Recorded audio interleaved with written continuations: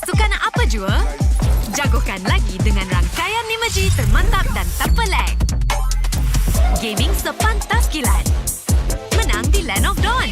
Tukar ke Holling Prepaid 5G sekarang.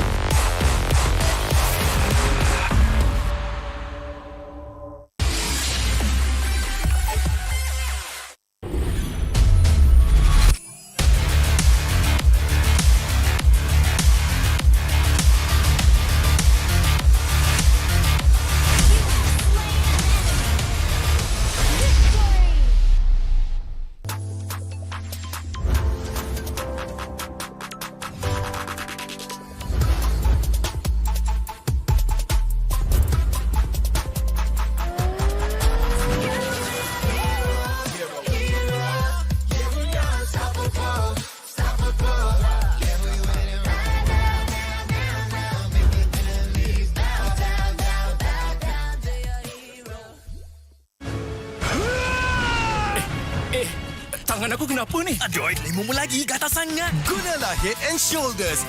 100% keyakinan, kelumamu dan kegatalan. Wiped out. Unstoppable!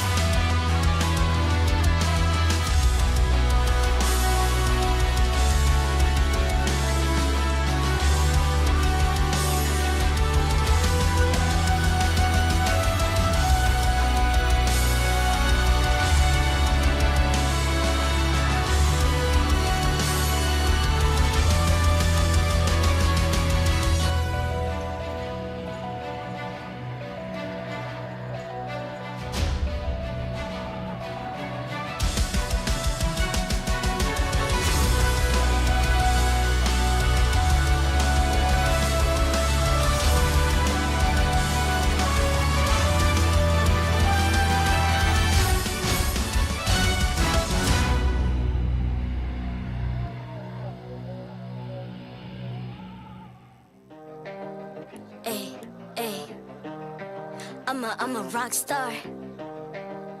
Yeah, Rock star? Ay, ay, ay.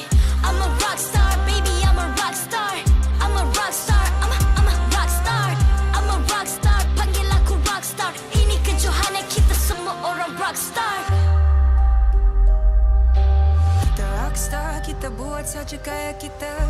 Makin panas apinya sudah membara. Macam mana pun ku menempuh segala.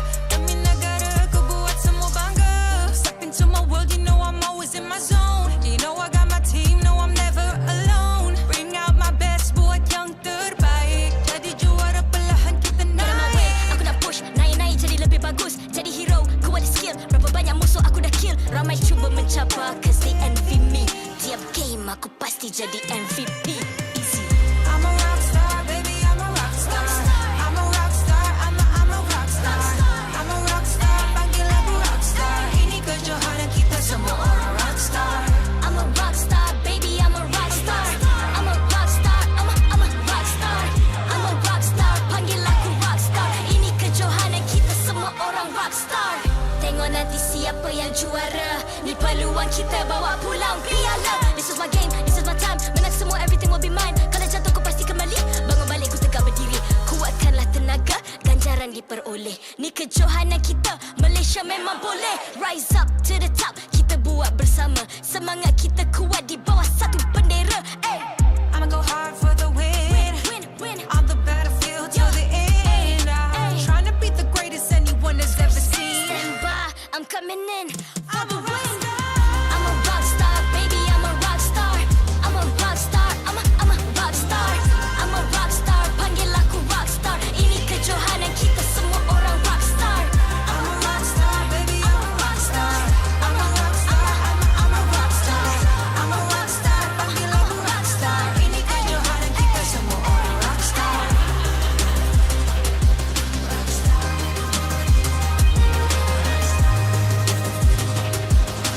Ini kejohanan kita semua orang rockstar. I'm a rockstar, baby, I'm a rockstar. I'm a rockstar, I'm a rockstar. I'm a rockstar, panggil aku rockstar. Ini kejohanan kita semua orang rockstar.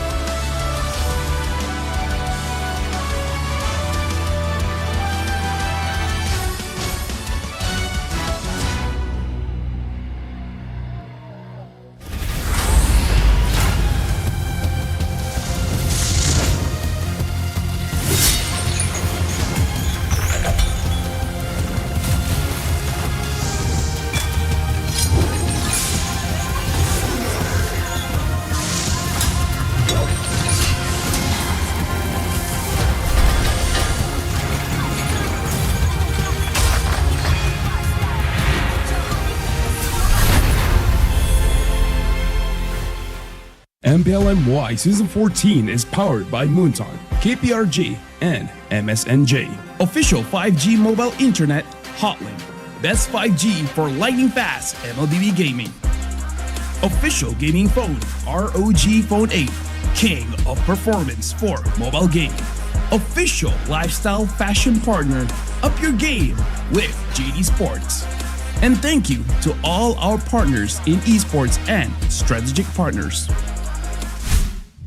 Selamat datang ke MPL Malaysia musim ke-14 bersiaran langsung dari Stadium MVSJ Serdang Jaya. Nama saya Rose, host anda sepanjang musim ini. And yes guys, I am back. Untuk semua orang yang cakap korang rindu Rose, ya, Rose dah kembali. Dan hari ini merupakan minggu ke-5 hari pertama. Maksud tu banyak match ataupun perlawanan yang intens akan berlaku hari ini. Tapi untuk match pertama kita akan saksikan perlawanan Vamos menentang Monster Vicious. So, apa kata kita kacau sikit player Vamos sebelum game bermula? Mari. Knock knock. Hi guys. Hello. Hi. Oh, you want to talk to me? Okay, Nets terus stand up. You want to talk to me? Okay, how are you? Baik. Baik. Okay, I cakap Melayu boleh? Boleh. Boleh. Okay, so sekejap lagi you akan lawan Monster Vicious kan? Beza korang dekat leaderboard, carta liga, 1 point sahaja. Cuba share sikit dekat fans kat luar ni, apa yang menarik pasal game korang? Game hari ni? Kenapa menarik game Vamos MV? Menarik. Interesting. Game hari ni tetap. Biasalah, biasa. Biasa je. Kenapa biasa? Biasa. Kenapa biasa? Taklah, tak. Apa tak awak yang cakap biasa? Nets, behave. Biasa game lah. Biasa match. Not interesting. That's interesting. Why not interesting? Best. Pandai ajar korang. Okay, match 2 hari ni kita ada Homebois versus RED Esports. Now, dua-dua tim ni tengah try nak secure slot untuk playoff kan? Betul?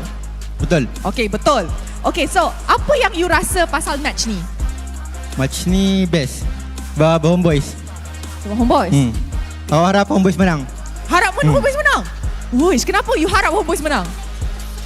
Mau Homebois masuk playoffs. Mau Homebois masuk playoff. Okay, apa yang you nak cakap dekat ex-teammate you dekat Homebois? Good luck and buat yang terbaik hari ni. Tapi esok lawan Vamos, memang Vamos win lah esok. Wow! Esok Vamos win tapi hari ni menang ah? Menang. Oh, so you nak dorang menang hari ni sebab esok nak kalah? Okay. Now, cuba ajak orang dekat luar ataupun orang dekat rumah datang MBSJ tengok match MPL. Hari ni ada hujan. Dia tak boleh datang. I suruh you ajak orang datang, you cakap ada hujan. Ajak dorang, cepat. Suruh datang ke MBSJ. Semua mau datang MPL, datang je sebab MPL ni bagus tengok-tengok.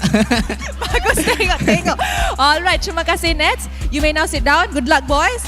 Dengar tu. Korang kena datang sini sebab MPL bagus tengok-tengok. Tapi untuk semua orang dekat rumah, tahu hari ni tengah hujan, untuk semua orang yang tak dapat datang ke MBSJ, kita mesti ada join the fight code untuk korang. So korang boleh scan the code down below ataupun isikan kod ni dekat MLBB anda untuk mendapatkan peluang dapat skin legend. Itu perlawanan menarik untuk minggu ke-5 hari pertama. Mari let's join back to the casters to start week 5 day 1. Hi casters, did you guys miss me?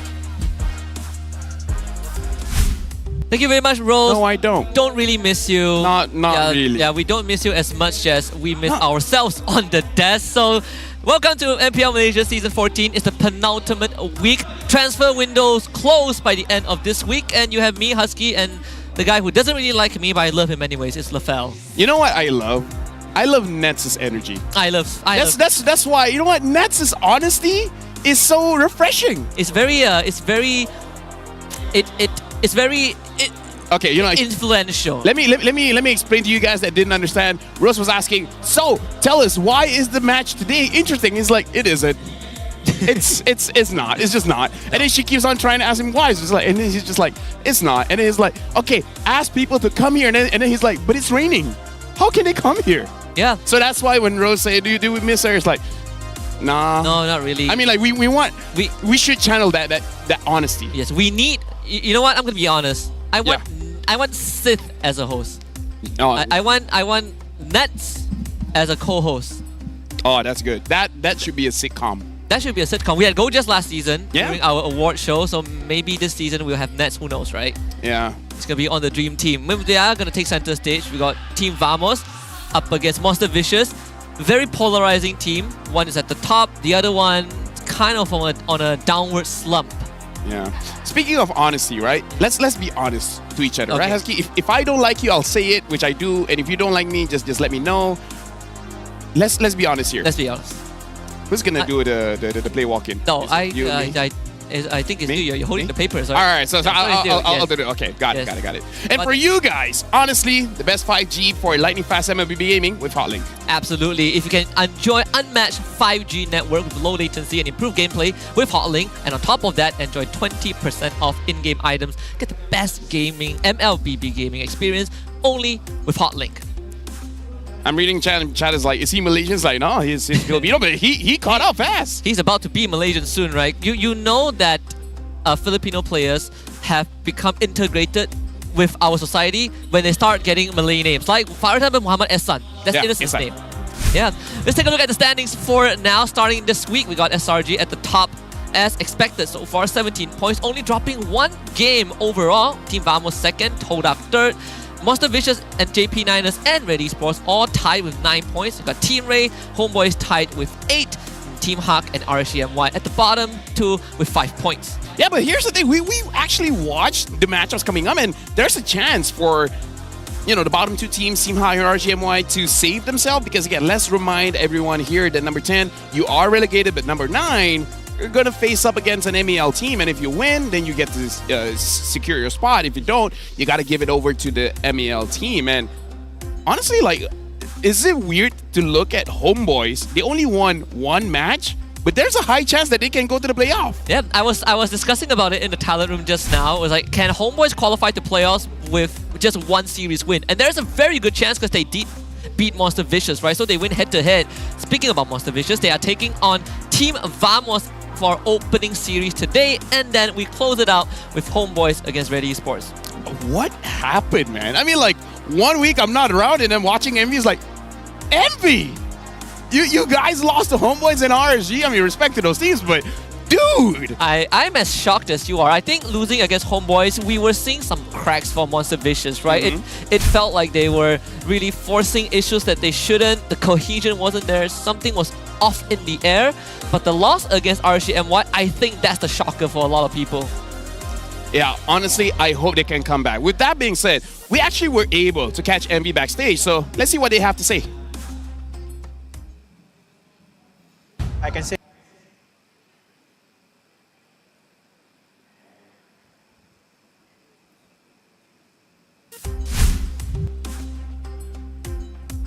Like he said, Yeah.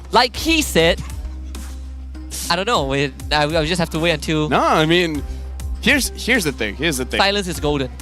I feel like what was being said is such a secret that we have to wait until the end of the game. Then we can reveal it. Yes, Because yes. they accidentally said something they shouldn't say. Yeah, they had to make the cut instantly. But what we can tell you is that the lineup for MV has not changed at all. We still got the main 5, Martizi, Zeno, Uni, Nova Escobar, Ruff.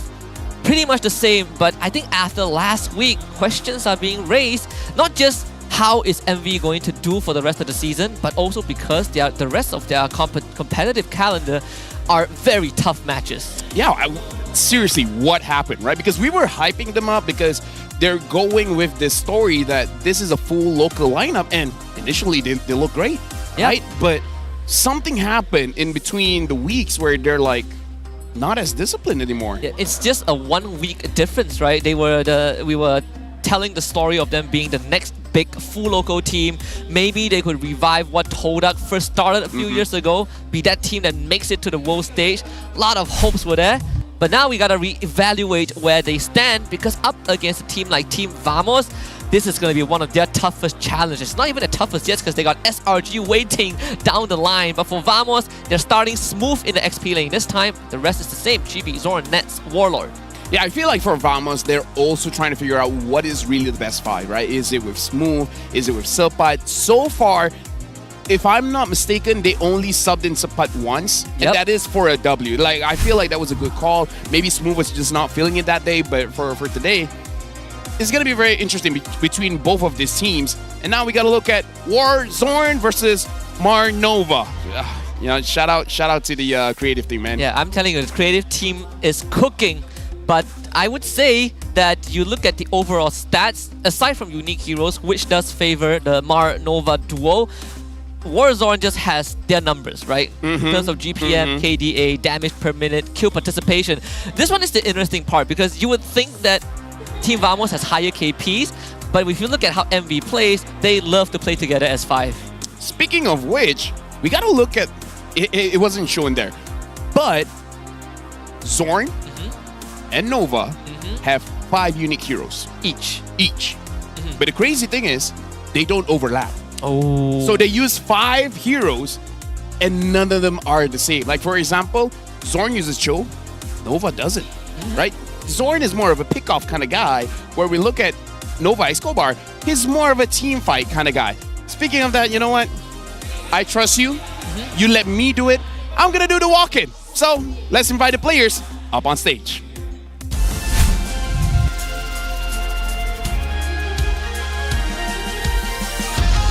Monster Vicious. Despite their strong performances earlier in the season, recent defeats to RSG and Homebois have raised concerns, yet they are determined to strike back with a vengeance, always ready to give their all. Let's bring out Monster Vicious!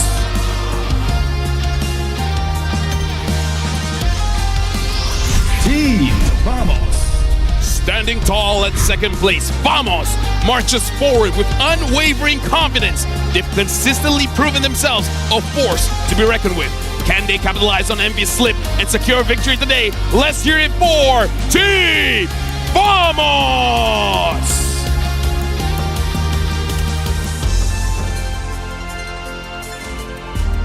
Introducing the coach and analyst of the 2 teams and head of League Ops, Franklin, that will ensure fair play and professional integrity in the matches. Thank you very much to the coaches, Sora, Haru, Pops, and Reborn.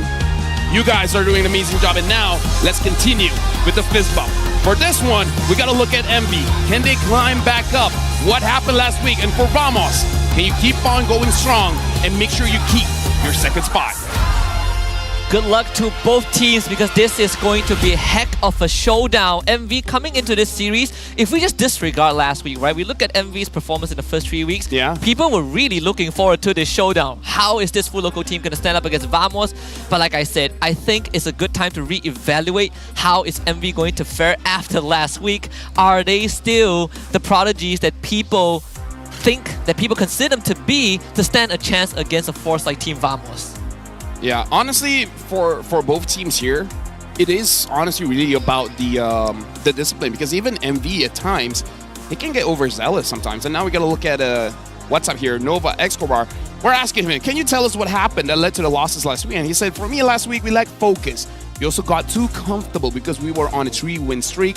When we faced Homebois, we were shocked because we expected to win. After that, some players felt the pressure and became hesitant to make decisions. I kind of feel like the first part of the message here where they say they lack focus, maybe, I'm not putting words in the player's mouth, maybe they just underestimated Homebois and RSG. I think there is a very good, takeaway message, which is sometimes when you're at the top, sometimes when you're doing really well, you gotta take that beating, right? Someone has to slap you in the face, put you in your place to make you realize that, hey, I want that. You're not the best. You want that? Wait, no, wait. Well, I'm sorry. Which part do you want? No, you know what? You want the slap or do you want the beating? When we were talking about honesty, my bad, man. All right. Let's reel back in. So you let that slip. Yeah. I'll look past that. Won't happen again. Okay. It's okay. Want to talk about the rest of the matches coming in from MV here? Yeah, I mean, we did say that it's going to only get tougher from this point onwards. From Homebois onward, it was RGMY. And then afterwards, they got to face Team Hawk after their match against Team Vamos. And then afterwards is SRG and JP Niners. It's a boss. Ain't that bad. I mean, SRG is tough, but you can face against Team Hawk, you can face against JP Niners. I mean, I heard rumors about JP Niners in scrims. Oh, we discussed. We're not talking Yeah, about it. we're not talking supposed to. about it. We can't. I need to learn from Mirko how he does it because apparently he does it on his YouTube channel and it's fine. And it's fine. Yeah, it's fine. He's leaking scouting reports. So Mirko, if you're somehow watching this, I want to learn from you. But one thing is for sure that M6 is happening in Malaysia. So if you haven't scanned the QR code yet, please do so, or go into your game client and key in the redeem code if you like a bit more problems in life. Go into different tappings. I don't know what they call it. But let me just say, get your tickets quick. Oh, yeah. I think it's gonna get released tomorrow, and the thing is, it's gonna be sold out quick. It is about to just fly out the gates. I've seen the prices. You know, screw what the rumors said. Prices are awesome. I love it. Don't you hate rumors, Husky? Yeah, I hate rumors. I hate rumors so much. People kept telling my relatives I'm getting married. I'm not. I'm not. Do I look like the kind of guy that is ready to get married? Yeah, who would marry you? Who would marry? Yeah, exactly. Yeah. Exactly. Thank you for your honesty. Oh, it's my bad. Let me reel back in. My bad. I respect that opinion because you're married.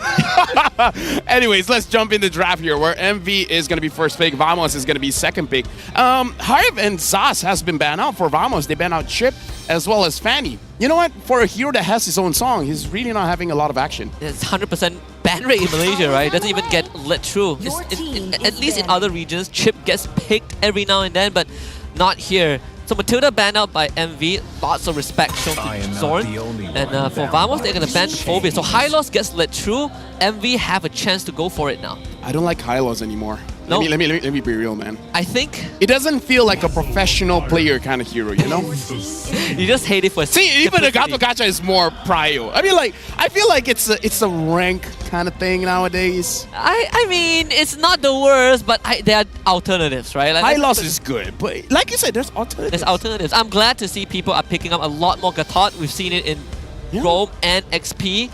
Miss Move did play it last time against, I think against Todak as well. I mean, Todak also plays it in the XP lane.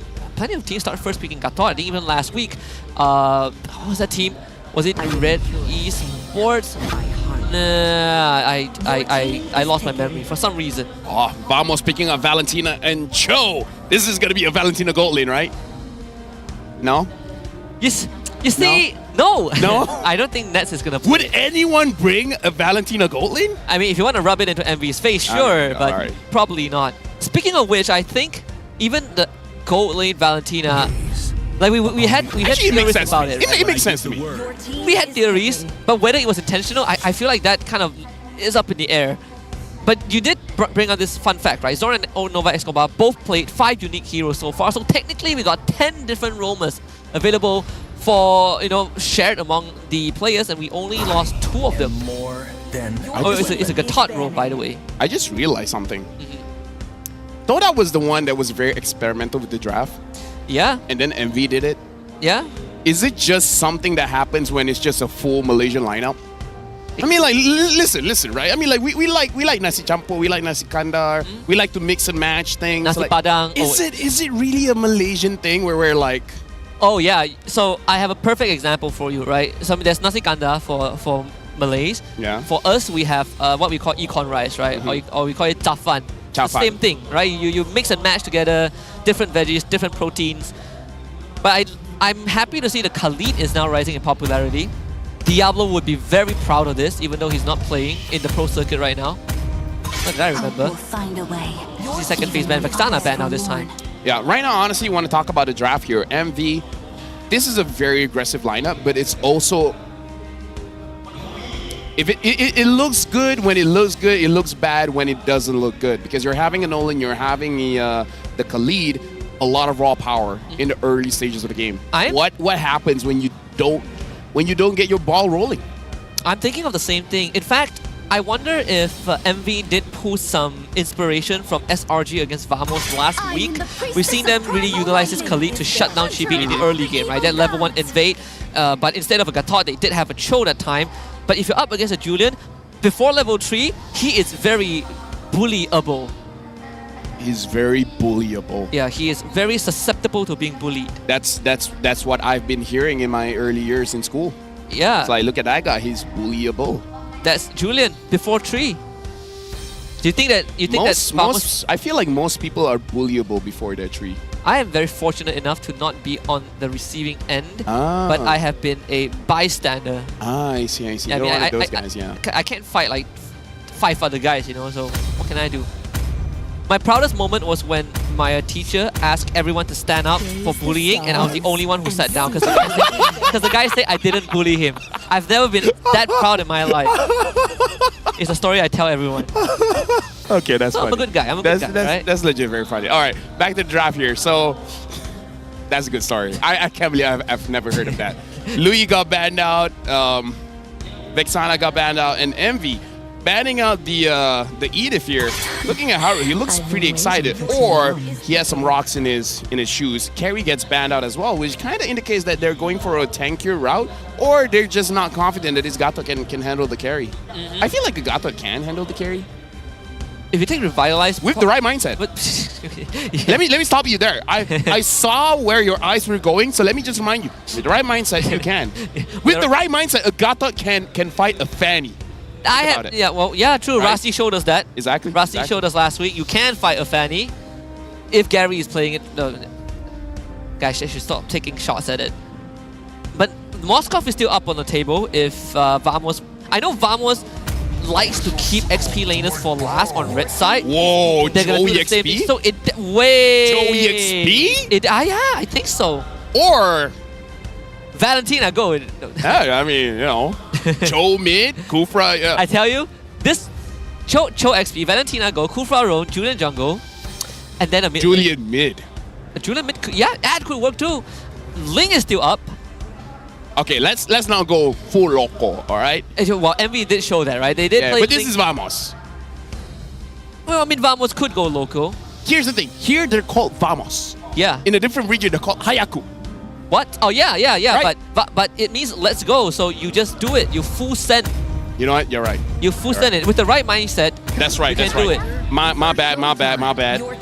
So MV picking up Claude and the Aurora. So this is looking like a pretty good draft coming in from MV. Having the Claude and the Aurora kind of balances it out. Yeah, I wonder if this Claude is going to go down the tank emblem route. We've seen it pop out in Chiku, guys, was the first one to use it. We saw it in the MPL Philippines, MPL Indonesia. The removal of his mana bar really changes how Claude is viewed, right? You give him a lot more sustainability and tankiness with the tank emblem, and he still has damage once he gets his Holy Trinity. Whew. Either way, it's Vamos right now. They're finishing the draft out with the 1-1. 100% win rate so far. I mean, used it twice, but either ways. Oh, Move is using it. I mean, like, to be fair, I remember his time in SMG using the Chow. It was actually bad at it. I don't know where I was going for. My bad. But we have seen a lot of theory crafting, right? When you put the Cho in the XP, he basically acts as a second roamer, right? He's the one that's sacrificing his life, getting the good engages, and you leave extra leg room for your actual roamer to do the job of getting a double setup. So I like it. I mean, inspiration from SRG, we've seen it there as well. Let's see if Vamos can pull it off. Vamos has a faster draft here, right? Level 3 jungler having basically 2 roamers, like you said. And looking at MV, they got a way to get the ball rolling very, very fast. And if things fails, you got the Claude. You got the Claude. Let's see, can MV bounce back from last week's disaster when facing the Kings? Just Vamos. We're gonna head to game 1. MV on the blue side, Team Vamos on the red side. Now, I'm going to be honest with you, Husky, right? When 1-1 was used, I was working, so I wasn't able to see how the 1-1 has been played. So I'm very interested myself to see how Nets is going to play this out against the Claude. I've been doing some theory crafting. Yeah. Like, if we ignore the raw matchup in the gold lane, if you just look at lineups, right? Like 1-1 into Gatot or Hylos, very beefy frontliners, you just use them as a sponge to activate your crossbow tank, right? Sure, they can soak up the damage, but they're also pretty darn good of getting your ultimate unlocked quickly. And they can't catch you, which is the best thing. I mean, I feel like the problem with 1-1 before was the damage. Is the damage high? I mean, like, to be fair, now that I think about it, no. The damage is fine. It's about the survivability, but that has been updated by being able to move and attack at the same time, right? That too. So both roamers really paying a lot of attention in this mid side. And I just noticed Ruff went for Assassin Emblems. Yeah, he did. Again, I feel like it is still up for debate which is the best when Claude is, without the mana. And now Nova Escobar unable to stop Chibi from taking that farm away. My real... The thing that I'm looking at is definitely the turtle, but I wonder if Team Vamos is going to start earlier. Oh, mid-side engaged. That's Nova Escobar caught out. Does heal out with the passive though, allowing Uni to jump in. Flicker out from Zon. Uni will continue forward with the fracture. First blood for Monster Vicious. I mean, this is why the Gatot is so strong in the early game, right? Because you're able to heal up, and the lower your HP is, the more armor that you have. Yes, I understand that Warlord as well as Chibi are both magic dealing heroes, but any additional basic attack coming in from Zorn, that could be the big difference maker, and he was able to survive that. It's gonna bring Zeno in also. So the chains from Chibi miss. Zeno is just full commits onto Chibi to keep him away. Warlord also forced away by Martizi. Uni is gonna be lost. The turtle's still stolen by Chibi, and they even get the Nolan in return. Zeno is now in a horrible spot. He did all that work only to be given over to Team Vamos. Chibi finds a double kill and a turtle. Right now, it does seem like Monster Vicious, they're a little bit uncoordinated, because I kind of feel like during that entire scuffle, I feel like Uni took a lot of damage, where I feel like it was very much unnecessary for him to take that much damage. Yeah, really not giving enough respect to Zorn and Smooth, who were basically just kicking him in the face. I think Martizi wasn't even 4 during that fight, so he couldn't provide that out support. But now he is 4. The timing is a bit missed out by Monster Vicious though. Nets does lose the trade against Ruff. Doesn't have Inspire to fight back. Right now, Vamos, they're looking like a very good spot. Again, they can speed things up, but having this early... Oh, before that... As Flicker from RTZ freezes Zorn. The Taunt Ultimate, Avatar of the Guardian, allows Uni to get the kill. So good response from Monster Vicious. Yeah, I was talking about how Vamos, they can speed it up if they want to, but they don't have to. But Monster Vicious, you got to take any advantage that you can. But so far, I kind of feel like Monster Vicious, they're winning because of Ruff, because Ruff is not having a bad time in lane. And the thing that you want to achieve when you're having the draft coming in from Monster Vicious is that your mid-trio is causing so much havoc around the map that you're forced to fight against that. So Smooth actually buffer his Will of the Dragon to follow Zeno over the wall, but they cannot get Zeno just yet, because Uni is around. So Monster Vicious somehow, outplay out the outplay, but you gotta commend Smooth for really thinking about that. Well, right now we can see with just Warlord, the damage isn't enough just yet. They gotta wait for Chibi. Speaking of which, just got an update right now looking at the levels here. Before that, Nats taking a lot of damage coming in from Ruff. So far, Ruff is having an amazing time to go lane. And to my point before was, you want to give a lot of space to the Claude. Looks like the Claude is creating his own space, so things are looking good for Monster Vicious. I like Ruff that's really using a timing of Nets, because Nets used Inspire very early on to win the lane, but so when Inspire was off, Ruff is just pressing on the paddle because he had the Assassin Emblem. We'll see if they're going to get the second turtle. Flicker ultimate onto Chibi with the control. Nova Escobar wants to follow up.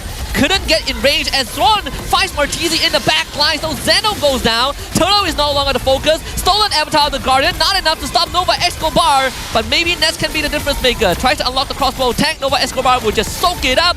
But he heals with the passive. Not dead just yet. Zorn re-engages. They really want the Gatot. They just do not have the damage for it.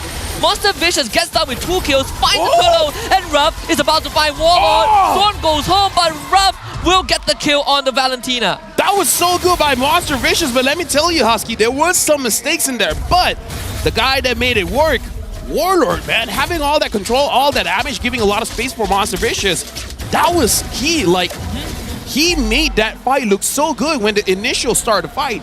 Honestly, it wasn't that great.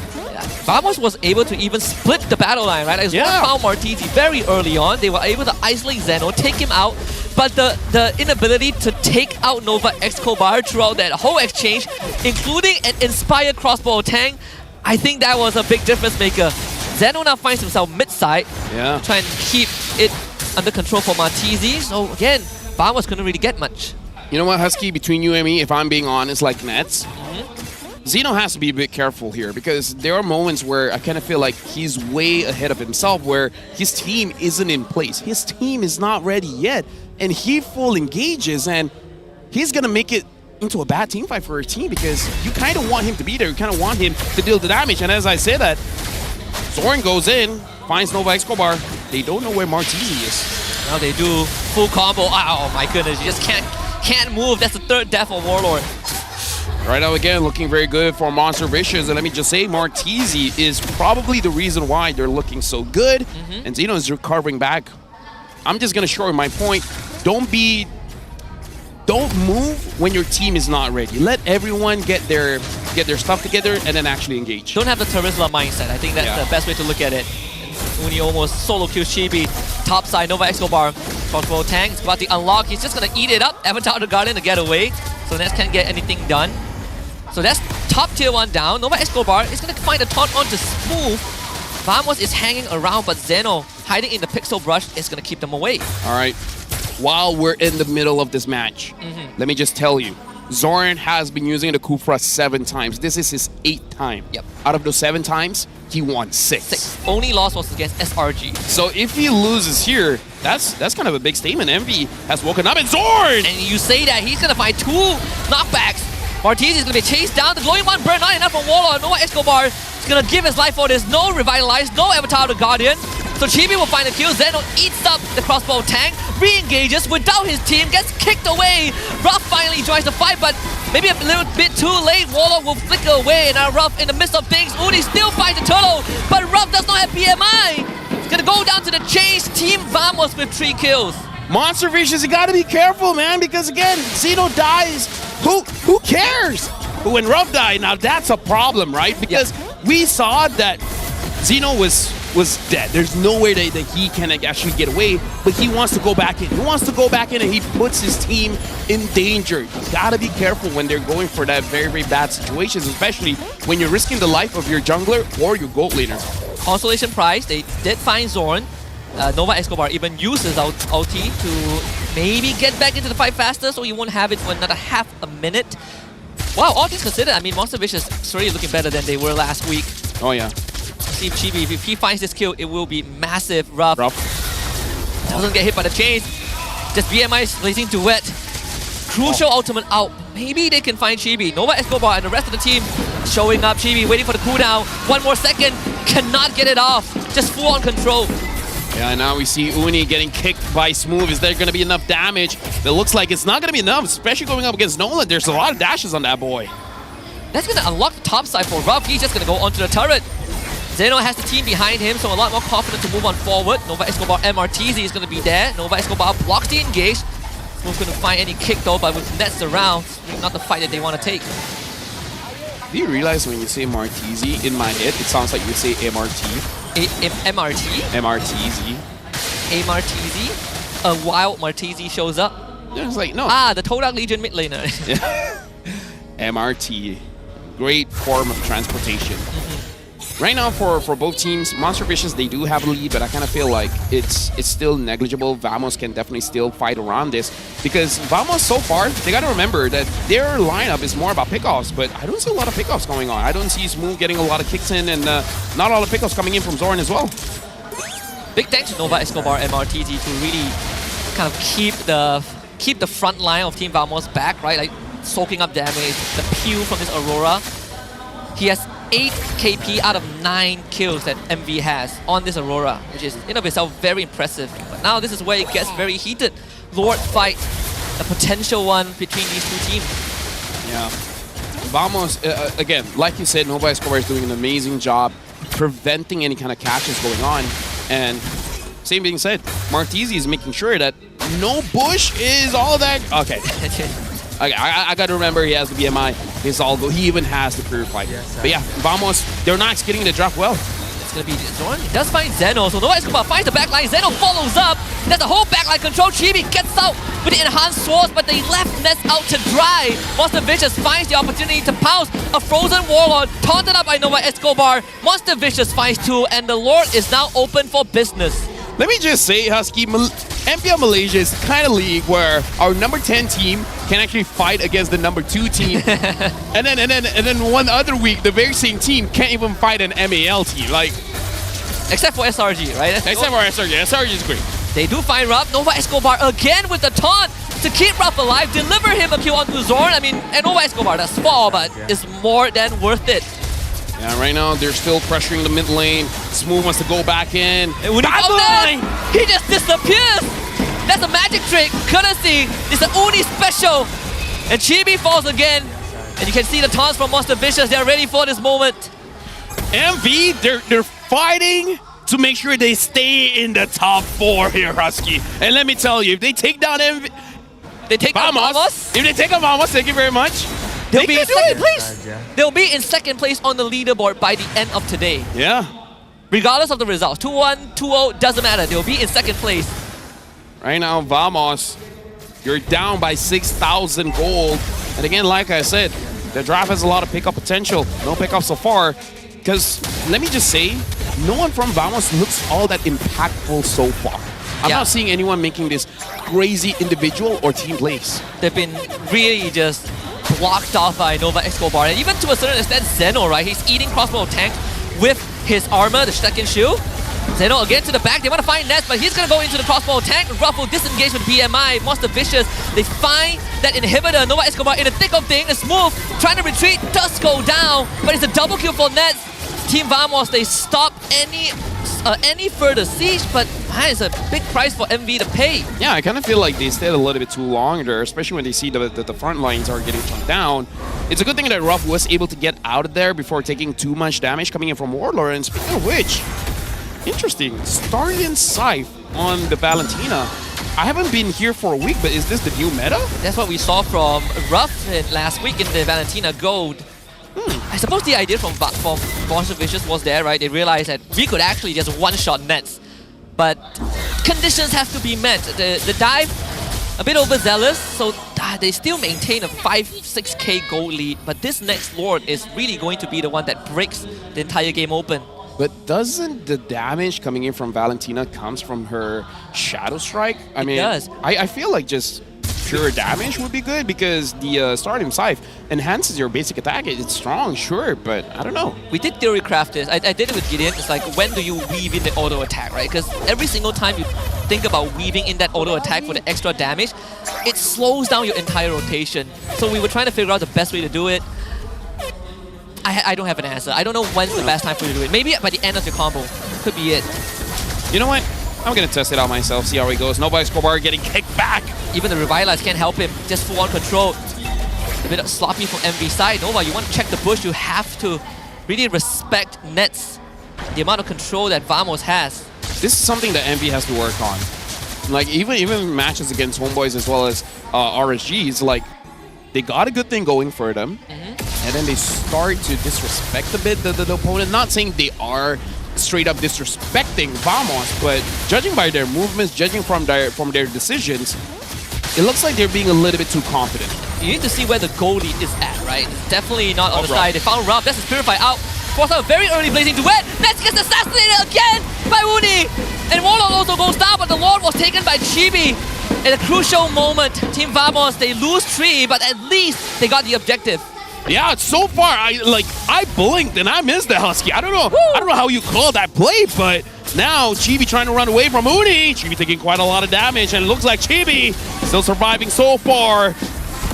It looks like there's nowhere for him to go. He's gonna get taken down. Uni gets godlike. So Ness is gonna be back in 10 seconds. Is the Minion Wave enough though? Monster Vicious is gonna try. They got the whole team there. Smooth is just trying to buy time. The cannon did go down. Smooth will finally fall. Ruff is now on the crystal. Monster Vicious ignores the objective and goes straight for the win. What a game one we have, Fel. I mean, like, this is what the fans wanted from Monster Vicious, because everyone was talking that Monster Vicious is so strong, they might be stronger than Vamos. This is the kind of thing that we wanted to see from them. And at first pick, I thought it worked out well. Readjustment, recovery after last week's disaster, and realigning the focus. Right? We said that we have to maybe start considering the re-evaluating where does MV truly stand in the league. Are they really good enough? Are they really living up to the hype? This is a good start, but now it's for the tougher part. Can they cross the finishing line? Oh yeah, for sure. One of the things that I definitely want to look at is the post-game stats, where I'm going to look at the itemization here, because again, doesn't feel all that right to me. But again, to be fair, I took the week off because of Mobile Legends 8th anniversary event. You know, a lot of preparation has to go into that, but it looks like I got to jump into some ranked games and try this out on the Valentina and see how it feels like. But I would tell you nothing is it can be worse than the Dom Ice that we saw a week ago. Oh. So I don't think you can get anything any worse than that. Yeah, right now we got to look at the highlights here brought to us by Republic of Gamers. And I got to say, for the early part of this game, I was actually thinking that Vamos had a good shot. The only thing that was bad for them was the fact that Ruff was winning the matchup against Nets. Again, not sure if it's just the hero matchup or Nets is just not prepared going up against Ruff. And Ruff looked like he got a lot to prove, man. He played out of his mind. But speaking of out of his mind, both Uni as well as Martizi is really being the difference makers here in the matches. Yeah, really the spearhead of the entire team. The tip of the spear in this game. You did say that Monster Vicious, they want to get the ball rolling, and they got it rolling, and it never stopped. Big shout out to Uni for constantly being able to find these kills onto Nets of all people. Yeah, really making Nets a non-factor in most of these fights. And when we're looking at the draft, it makes sense. Who's going to protect Nets? I mean, actually, it should be Kufra, but he's wanting to go forward. And Martizi, MVP of the game, well-deserved. Again, reason why his team is not losing those fights. Yeah, the pillar of the team. We see so many Aurora plays. This is one of the better ones for sure. Only one death, but 85% kill participation, 4 kills, 13 assists. And even on top of that, you look at how Vamos played the draft. I did feel that it's a bit off. I mean, we draw reference from some of the better teams, right? Like SRG, for example. When you run an engaged roamer, Kufra, Tigre, whatever it is, with a Cho, usually the Cho is the one that tries to go for the setup. But I've noticed throughout this game, it's very fragmented on Vamos' side. Smooth finds one guy, Zorn finds the other. There's no connection in between. I agree. Speaking of which, I've been away for a week, but a lot of adaptations coming in for this week. Looking at Martizi as well, after the glowing one, going for that wishing lantern. Very interesting pick here, making sure that there's going to be continuous damage going on to Vamos. And again, maybe I need to ask chat, maybe they know what's going on, maybe this is meta from a different region, but Starlium Scythe on a Valentine. I'm not hating on it. I'm legit just trying to understand. Yeah, because, you know, there's no way Warlord is just picking this just for the sake of it, right? There has to be a reason. I'm just curious. What's the reason? I want to look at the item progression. I wonder if it's truly a Starlium Sight first item, because I would imagine if we put that aside, I would go for Glowing One in a heartbeat, right? Yeah, of Glowing course. One, and then your Blood Wings, your Holy Crystal.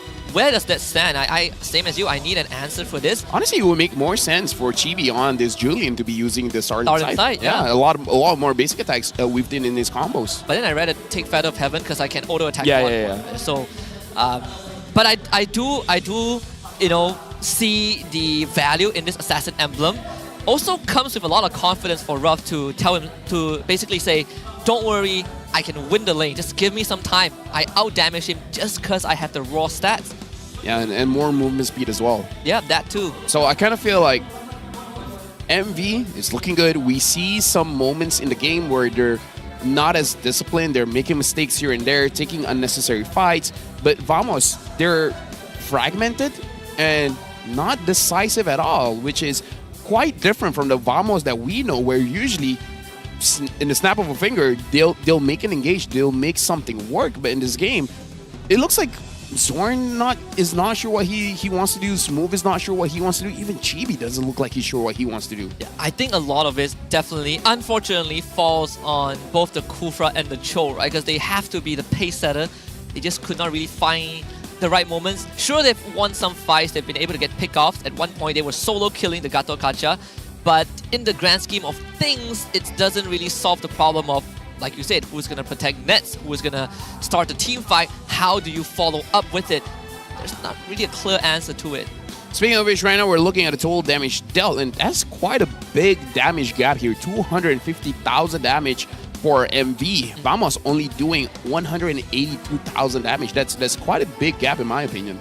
I do want to encourage everyone who missed out the early game or didn't pay much attention to go back and watch how that gold lane played out, because Ralph lost the gold lane in the first 2 minutes because Nets just popped Inspire and kind of beat the crap out of him.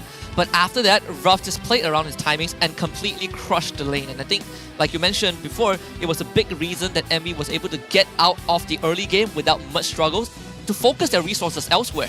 Yeah, and we got to talk about the total damage taken here as well, where Smooth took a lot of damage, more compared to Zorn. But again, it's just that both of them I kind of feel like doesn't get that pick off. Where I'm looking at this game, and there's a possible 2-3 combination where Chibi moves around with Smooth, Warlord, Zorin, and Ness, they move around together where Smooth just kicks someone, Chibi bursts someone's down, and then get out of there, right? But I never see any of that. It's a feels bad for Warlord because he only has 1D great ultimate, which is the Aurora ult. Didn't get to use it much. There was a fight where he even took the Gatot out, which also backfired big time. Yeah, I felt there's not really much space for him to kind of work around as well. And not to mention, Chibi doesn't want to stay in the fight for long, not against all these crowd controls. Yeah, so I kind of feel like Vamos, they got to reevaluate their draft here because getting a Kufra for Zorin, I get it. Maybe not the Cho for Smooth because, again, not a lot of pick-off potential here. And now we got to look at our rich guy, Uni, 867 gold per minute to carry. Rough, 64,000 damage dealt. Sandbag Smooth, 131,000 damage taken. Best wingman and the MVP of this game, Martizi. Can never get enough of this guy. He is just so consistent. Even in games where MV kind of fall off the cliff like last week, Martizi is always there, right? He's always keeping it together, doing his best to stabilize the situation. I think right now, if you want to look for a weak link, I have to kind of go back to your statement. I think Zeno is the guy that needs a bit of control, right? You got to be able to tell him to not make moves. Maybe it's just the hero. You need to not have the Terisla mindset all the time. Yeah. You know, like I've met enough Terisla players. You know, I have a kid. Well, not my kid, but I teach tuition. I teach tuition, right? So I have this high schooler that loves Terisla, that always engages without the team. So you need to get past that mindset. Speaking of which, now we're looking at the item progression, and yes, he does complete the glowing one first, and then the Starlium Scythe.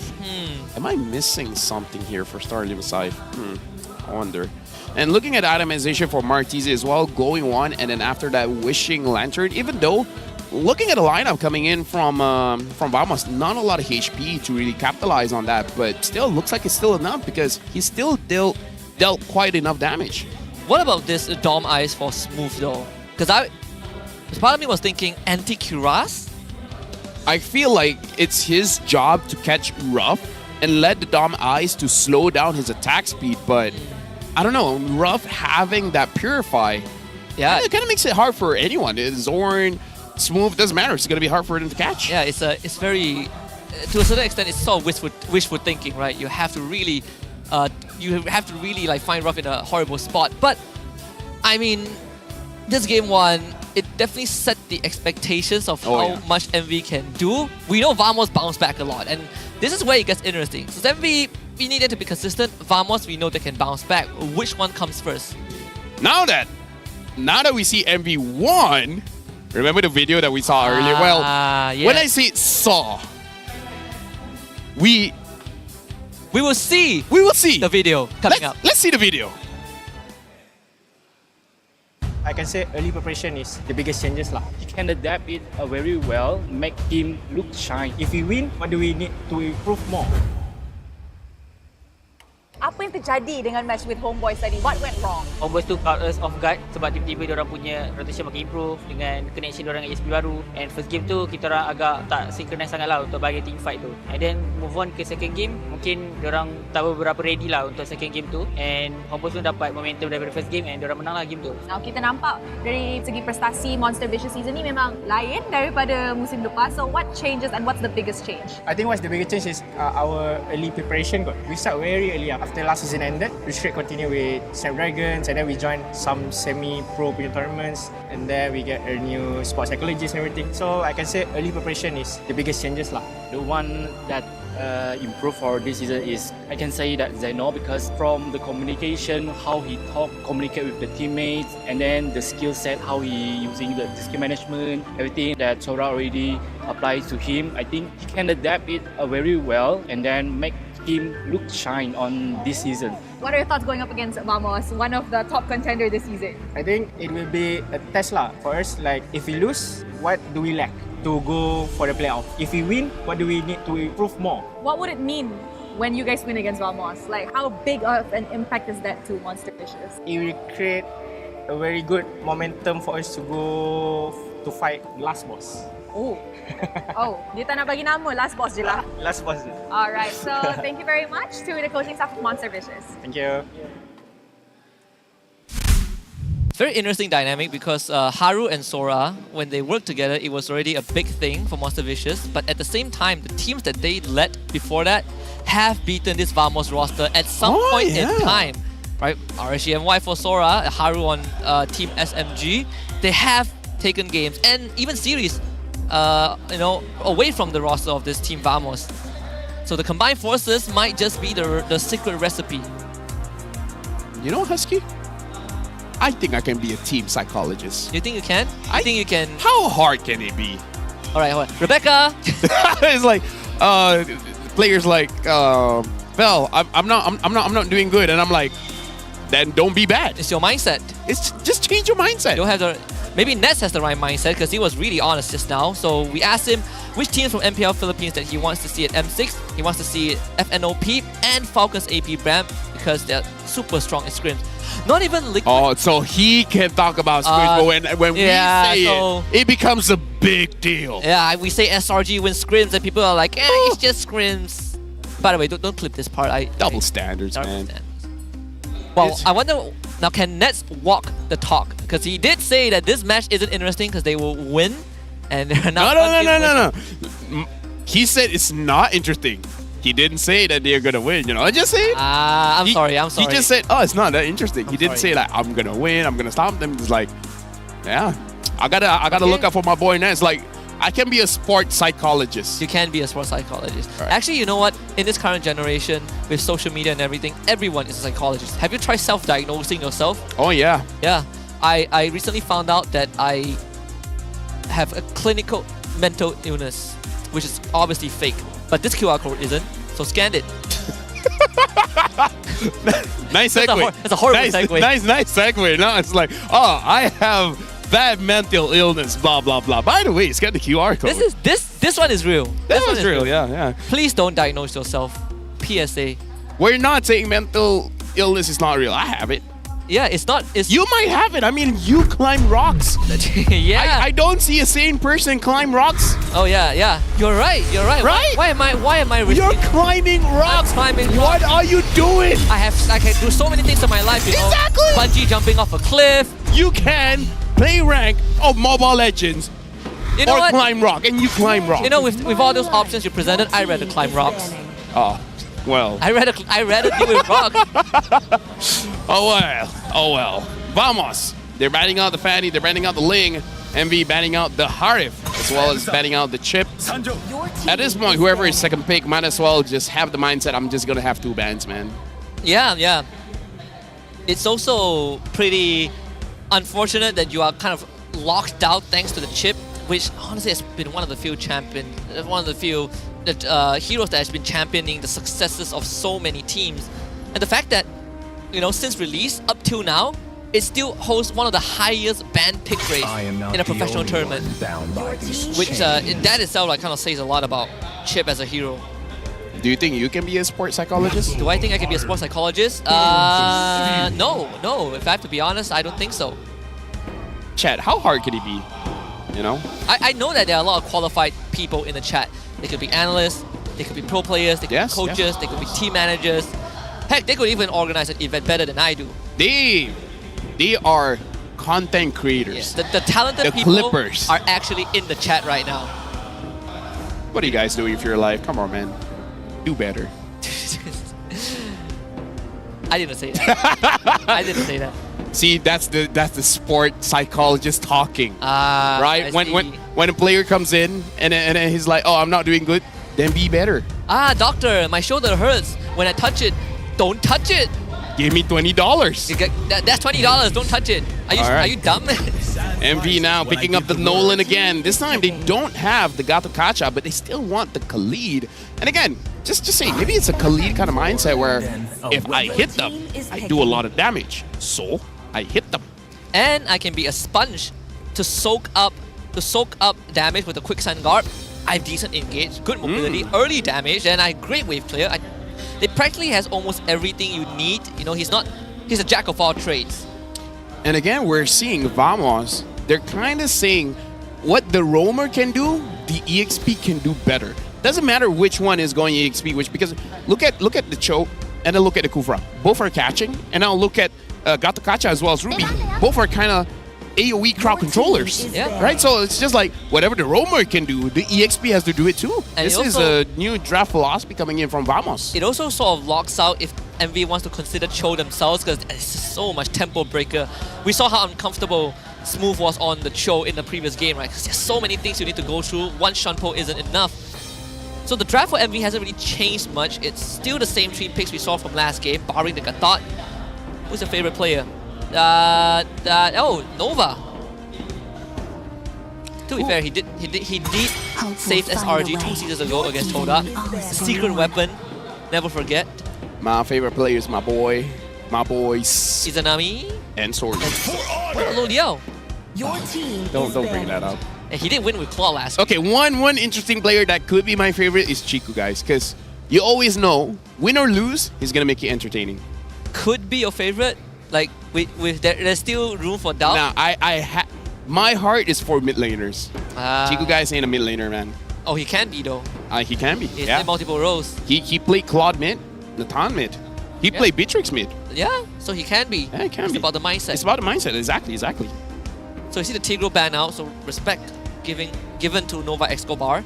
So they took Gatot, they took Ruby, they banned out the Tigro, so that's 3 bans dedicated to Nova Escobar alone. also shadows.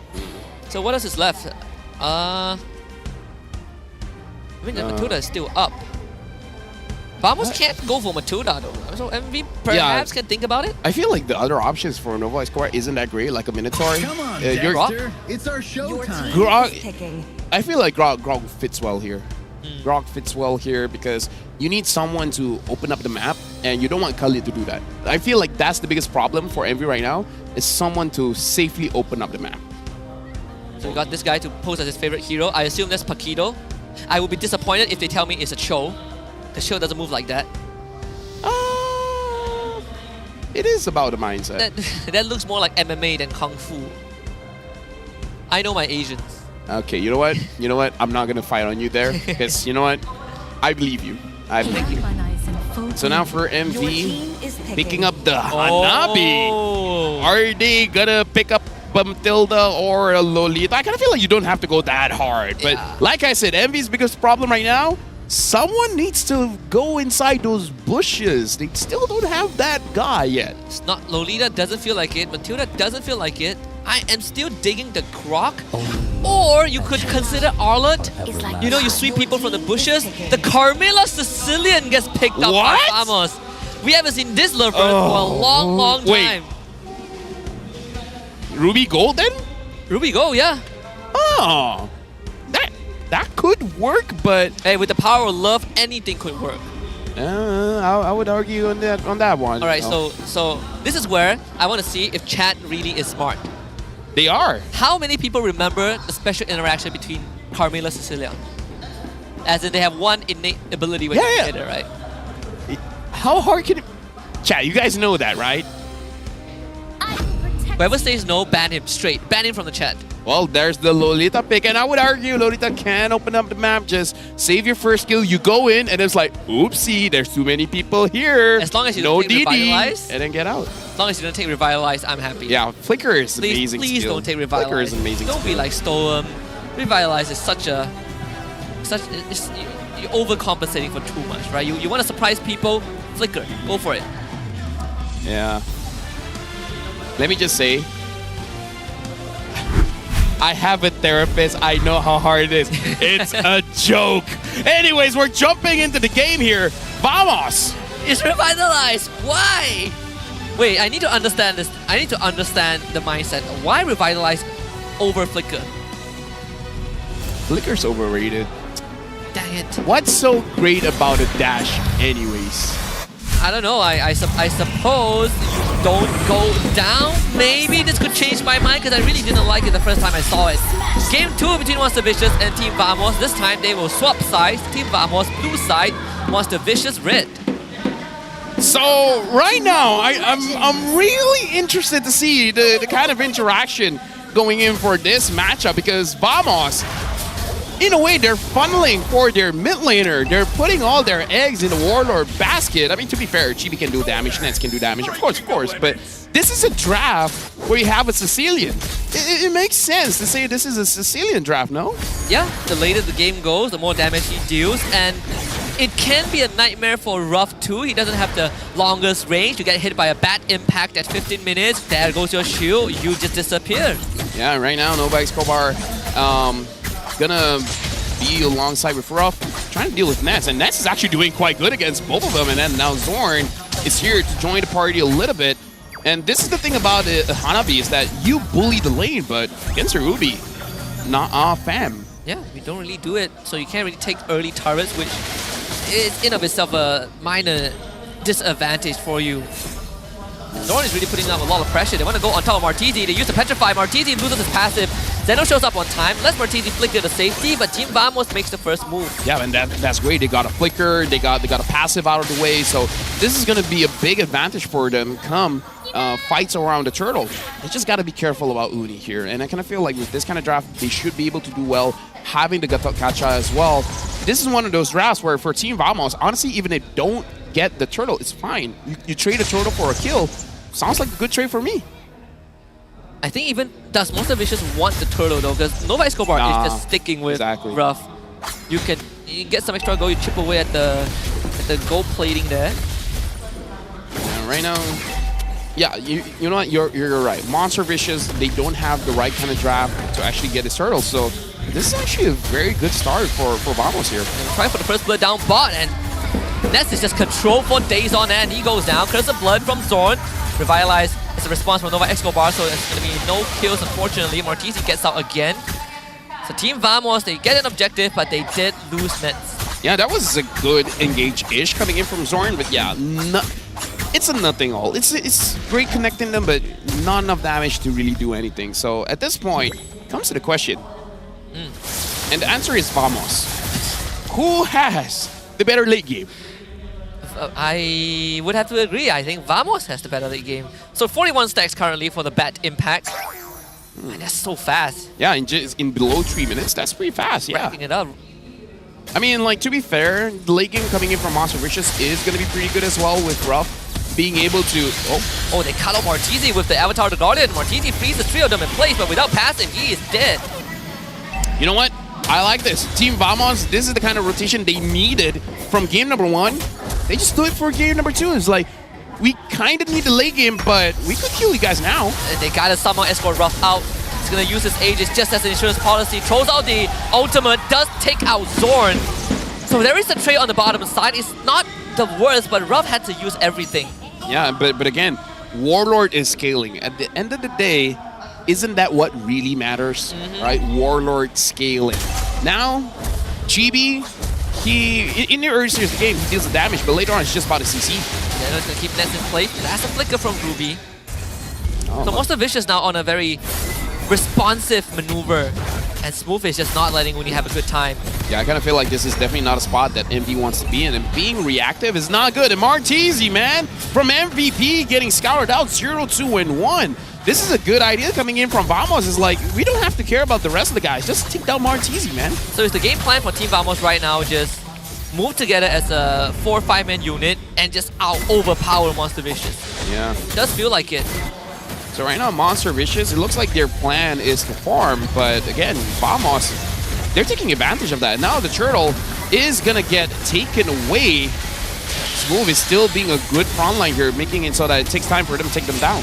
Smooth is probably gonna sacrifice himself, so both XP laners throw their life away. Zeno refuses to let that be a reality. He flickers to safety. So Vamos gets the second turtle, but they lose Smooth.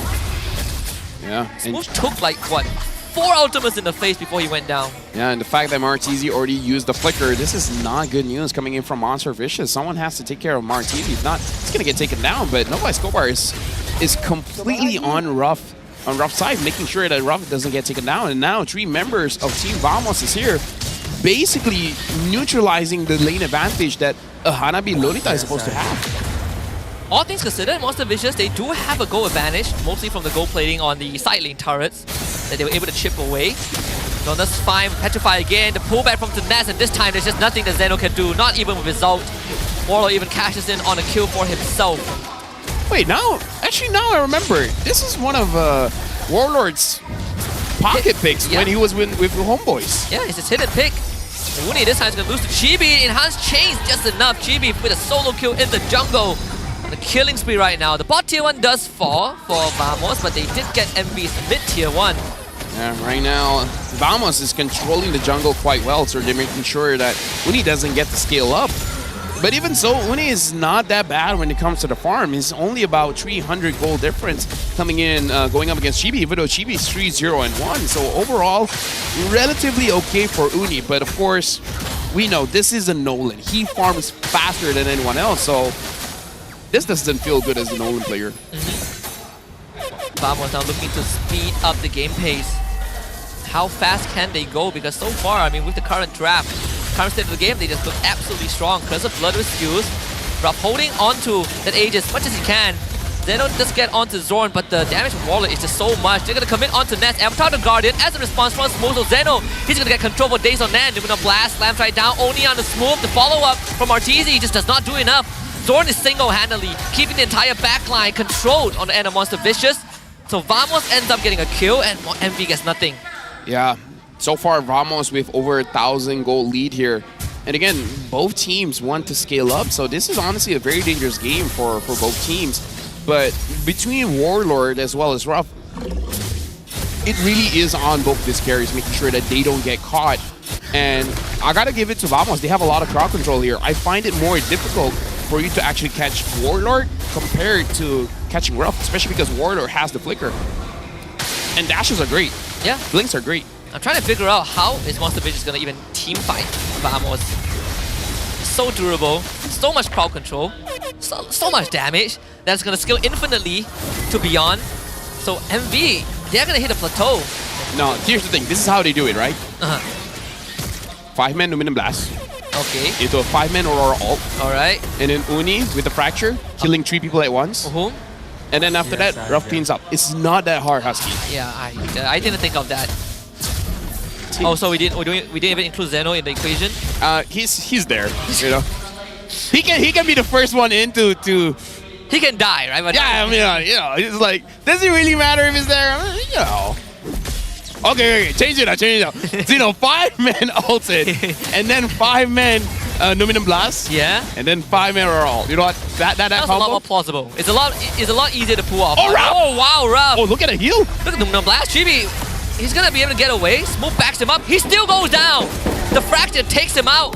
And Ruff, he's just gonna keep basic attacking. Smooth cannot stand the damage. Woo!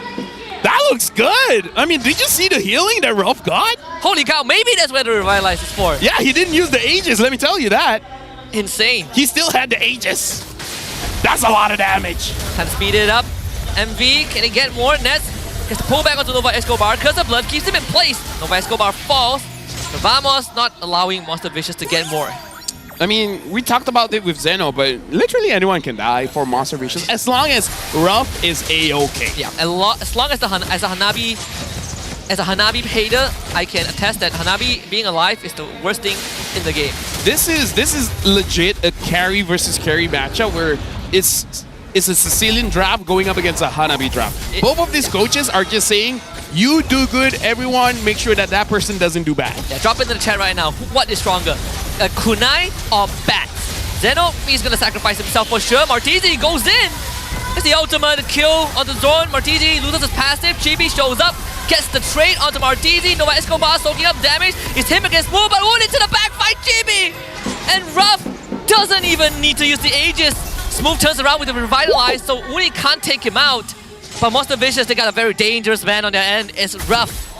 Chibi's got to find some way to get to the back line, man. Like, someone has to get this Hanabi. How do you not panic and just press Aegis? I will use Aegis at the start of the fight. Oh, same. That's why we're here and they're there. Yeah. They got the right mindset. They got the right mindset. They're watching all the fights in slow motion, Husky. Ah, they're in the Matrix. Yeah, What happens if you use 100% of your brain? Then you'll be better than those that only use 99% of it. Ah, greater than ever, better than great, the greatest. So that's the next tagline for the following 3 M series. But Zeno is way far from home, had to use the ult to get out. And now looks like Monster Vicious is fancying a Lord Dance here. Not sure if that's the best idea here because Warlord can just hit the front line. I mean, to be fair, even Ruff can just hit the front line. So is this a good time for anyone to do a Lord Dance? Without Zeno out, I don't think so. Look at Ruff, that's a lot of damage from the bad impact. Wonder how many stacks Warlord has right now. Vamos holding Lord hostage. Zeno has the flickers. Move comes in with the ultimate. Woonie out of position. This is the Lord pit. He's going to be retrieved from this. So Chibi finds the Lord. But Monster Vicious, they just want to fight. They're going to find 2 kills already. Unfortunately, Team Vamos don't have the damage. Chibi's going to get caught out. Ruff is just pounding away. He's just absolutely devastating the ranks of Team Vamos. 4 kills for Monster Vicious. So when I said 5-man Numinum Blast, I guess 3 is enough. 3 is kind of like 5 if you have the right mindset. Yeah, you're still halfway there, you know? Yeah. You're more than halfway there. 60%. So, he still hasn't pressed his ages. What? I mean, like, to be fair, who's catching the guy? No one. Do you see a Julian around him? Not me. I mean, I did, but the Julian died. I don't see a Gato there. I don't see anyone there. Ruff. But to be fair, this is not the mistake of Vamos. This is more in Ruff, man. He's positioning on this Hanabi. Woo! Woo! I gotta say, my socks are wet. my socks are fine, but my palms are sweaty. Got it. Knees weak. Arms are heavy. Yeah. Mama Spaghetti somewhere there. Ruff. Look at that damage. 67,000 damage. Warlord, you're doing 32,000 damage. I guess that answered the question. Hanabi is a better late game hero than Sicilian. He just... Sicilian, what you doing? I mean, you have a front line? Great. Now I'm going to use your front line to take out your back line. Watch it bounce. You know what? That makes sense. That's why he has more damage. Yeah. Warlord is just hitting the front line. Yeah. Ruff is hitting everyone. Ruff is hitting everyone, essentially. So, you know, maybe everyone just gets onto Ruff. Like, the moment Warlord or Ruff dies, that's it. Both has not died yet. Yeah. That's the big one. Yet. Does it still feel easier for Vamos to get onto Ruff than Monster Vicious finding Warlord? Dude, you know what? Who cares about the draft, man? I don't look at heroes anymore. You know what? After this, I'm just going to look at the players. Yeah, I don't care where they come from. I don't care who they are. Wow, Warlord finally pressed the ages. That is the catch that we've been talking about. Warlord gets the pick off, and Team Vamos has just swung the pendulum to their side. 3 kills over the Vamos. Is it a coincidence we're talking about how they can't catch Ruff, and then that's the first thing they did? You see, we sometimes forget how strong the curses are. The caster curse. People say it's a myth. Yeah. I say it's a mindset. Are we Vamos fast supporters? Not really, but do we hate Ruff? Not really too. We don't hate anyone. We don't hate anyone, it just happens, right? I'm just doing my job. So is this an inhibitor? I don't think so. Nah, not yet. I mean, like, it's a lucky catch, but... Ooh, be careful. Be careful what you just said. I mean, you know, Ruff made a mistake. Yeah, he made a mistake. He only had Aegis. So that's almost a 300, that's almost 300 stacks on Warlord now. Is it more of a It's Vamos? only 30 minutes. It's more of a Vamos play, or is it a mistake? It's a mistake, 100%. Why was the Hanabi walking over to that bush? Exactly. Right? Yeah. Right? Yeah. Yeah, there you go. So Aegis will be back up, no There problem. So this Lord is a lot more important than the first one. See, this is the thing that Monster Vicious does. They got a good early game in the mid, and then they feel like, I won't get punished if I go into this bush, right? Woonie's not going to make it there in time. Martisi flickers forward. A 3-man freeze! Oh my goodness, Martisi! How much better can you do on this Aurora? Vamos finds the objective, but Monster Vicious they're going to get a lot more than just 2 kills. Move is not going anywhere. 3 more kills for Monster Vicious. See, I knew it. This is what's going to happen. What? For Monster Vicious. Let me tell you, Martisi, MVP of the match, for sure. 3 is basically 5, Husky. Right? 3-man catch from Nova, 3-man catch from Martisi, 3-person fracture from Uni. That is insane. 3 is 5. The Lord is a Balefell. This is the second net negative Lord take for Team Vamos. Let me just say, us calling Vamos number 2 is not looking good right now. Oh, that might change really soon. Oh, that will not age well. Whew. Man, Martisi is really making the plays. Oh yeah. They didn't even have to use Numen on Blast. It's from Toda Legion, by the way. Yeah, he is. MAL kid, MAL. So that is the most successful MAL promotion we've seen so far. I mean, Zayed's making a name for himself. And Zayed, yeah. Zayed, yeah. That's true. Huh. The people that did well in MEL was the people who did well in MPL. Go figure. Well, right now. That's Winter Crown for Martizi. Can they get him though? Smooth misses the toss on Martizi, gets the response a little bit. He gets pulled back, passive goes up right now. MVvs is trying to hang on, but it's gonna be Smooth. And Chibi trying to get onto Ruff. Aegis pop. They get rid of Uni. Chibi will survive with the Winter Crown. So Vamos responding in kind. That's 3 kills. And this could be dangerous. You know what's interesting that I saw? You know how Chibi protected Warlord? He put his enhanced scythe on Warlord. So whoever gets close to Warlord is going to get scythed. So this should be at least be an inhibitor. I don't think they can end this yet.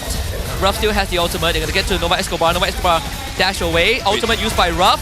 They'll go for the inhibitor, but they pull Ruff back. Ruff doesn't have any shield, so he's going to go down. Nova Escobar is trying to buy time, pull the wave away. Here comes Zeno and Martizi. They just want to keep it intact, but they cannot move. The Crescent Blood keys Martizi in place. He is dead. Team Vamos blitzes down the mid lane. And all the weight of this game on Uni. Can he clear the wave out at least? Clears it out with the fracture. Winter Crown comes back to life. Goes down. Item swap. Immortality. But it's not enough. Warlord is godlike. And Monster Vicious will fall in game 2. Vamos brings us the distance. Whoa! We're going for a game 3. Vamos going up against Monster Vicious. That was a lot of moving around, man. Like first it was Vamos. That's a roller coaster. This is the series that I think we all were expecting, and then we doubted it for a little bit, but now we are getting more than what we expected, delivering on every single front. But I gotta say, Monster Vicious putting up a pretty darn good fight against a team like Vamos.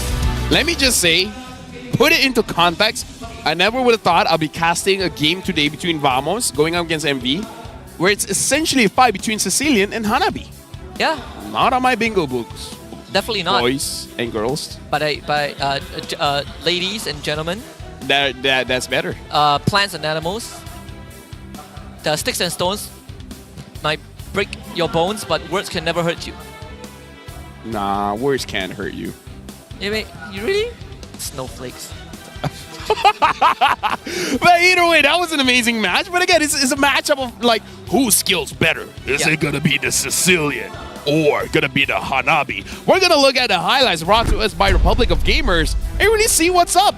In this game, I called it. Whoever is gonna die is gonna be the one that loses the game, and Ruff died. Yeah, 2 times. Warlord didn't. Caught him 2 times as well. And I really admire Team Vamos' resilience in this game, right? Really identifying the opportunities to go for these kind of fights. Like they saw Uni on the top lane, they instantly invade the jungle and instantly just takes out crucial members of Monster Vision. This one, very good hold by Ruff, but once he runs out of shield, thanks to the bad impact, Nets just went for the I'm offended pull. So at the end of the day, I think Vamos haven't lost their touch just yet, but did I expect it to be this close? Absolutely not. Game number 3. You know what? You know why it was so close?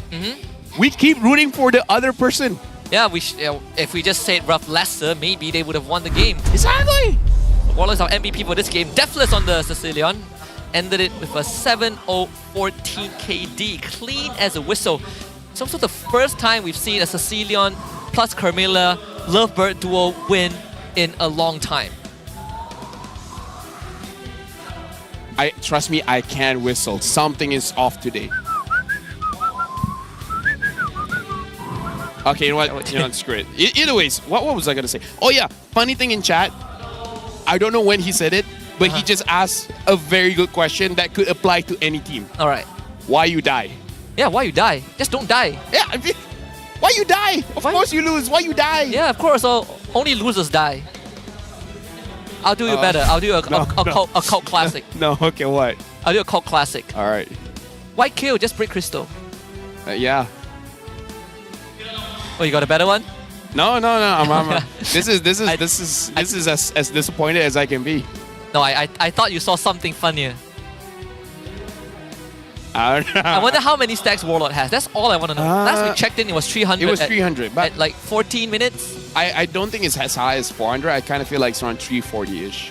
And it's more than enough. If one bad impact can take away like half of Ruff's HP bar, that's more than enough. Yeah, so MV tried to play it around Ruff, which to be fair, is worth playing around on. He did well, 7-2-7, and I believe he did the most amount of damage this game But Ruff, we got to look at the pathing because again, why are you checking the bush all by yourself? Are you a Grok? And did I not say before we started the game, they needed someone to check the bush? Yep. Right? That's what they needed. You're just gonna say it? I'll say it. Definitely not Ruff. But I would say that Vamos also not only kept pushing the envelope, but they also recognized how important Martisi is, right? Like a fight without the Aurora is a fight that Vamos can freely just dive the backline. Yeah. I mean, Martisi has really been stopping them most of the time. So when Martisi goes down, Vamos just went full speed ahead. Yeah. Again, the real question here, Husky, will we see these drafts again? Maybe in playoffs, I think. Maybe in playoffs? Probably not like the next game immediately, but I mean, like game number 3. Will MV try to go in for Ruff and Vamos go in for Warlord again? Because let me just say, I don't see... I'm going to eat my words. I don't see Sicilian and Hanabi getting banned. I'm going to eat my words, but I don't see them getting banned. Oh, this one is a tough one. I don't think so either. Okay. Okay, no. Well, While we're talking, someone in chat, he's on my side. He's on your side? He said that words can hurt, and he's giving proof. Okay. All right, he said, words can hurt. Check this out.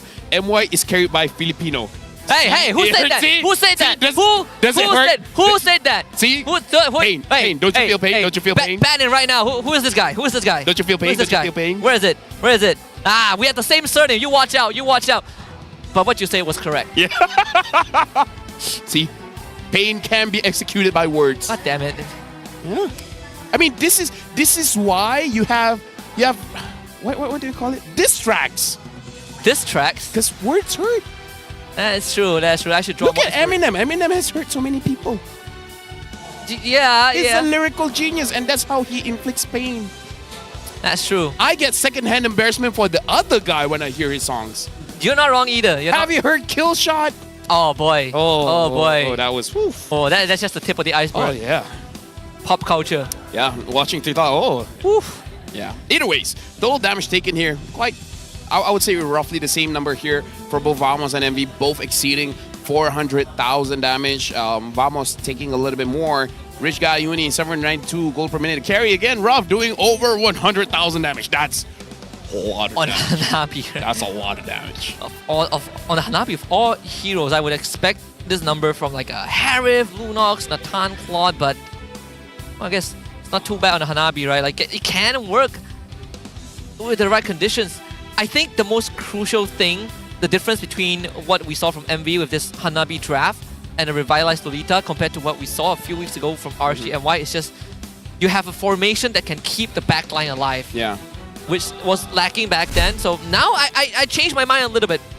It does look pretty good. Yeah. Under the right circumstances. And on the right person as well, because again, Nova Escobar is actually staying besides Ruff. Yeah. Making the revitalized look good. Either ways, looking at the itemization here, nothing is really catching my eyes so far. There's the concentrated energy for Chibi, right? Very early one. I mean, he did the same thing in game number 1 as well. So Zoro straight went for Dom Eyes. I mean, it's great against Hanabi. So he has to hit you regardless. Can't really do much about that. Yeah. Yeah, very standard item progression. Either ways, one thing that we can take away from this game, Husky, is that Warlord and Ruff, they're very good at handling their positioning. So I kind of feel like upcoming game, especially for Chibi, maybe they've just been practicing the Julian a lot, but if Chibi is able to get a hero, something like a Ling, like a Hayabusa that can actually go to the back line, may be in their favor.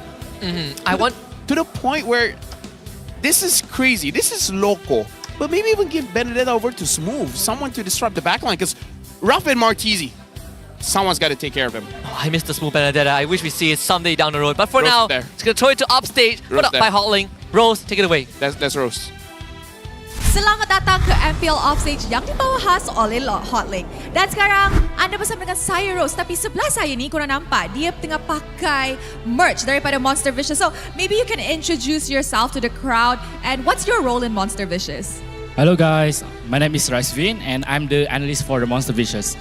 Okay, so awak adalah analis. Untuk semua orang yang tak tahu, sebab dia ni jarang naik atas pentas. So I'm pretty sure ramai orang macam, Yes, who's this guy? Well, he's the analyst. Okay, now maybe we could go back to last week. Now last week, I wasn't around. I tak ada minggu lepas. Tapi, kita nampak a shocking result daripada perlawanan Monster Vicious Yes, last betul. week. Boleh tak you terangkan sikit ataupun ceritakan sikit kepada audience dengan kita orang apa yang terjadi dalam Monster Vicious last week? Why such result? I think untuk last week punya result kurang memuaskan sebab because of I think the players cannot handle the mentality lagi kuat lah because this game is all about, I think mentality is the number one, and then the second one is strategy and everything. I think benda tu menyebabkan kita orang tak berapa bagus, and then this week we try to bounce back and try buatkan kita orang punya mental tu tingkatkan lagi lah supaya kita orang dapat secure point yang patutkan. Okay, Rexvin, in your opinion, you rasa macam apa problem Monster Vicious minggu lepas sudah selesai ke belum? Dan dah ready ke untuk minggu ni and of course minggu ke depan, which is the final week of regular season?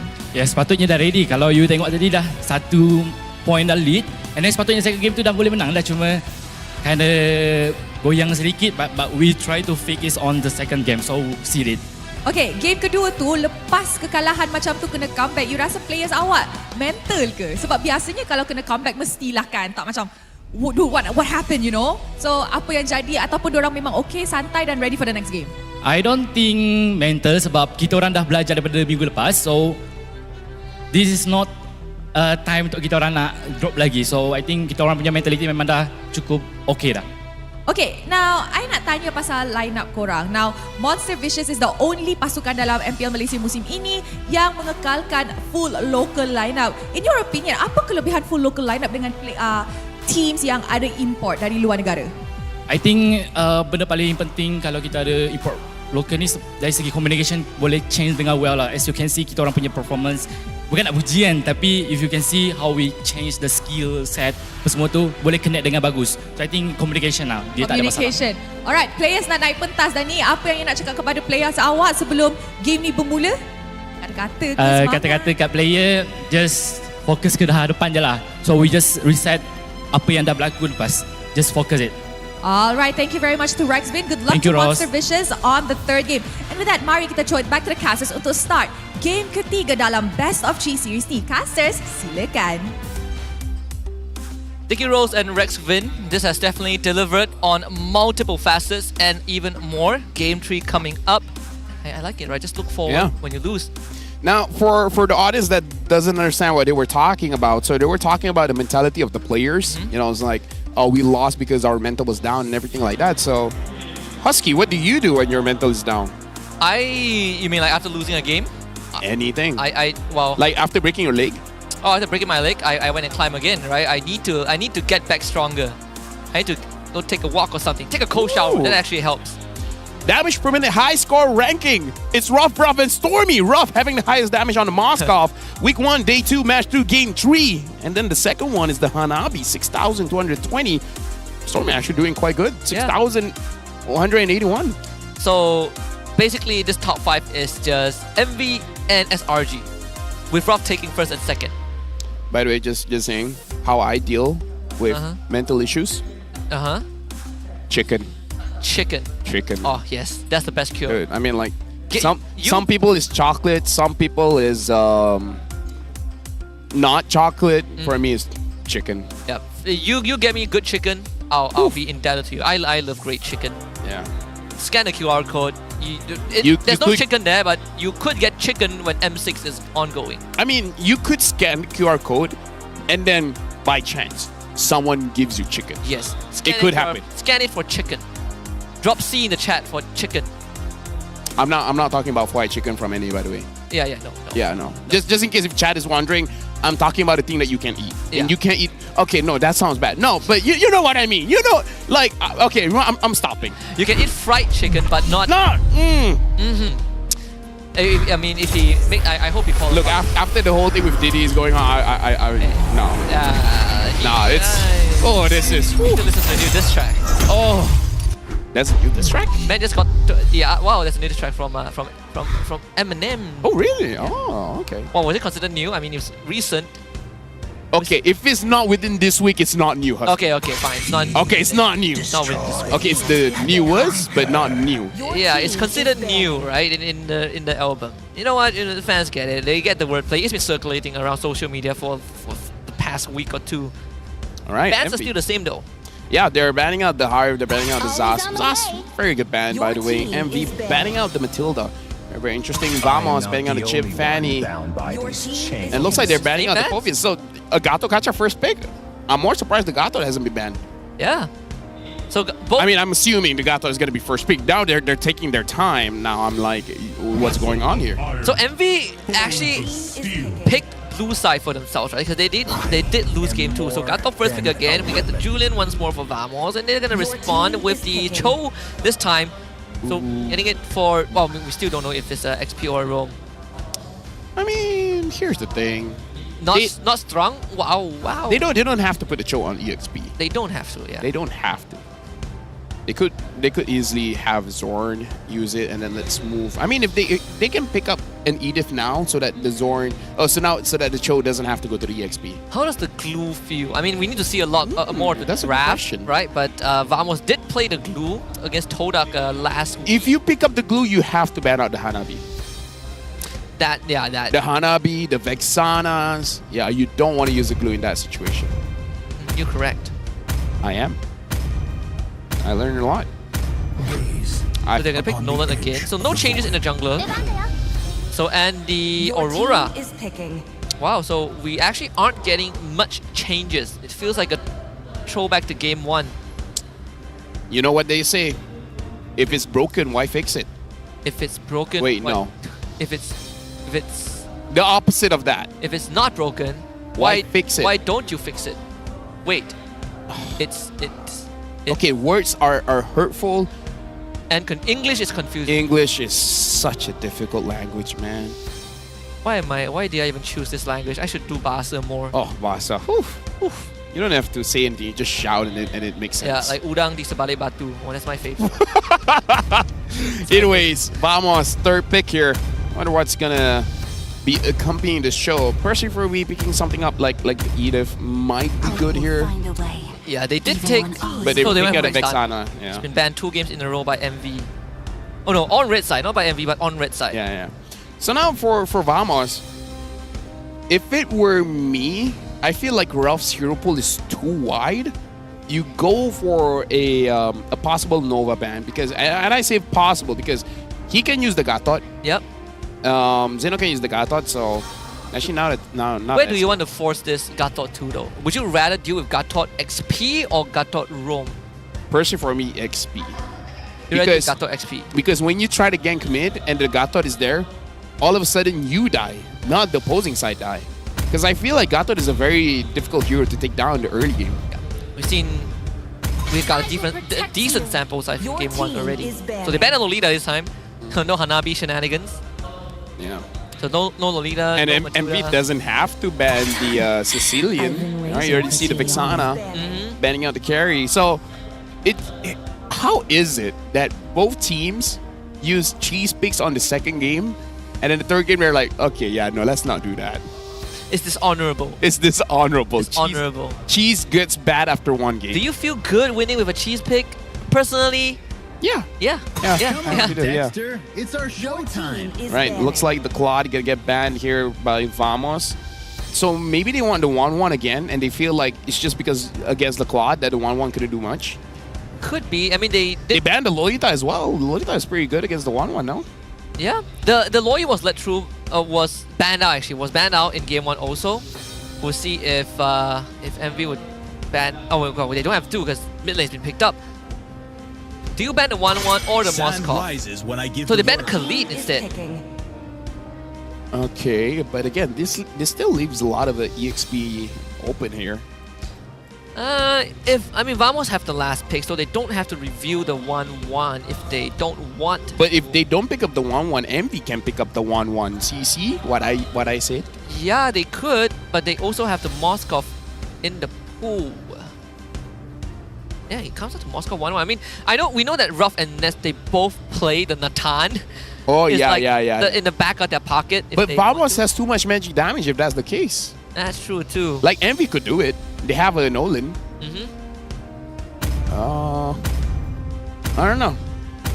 1-1 is 100%, but not anymore because of Nets. Because Nets just lost that game. So okay, so they take Nova's Tigreal away. So this is still an EXP show. Wow. At least this time they're not doing the same job. One is pick off, one is like AoE. Do you Kufra if you are MV? Does it Do sound I appealing? Kufra? Does it sound appealing? I mean, put a Todd XP to deal with the Cho. I don't know. I feel like Kufra... Like, what can stop the Tigreal? Ruby? Yes, Ruby can. Oh yeah, I mean there's Cho, Julian. Ruby not too bad. Ruby's pretty good. Yeah, good call, Husky. If they pick it, if not, I just look dumb. I don't know Nova plays Ruby. They could not pick it up and you wouldn't look dumb. Ruby is a good shout. Well, so no Ruby, but I did call the Natan. Yes. So it's it's still up there. So let's see what Vamos gets for Nets. I'm not stupid, right? There's no more. Okay, that's a weird first question. I get it. I mean, there's Moskov 1-1. I'm trying to think of any other Magic goal laners if they want to go for full Magic here. No. But no, Melissa. Wow. Melissa makes sense. Yeah, not too bad of an option, I guess. I mean, it wins lane against the Natan, and it kind of protects you against Charizla Nolan, kind of. You can't jump on her, for sure. If there's you cannot enter her no-no space. Oh. What we call personal space. Yeah. Yes. Personal space. Don't go in my no-no zone. Don't go in. Oh. We'll see. I mean, this is gonna be interesting. This past few weeks has warped my brain, man. Oh. MV going up against Vamos. Vamos picking up the Melissa with the no-no zone. And MV having the Natan moving time and space around just to deal a whole bunch of damage. Yeah, I mean, I would rather have a skill name called Get Away From Me. To find out, this is the pinnacle of the series. MV against Team Vamos. MV back on blue side. Team Vamos back on red. And by the end of this, winner will stay in second place and loser will have to take a walk. Let me just say, chat likes the no-no space. It's the no-no space? I'll do it more. Don't do the no-no space. No, don't do it. No. No, stop. No, okay, that's too much. Now that's too much. Yeah, stop. Get away from me. I prefer that. Yeah, stop. Either ways, right now looking at Uni as well as Chibi, they're both starting from the same side of the jungle. Nova Escobar is trying his best to deal more damage onto Warlord as well as Zorn. So again, this is going to be a different dynamic from game number 2, where you're not going for a full carry build here. Although you can make the argument for Monster Vicious having the Natan. Natan is kind of like a hyper carry kind of draft as well. So yeah, you can say that Monster Vicious is having the same game plan. But for Vamos, this is interesting because this time they're the ones that can attack the front line and hit the back line anyways, especially looking at Monster Vicious. No one really has a Vengeance, so Nats doesn't have to be careful whenever he's dishing out the damage. As Wolf is clearing the wave a lot faster than Zeno, so he's moving around, getting intel on where Monster Vicious might be. That's kind of the advantage you have as a Cho roam. And bringing Chibi in, this could be a potential first blood, so Zeno will have to flicker away. Monster Vicious looking to catch up to Smooth, but he's far enough distance to get away. Yeah, Cho is very, very slippery. Now, for both teams, I'm really looking at the EXP here. I wonder who is going to get out of lane faster. It should be Smooth on the Cho. But again, maybe a good rotation coming in from Monster Vicious, letting Zeno having an advantage on the lane. Because I feel like if Zeno has a better positioning in the turtle fight, he could possibly do something to Zorn. And I hope, speaking of Zorn, we don't see him a lot because that recall, man, triggers me. Yeah, if you don't like loud noises, that's definitely not one of it. So Zeno will want to hit 4. Zorn finds Nova. Chibi will try to go for some chip damage. Knocks it down with the chains. And Nets is just straight up winning his lane. He's setting up a big freeze. Rough is we just have to eat it up.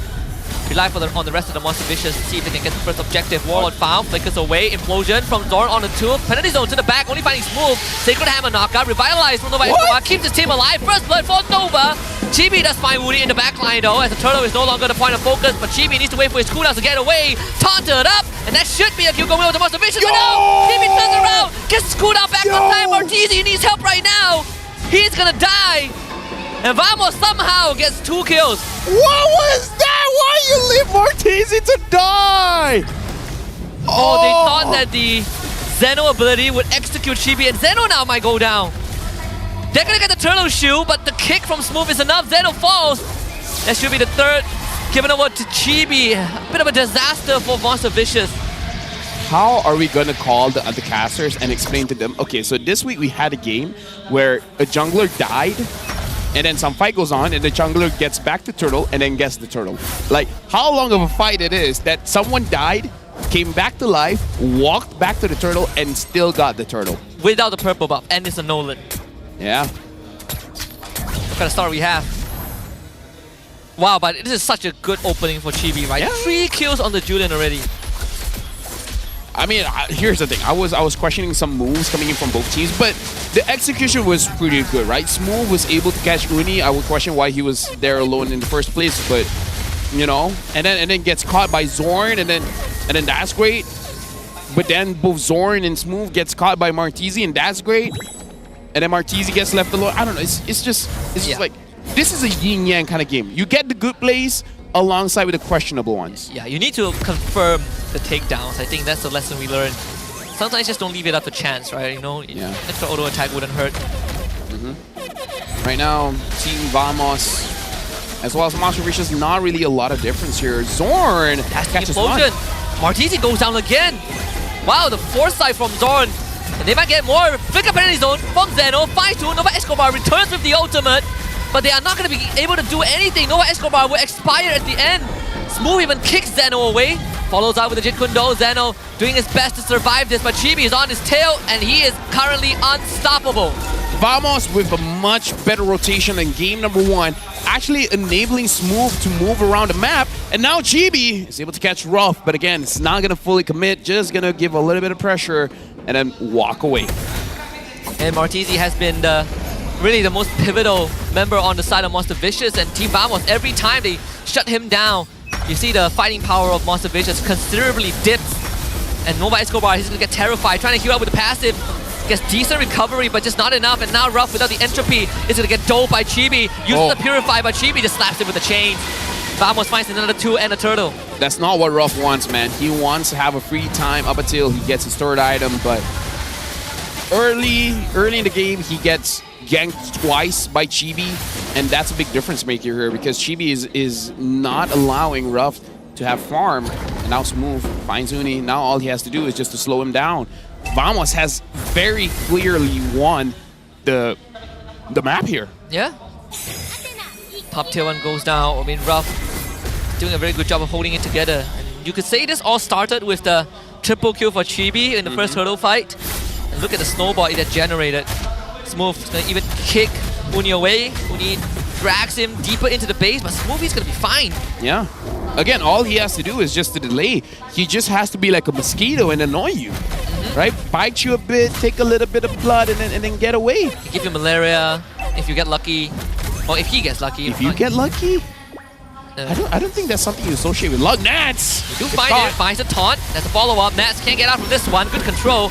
Zorn responds with the implosion. Big combo from the side of Warlord, but the damage not really there. So Monster Vicious, alright, getting a response bot side, but top tier 2 is going to be taken by Chibi. Yeah, right now Vamos is definitely having the better trade here because Chibi is all alone up there and he's able to get a turret. Even though Monster Vicious is able to secure one, I think Chibi can even explode this, right? He's going to get the holy defense. Yeah. So that's good. In 6 minutes, mind you. 6 minutes! That is great. I can't make instant noodles that fast. Actually, I can. Well, what kind of instant noodles are you cooking? I mean, it's more my fault than the food's fault. I tried to microwave a bun for more than I should have, and I almost burned my kitchen down once. Yeah, same. Not bun though. Egg. Egg? What? Yeah, it's a long story. So it's gonna be entropy committed. They want the turtle, they should get it, no problem. Penalty zone, catching two people. Smooth was gonna flicker away, but they do catch Chibi. Controlled to oblivion. Drone will find Nova Escobar. The response from Vamos to try to get rid of him, but they could not do it with the Muddles. Yeah, right now, again, Nets, he doesn't have to deal damage just yet because he's still waiting for his items. His stronger suit is doing more damage than you think. Because Melissa is one of those heroes where you don't see a big flash of light and then a big HP bar goes missing. You're just like, you're minding your own business and all of a sudden it's like, yo, what's going on? I thought you were hitting Nova. Yeah. Why am I, Ruff, getting attacked? It's like, oh, this tickles. Oh, wait, it's starting to hurt a little bit. Oh no, now I'm bleeding and it's too late. And now I'm dead. Yeah, so right now, really, Vamos is still having quite a good lead here for themselves. For Monster Vicious, it's really about replicating game number 2, kind of making it so that Ruff doesn't get caught. But Chibi right now is actually having a good time, and as I said, Chibi's gonna get caught. They're gonna try to control Nova Escobar to slow him down. Flicker from Martizi. They really want Chibi, and the commitment again pays off. But the Muddles is gonna take out Nova Escobar. Martini somehow gets away. Implosion onto Zeno. Martini sticking around to try and help out his teammate. Uni jumps in. Zorn. It's not gonna burn to death yet, but Ruff is gonna go on the chase. Maybe not the best choice. Martini loses his passive. Ruff is gonna try and fight Ness. Wins the fight with the entropy. This move looks for Martini. Gets him with the Jikundo, but Uni tried to turn around with the kill. Warlord cannot save his teammate. It's blow for blow on both sides. Let me just say that was messy, but both teams relatively got what they wanted. Monster Vicious was able to get nets. That's a big W. Ruff was able to survive. So that's kind of a big W for Monster Vicious. But Vamos, with Smooth, pretty sure dead, able to get kills wherever he can. That's great. Chibi now 7-2-1. Having the concentrated energy is going to make it so that he's a little bit more tanky. He's able to stick around the team fights a little bit more, buying more time for nets. But I gotta say, Husky, Nets has got to be a bit careful because on the games with the Ruby alongside with the 1-1, he's been getting caught way more than Ruff. I kind of feel like for him to be a rock for his team, he needs to be able to get out of harm's way by himself, not relying on the team to protect him. They're gonna turn onto Zeno first. Vamos. They're gonna try and stop a penalty zone, so no possible that. Nova Escobar cuts to the back. Uni tries to man fight Chibi, loses that fight. The item advantage that Chibi has is too strong. Nova Escobar tries to hang on for dear life. Even the Revitalize can't help him. Uni will get a free kill onto Smooth though. But the Lord, dangerous territory. The Muddles from Nets. It's gonna pull him away. Ruff tries to man fight this. Are you mad? He gets Chibi. At least Lord goes over to Vamos though. Was that a good play or was he tilted? It's a combination of the two, I think. Ooh, I mean, if he got those kills, that would have looked amazing. That would have looked amazing. No, if he got the Lord at least, that would have been a different play. But he didn't get the Lord, so now it feels a bit bad. Thankfully, it's just a base Lord. You know, it's not empowered just yet. It's not gonna run into your structures. Yeah. Again, I kind of feel like that's a very big discussion whether that was a good play for Ruff to try and get that kill, or was it too risky? Because now it's 10 minutes. I doubt he has his 3 items. And personally for me, if you don't have your 3 items, you don't play that aggressively. Was it necessary or was it desperation? Yeah. They didn't have Zeno for the whole fight. So all things considered, it's not really the worst. Oh no, he's gonna get caught again. Zeno, he just cannot survive this. And that's a Terizla. We've seen it multiple times. Whew. Wow. I mean, let me just tell you, if your Terizla gets taken down that quickly, I won't feel good for the rest of the members. Yeah. You got a different thing coming for you if you're Vamos or Monster Vicious.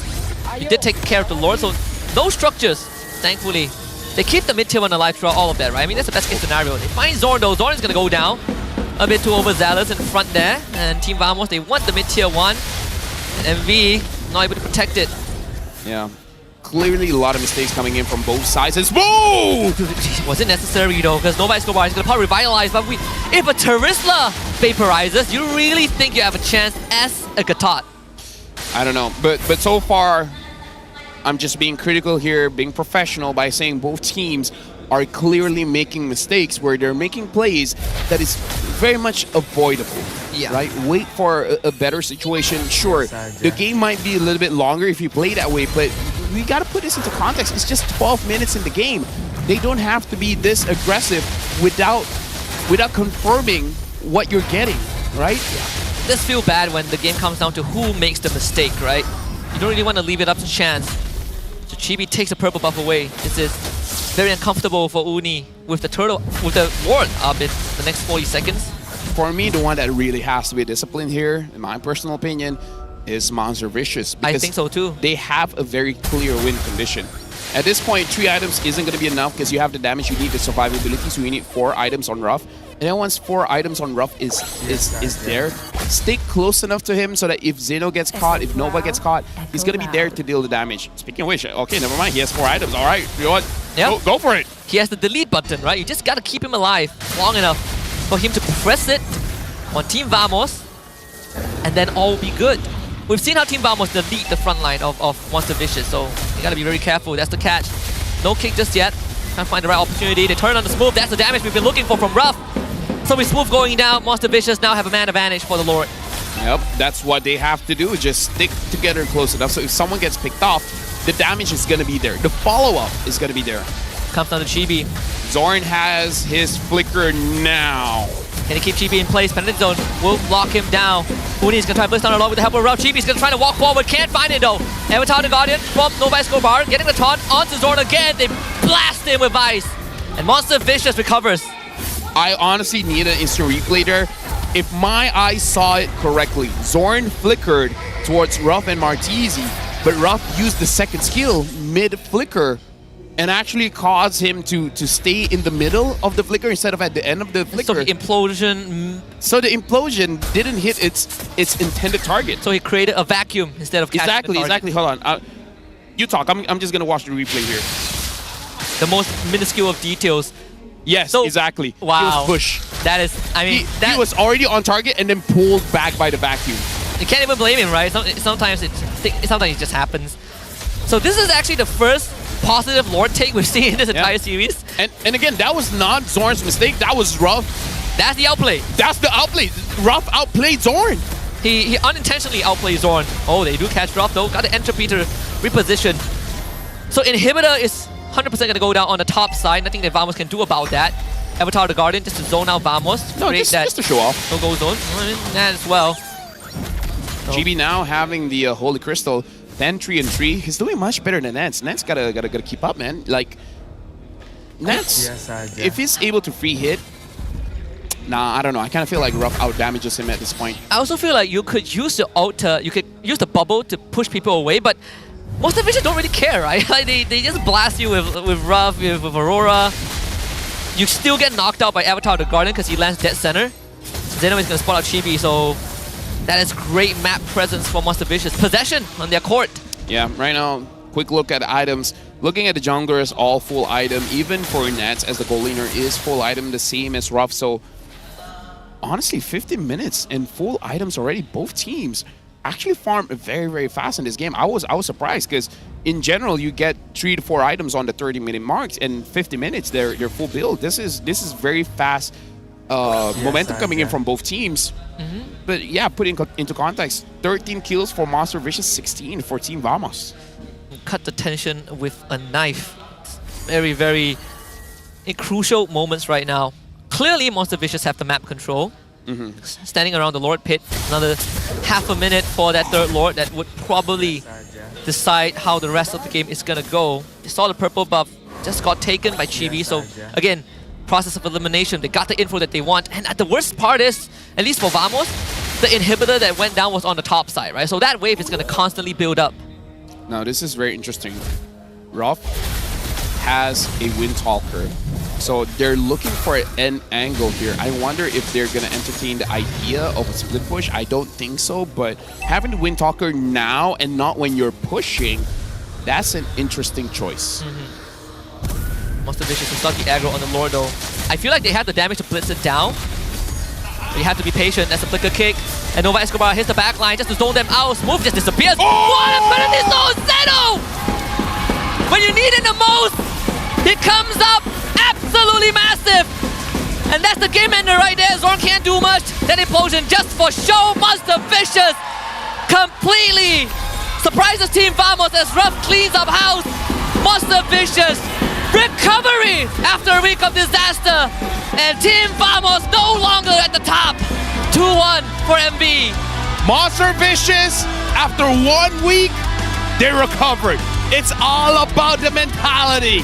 And going up against Vamos, they got the right mindset, man. That's the right mindset right there. Maybe having the Terizla mindset at the right time with the right hero is what's gonna really turn the franchise around. So can't wait to see what MV have to say with Rose on the stage. Rose, take it away. Dua pembalas, satu untuk full local lineup.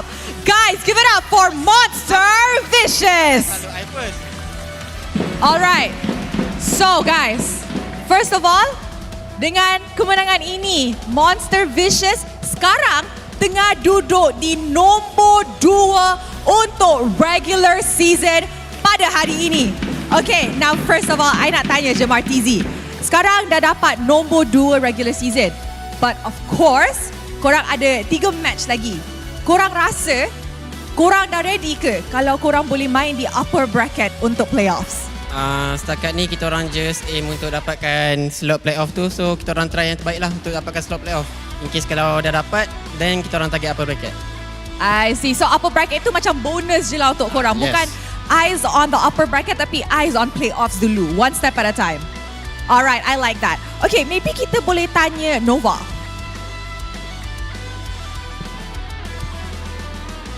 Alright. Hi Nova, you good? Okay, nampak tadi hype sangat. Korang semua tengah stand up dah, jerit dah. Okay, I tahu korang memang tengah hype gila sekarang ni. Tapi I nak tanya je Nova. Boleh tak maybe terangkan sikit apa yang jadi dalam Monster Vicious pada minggu lepas? Sebab tadi I cakap dengan Rexvin. And dia cakap mungkin mental korang tak stable ataupun mental korang tak ready. Tapi sebagai player, apa yang jadi last week? Bagi saya last week tu mungkin bukan rezeki kita orang lah. Tapi kita orang usaha waktu training sungguh-sungguh and ni lah result kita orang kali ni. I see. So korang rasa masalah last week sudah selesai ke belum? Dah selesai lah. Dah selesai. Confirm? Amin. Confirm. Amin. Alright guys. Kita dah nampak game pembukaan minggu kelima yang sangat sengit dan sangat seru. Tapi siapa sepatutnya jadi MVP perlawanan ini? Any names? Korang rasa siapa yang MVP? Zeno. Oh, dia cakap orang lain. Audience cakap orang lain. So, mari kita tengok MVP perlawanan ini. In 3, 2, 1. MVP jatuh kepada Martizi. Lagi. Okay. Martizi. Semangat Semangat. Dapat MVP ni. Semangat. Okay. Tadi game pertama korang memang dominate lah orang kata. It was a really clean game for the side of MV. Game kedua, early game you guys were holding it, not gonna lie. You guys were holding early game sampai korang blunder. Now, selepas blunder game macam tu, which was so close to victory, macam mana mental state player dan macam mana korang communicate backstage? Mental kita orang Kena mental ke tadi? Saya rasa yang kena mental sebab I nampak awak kena lock. 5 orang bantai saya. Kalau dari segi semua orang saya rasa semua okey je. Kita orang gelak-gelak Kalau awak kena lock macam tu, awak mental apa yang awak buat dekat backstage? Saya tak buat apa pun. Baling-baling ke? Saya minum air masak dan reset. Oh, minum air dan reset? Macam tu je? Nak je reset. Coach Arwah ajar saya macam nak reset. Wow. Okay, maybe we can pass the mic to Raf. Hi Raf, how are you? I'm fine. You're fine. First of all, saya nak minta maaf apa yang terjadi minggu lepas.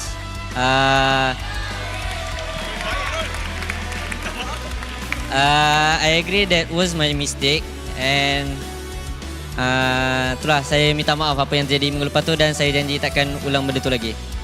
Oh, belum tanya soalan dia dah jawab dah. Tapi okay, I really love that. Thank you very much. Kita nampak that players kita makin lama makin matang because obviously guys, I rasa semua orang buat kesilapan kan, and we're not all perfect. Kesilapan tu jadi masa kita tengah pressure, tengah stress, and mungkin Raf masa tu tengah pressure gila lah kan on stage.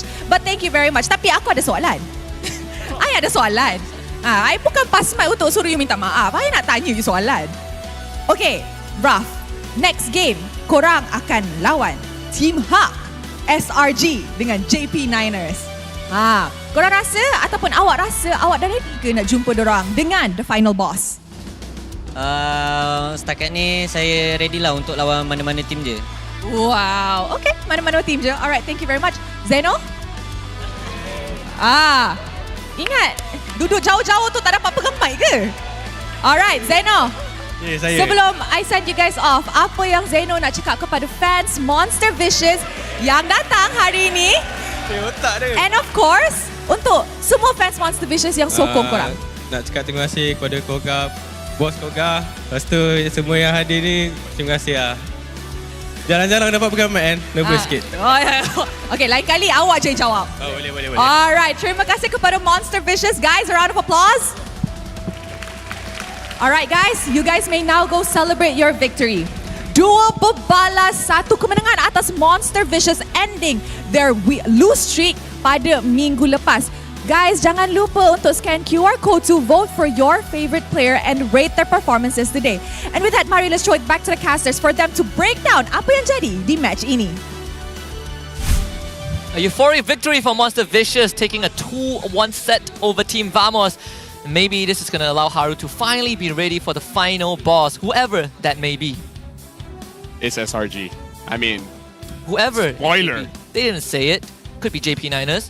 Could be Team Hawk. You never know. Is SRG the final boss?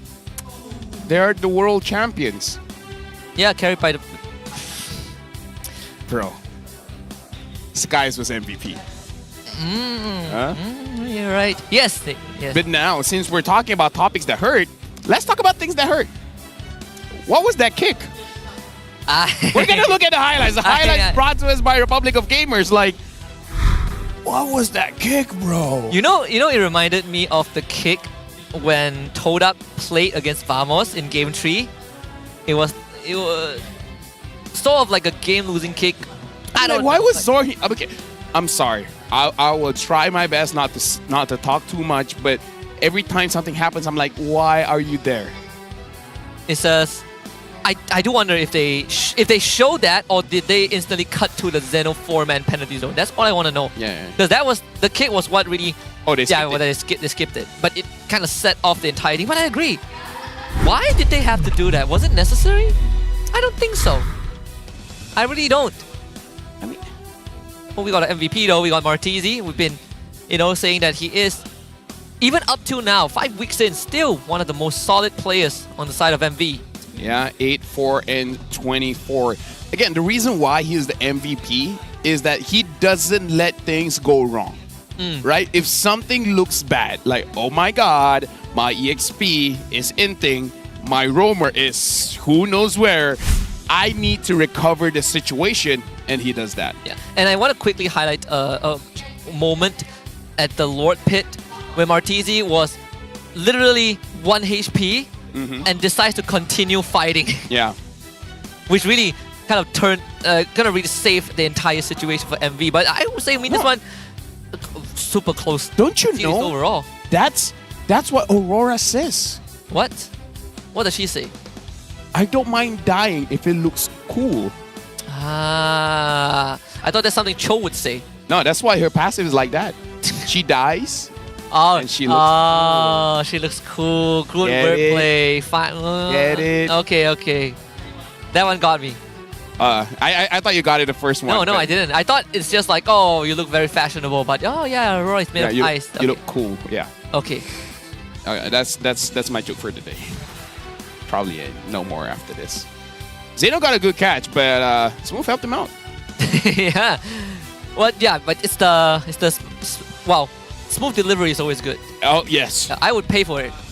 Smooth used Cho twice and both of them lost. I mean, I would say I'm just spitting numbers. But I would say to his credit, this Cho game looked a lot better than game 1. Yes, it did. A whole lot better. Well, until the very end, but overall. But Zoid hasn't been looking good today, huh? No, I mean, like you said, right? It really came down to.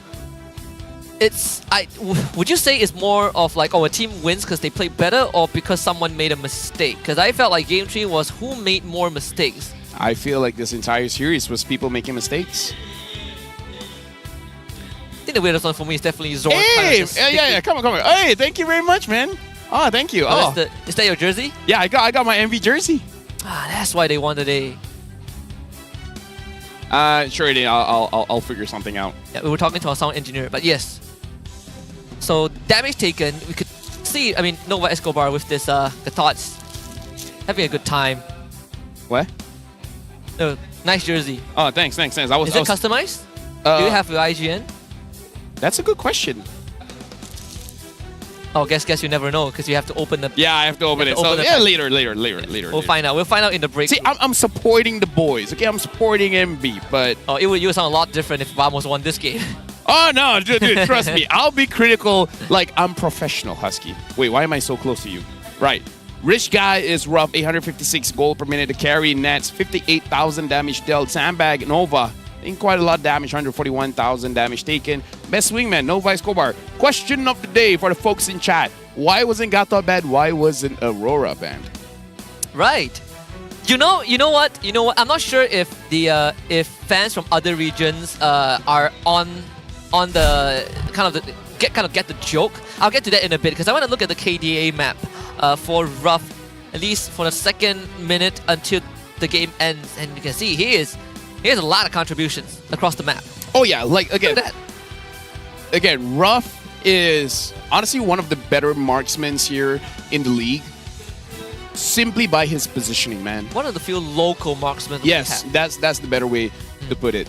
That's a bit sad, but is one of the things that makes him great. Showing that he still got the chops, even though when people have kind of moved on. Again, preferences aside.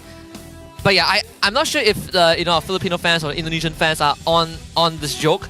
But or Singaporean fans. But whenever we ask the question of why wasn't certain heroes banned and it's against Vamos, people would just say because it's Pops. He doesn't respect ban. Yeah, he doesn't respect Have you seen the chatter leading up to today's matches on Facebook? People are saying that if MV wins this, it's because Pops refuses to respect ban. Yeah. Oh, they got the Gatot and they got the Aurora. And they even got the Nolan. And the Nolan. 3 games in a row.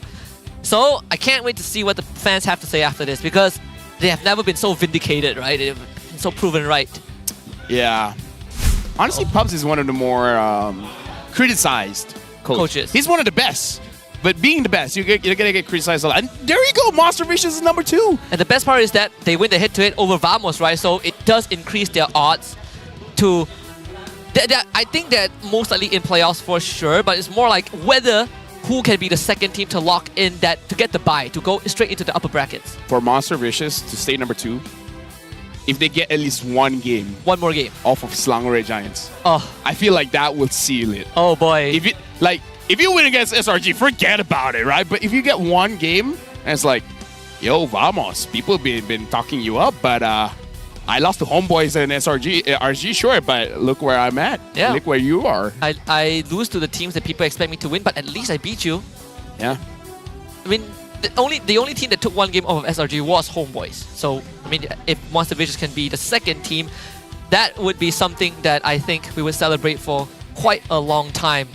But I want to say, Vamos, they're not out of it just yet, right? They still got one important game tomorrow. But there's one thing that's a lot more important than the Vamos Homebois match tomorrow is the MVvs Award. And I want to remind you guys that the award is open until November 3rd. All you gotta do is that, first of all, it's the live event of the year. It's the mobile competitive game of the year. Mobile Game of the Year and Mobile Strategy of the Year. These 4 categories, we are nominated. So don't forget to vote for Moonton in the Mobile Developer of the Year category. And our best jungler, Sakais, is also nominated for the category of Mobile Player of the Year. And finally, vote for Falcons AP Bren for the Mobile Team of the Year category. Go to the website www.mobileawards.com, look for the Vote Now button, and you can cast your votes. It's open only until November 3rd.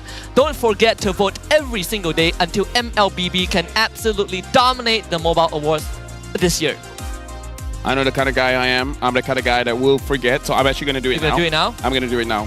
Yes. Welcome to the MVvs 2024. Vote now. All right, pressing vote now. Yeah. Remember, Falcons AP Brand, Moonton Developer of the Year, and also Sagais, right? I mean, if you want to talk about pride, we got Sagais, FMVP of recently concluded MSC. Mobile Game of the Year? Yep. All right, Mobile Legends. There we go. Yep, that's good. That's mobile casual game, all right, whatever. Strategy Game of the Year, Mobile Legends, of course. Right. Sports game, no. Competitive game. Are we? Yes, we're here. We are there. Mobile Legends. Mobile Legends all the way. So with that being said, we are going to continue our vote. Remember to cast yours as well for the MVvs Award. We will take a short break. When we come back, it's going to be Homebois taking on RED Esports for our final best of 3 of the day. Mobile Legends, Bang Bang M5.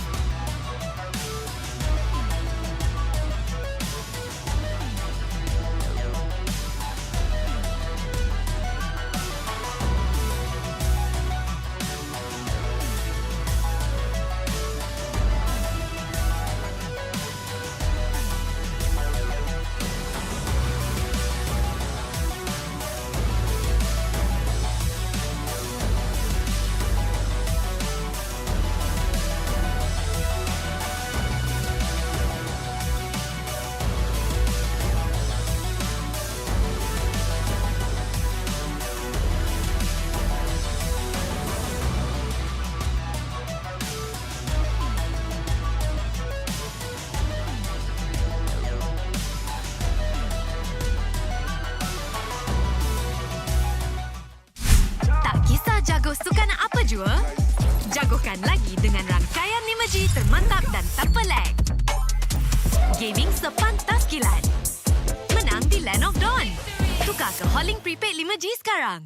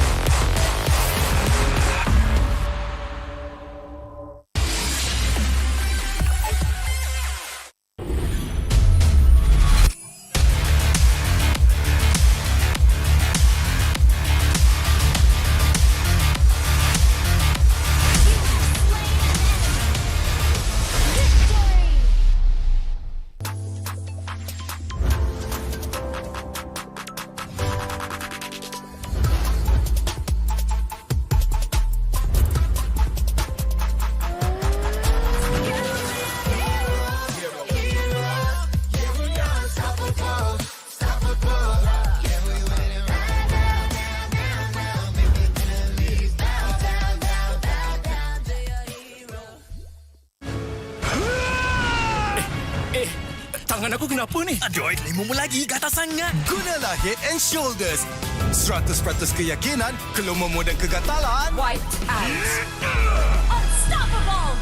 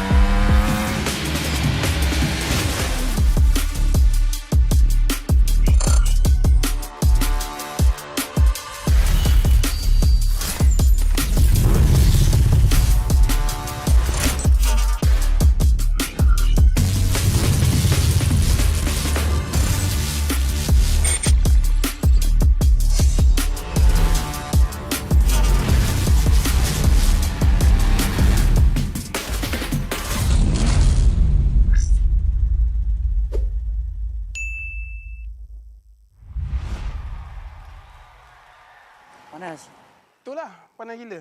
Kau ada payung? Ada? Kau tak dengar ke Kak Gura selalu cakap? Sediakan hujan sebelum payung untuk M6. Cik kau. Sediakan payung sebelum hujan. Oh, iya ke? Tapi apa kena-mena dengan M6? Apa kena dengan M6? Ha.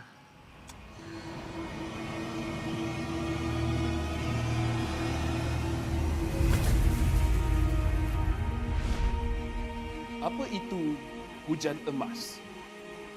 Hujan emas adalah satu matlamat, satu impian terunggul untuk setiap pasukan. Setiap musim, apakah kenangan yang istimewa? Ia adalah ketika juara menjulang piala di bawah hujan emas.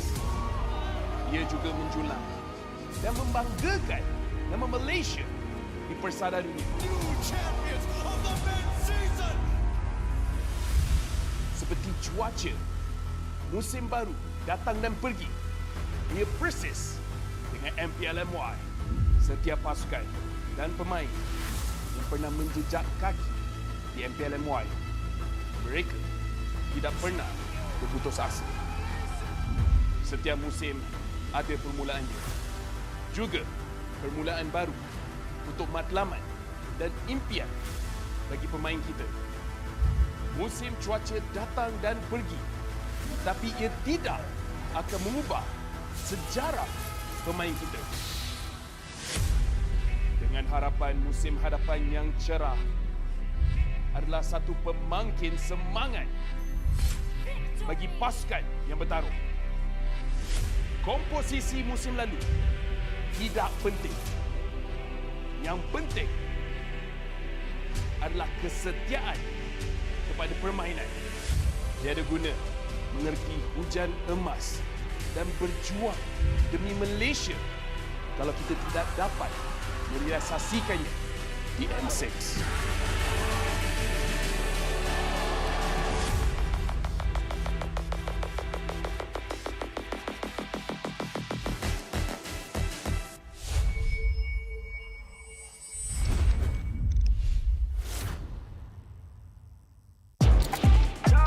Jago sukan apa jua? Jagokan lagi dengan rangkaian 5G termantap dan tak pelik. Gaming sepantas kilat. Menang di Land of Dawn. Tukar ke Holling Prepaid 5G sekarang.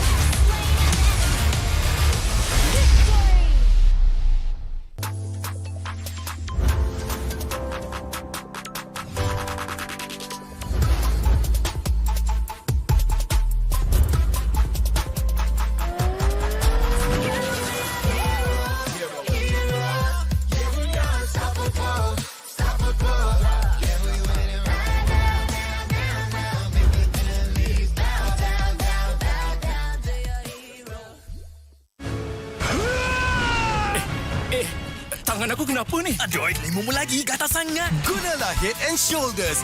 100% keyakinan, kelumamu dan kegatalan. White out. Unstoppable.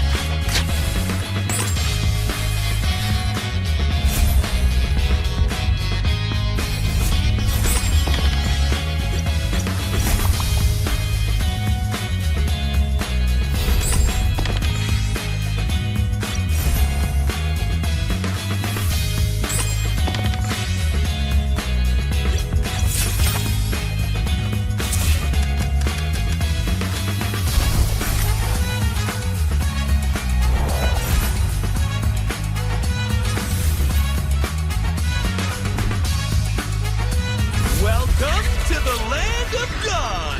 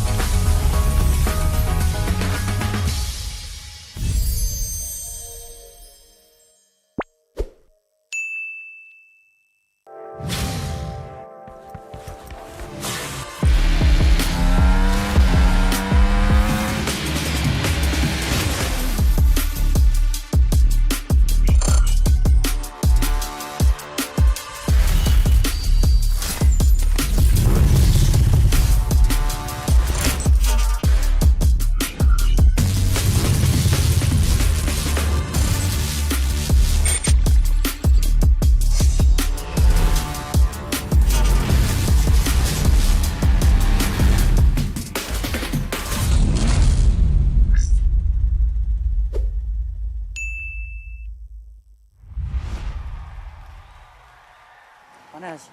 Itulah, panas gila. Kau ada payung? Ada? Kau tak dengar ke Kak Gura selalu cakap? Sediakan hujan sebelum payung untuk M6. Hacik kau. Sediakan payung sebelum hujan. Oh, iya ke? Tapi apa kena-mena dengan M6? Apa kena dengan M6? Ha.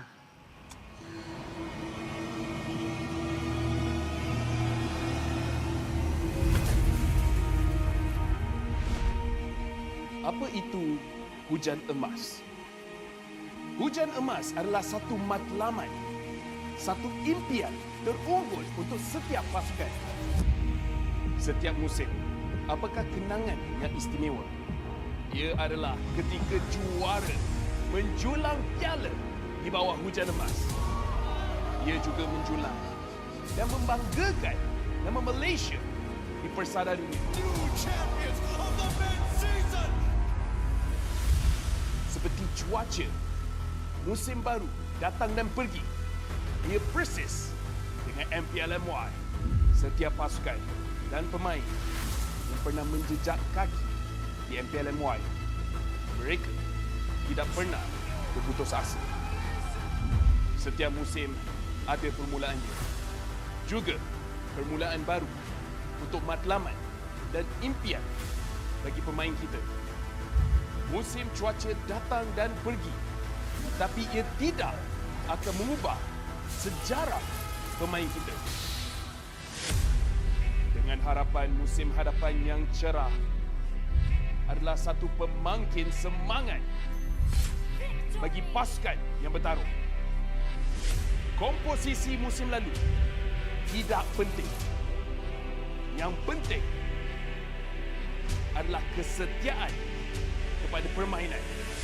Tiada guna mengerti hujan emas dan berjuang demi Malaysia kalau kita tidak dapat merealisasikannya di M6.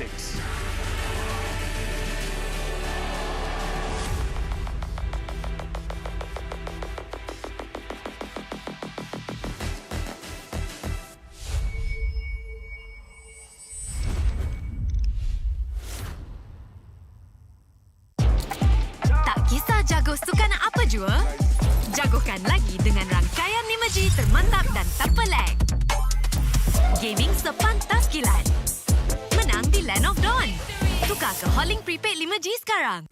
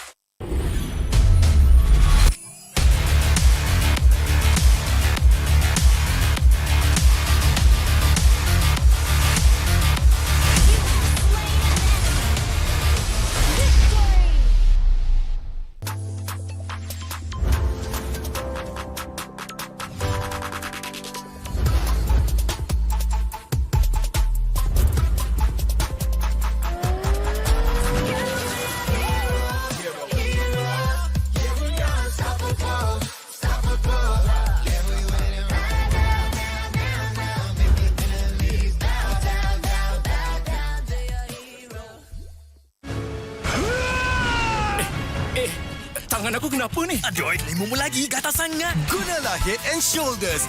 100% keyakinan, kelumamu dan kegatalan. Wiped out. Unstoppable.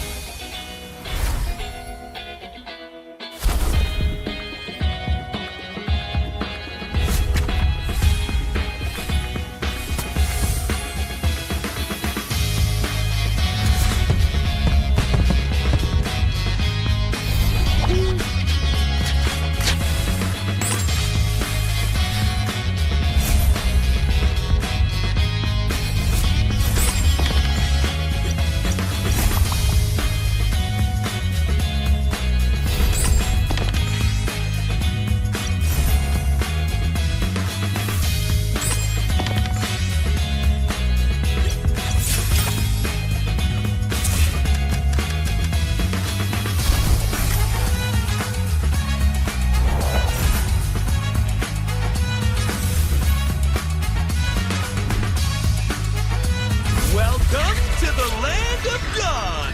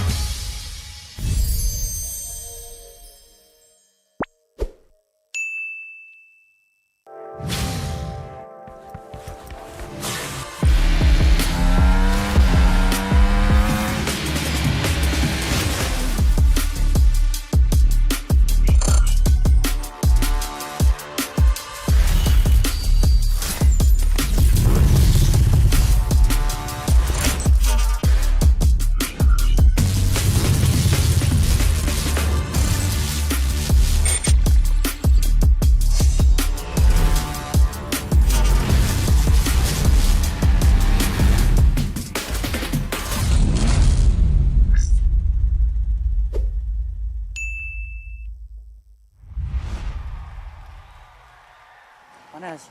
Itulah, panas gila. Kau ada payung? Ada? Kau tak dengar ke Kak Gura selalu cakap? Sediakan hujan sebelum payung untuk M6. Cik kau. Sediakan payung sebelum hujan. Oh, iya ke? Tapi apa kena-mena dengan M6? Apa kena dengan M6? Ha.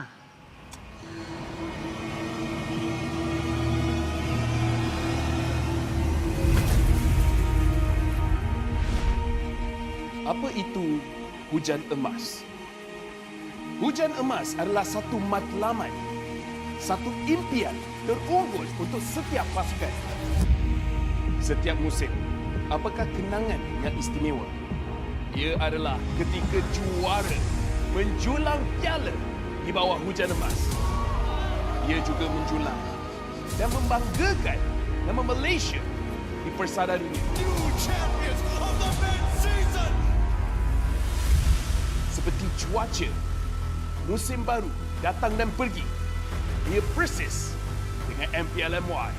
Setiap pasukan dan pemain yang pernah menjejak kaki di MPL MY, mereka tidak pernah berputus asa. Setiap musim ada permulaannya. Juga permulaan baru untuk matlamat dan impian bagi pemain kita. Musim cuaca datang dan pergi, tapi ia tidak akan mengubah sejarah pemain kita. Dengan harapan musim hadapan yang cerah adalah satu pemangkin semangat bagi pasukan yang bertarung. Komposisi musim lalu tidak penting. Yang penting adalah kesetiaan kepada permainan. Tiada guna mengerti hujan emas dan berjuang demi Malaysia kalau kita tidak dapat merealisasikannya di M6.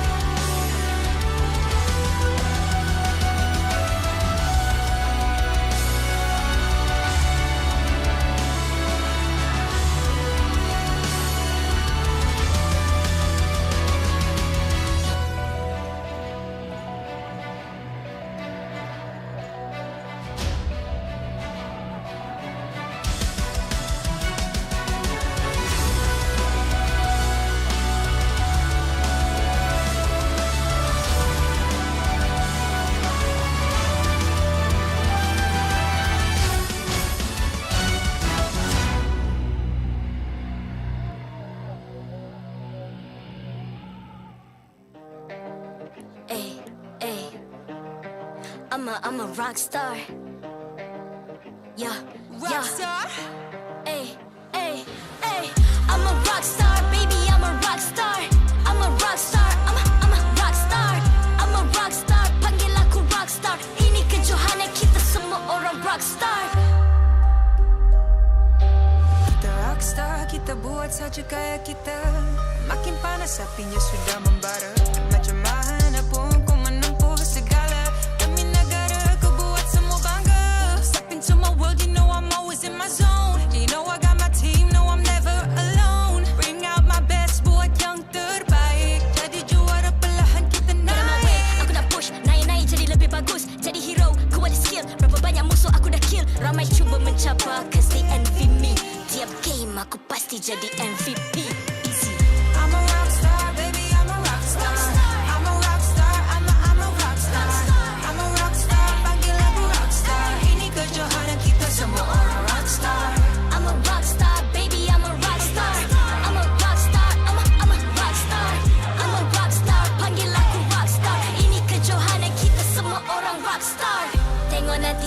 yang juara. Ni peluang kita bawa pulang piala. This is my game, this is my time. Menang semua, everything will be mine. Kalau jatuh kau pasti kembali.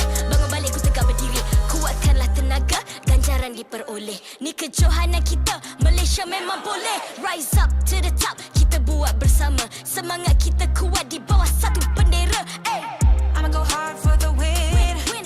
On the battlefield till the end. I'm trying to beat the greatest anyone has ever seen. Stand by, I'm coming in for the win.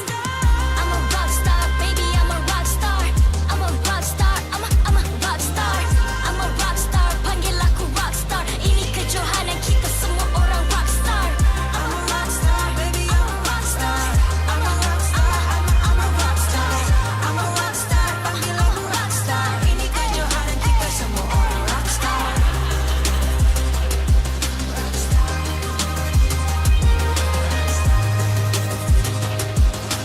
Ini kejohanan kita semua orang rock star. I'm a rock star, baby, I'm a rock star. I'm a rock star, I'm a rock star. I'm a rock star, panggil aku rock star. Ini kejohanan kita semua orang rock star.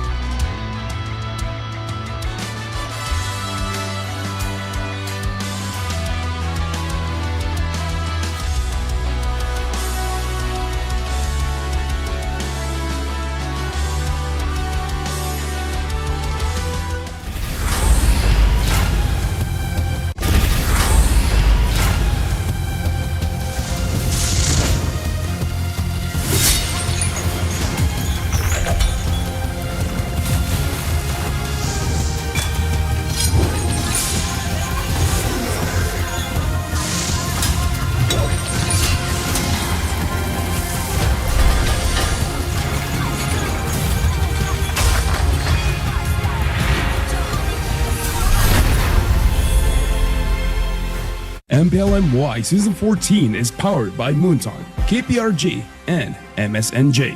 Official 5G mobile internet hotlink. Best 5G for lightning fast MLBB gaming. Official gaming phone ROG Phone 8, king of performance for mobile gaming. Official lifestyle fashion partner, up your game with RED Esports. And thank you to all our partners in esports and strategic partners. Welcome back to the MPL Malaysia Season 14 Week 5 Day number 1. We have one more best of 3 coming up. This time it will be between Homebois and RED Esports. And as usual, it's Husky alongside LaFell. Me. That's me. That's him. In case you guys don't know which one of us is LaFell, it's like me. Clearly. Because you can't have my name because for a very different reason.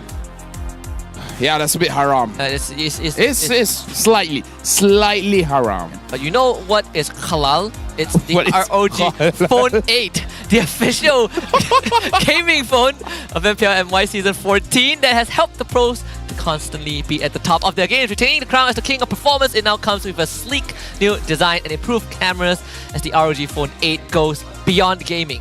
That's right, Husky. Why'd you put the halal? This is halal. Halal. I'm trying to sound authentic. No. You some like Muhammad. That's not how you say it. Ahmed. Yes. Okay, so at least I got one right. Let's take a look at the standings, the current state of our regular season. We got SRG at the top, 17 points, and Monster Vicious, they took a 2-1 victory over Team Vamos, shooting themselves up into second with Team Vamos in third. Todak stands in 4th place. JP9's RED Esports tied for 5th and 6th. Team Ray and Homebois tied for 7th and 8th.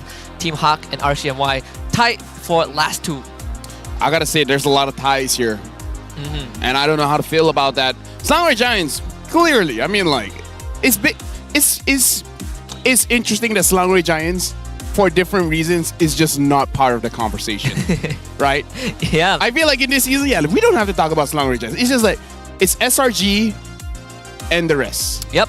And they are the only team that has not lost a single series. They have dropped one game against Homebois earlier in the season, but they have not lost a single series, single best of 3. And they currently hold, I think, across all regions, the longest win streak without losing a single series from season 13 to MSC until now. I think it's 18. They only broke it at the Snapdragon Pro Series. And that was at the end. Yeah, but we don't count that circuit, right? We don't count SBS. We only count the official circuit. So they're 18-0 and going. So we'll see if that's going to continue tomorrow. But for now, let's take a look at Homebois, a team that has fielded 3 different XP laners, and now they will stick with Crush for the series alongside Amal, Mao, So, and Izanami. I mean, like, if I was part of the management, I'm like, yeah, Crush is crushing it. Yeah. Get it? Yeah. Okay, no. But he's doing good. He's crushing the competition, for sure. Has worked with Coach Jeff before. I heard that he's a pretty vocal player on the team. Yeah. It's weird when people know how to talk. And he knows how to talk. Yeah, he knows how to talk. He knows how to play the game, that's for sure. Oh, yeah. Now we got to look at the lineup coming in from Red here.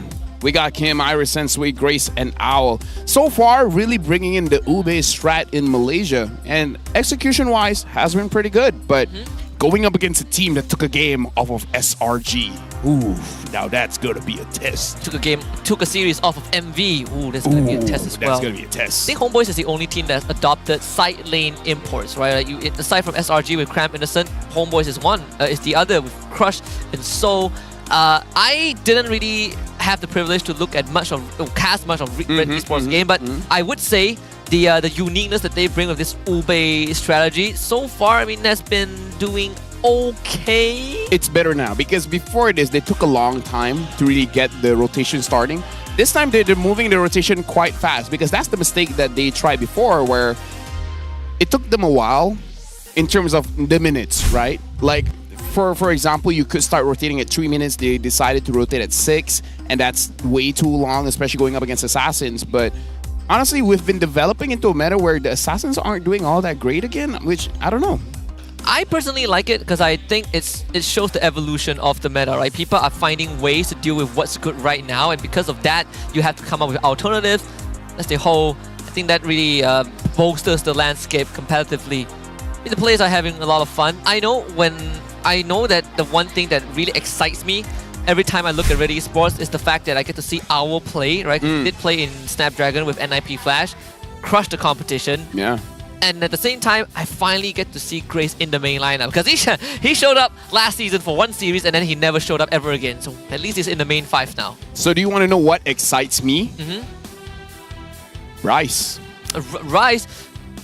Yeah, Rice. Rice excites me. Chicken excites me. But maybe the Comeback Boys will excite our audience because it's featured 2 guys, Soul and Crush. The soul-crushing duo. Can they push Homebois to playoffs?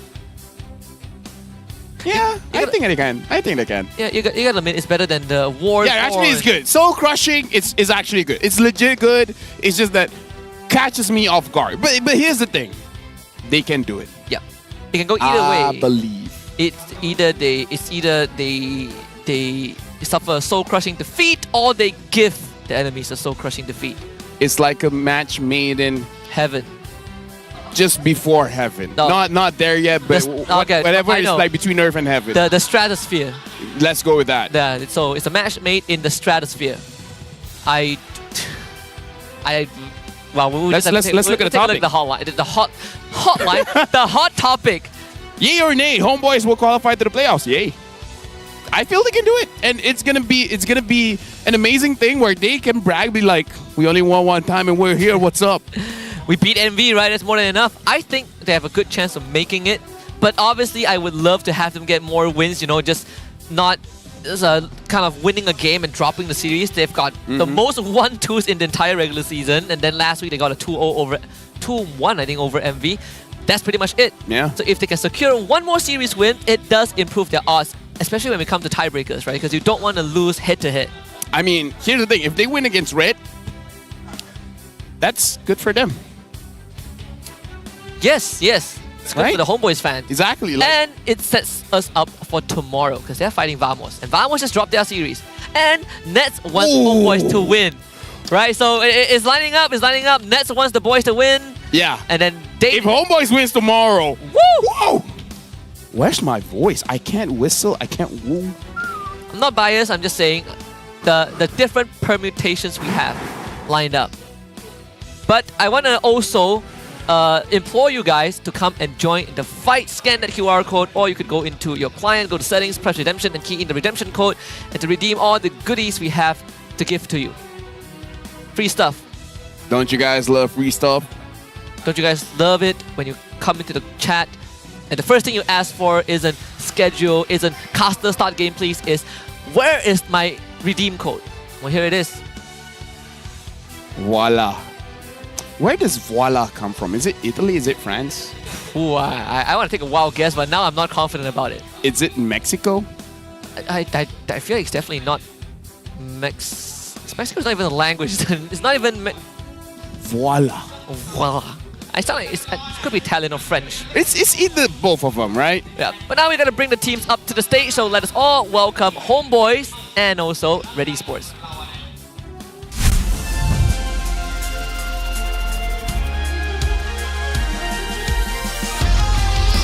Homebois. Entering the stage with the weight of previous struggles, yet there's still a glimmer of hope. With everything on the line, will Homebois rise from the ashes or be left fighting for pride? Give it up for the recovering Homebois!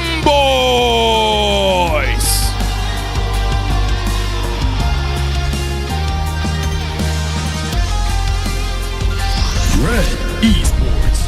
After a season of ups and downs, RED is desperate to string together wins and break through the middle of the pack.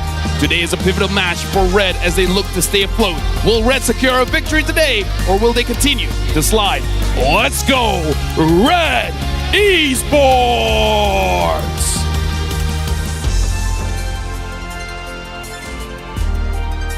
Introducing the coach and analyst of the two teams and head of League Ops, Franklin, that will ensure fair play and professional integrity in the matches.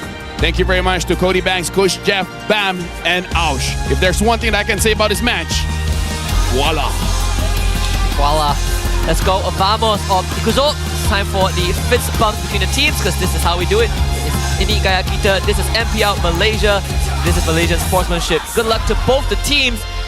The River's about to run red after this one, regardless of how the results is going to be.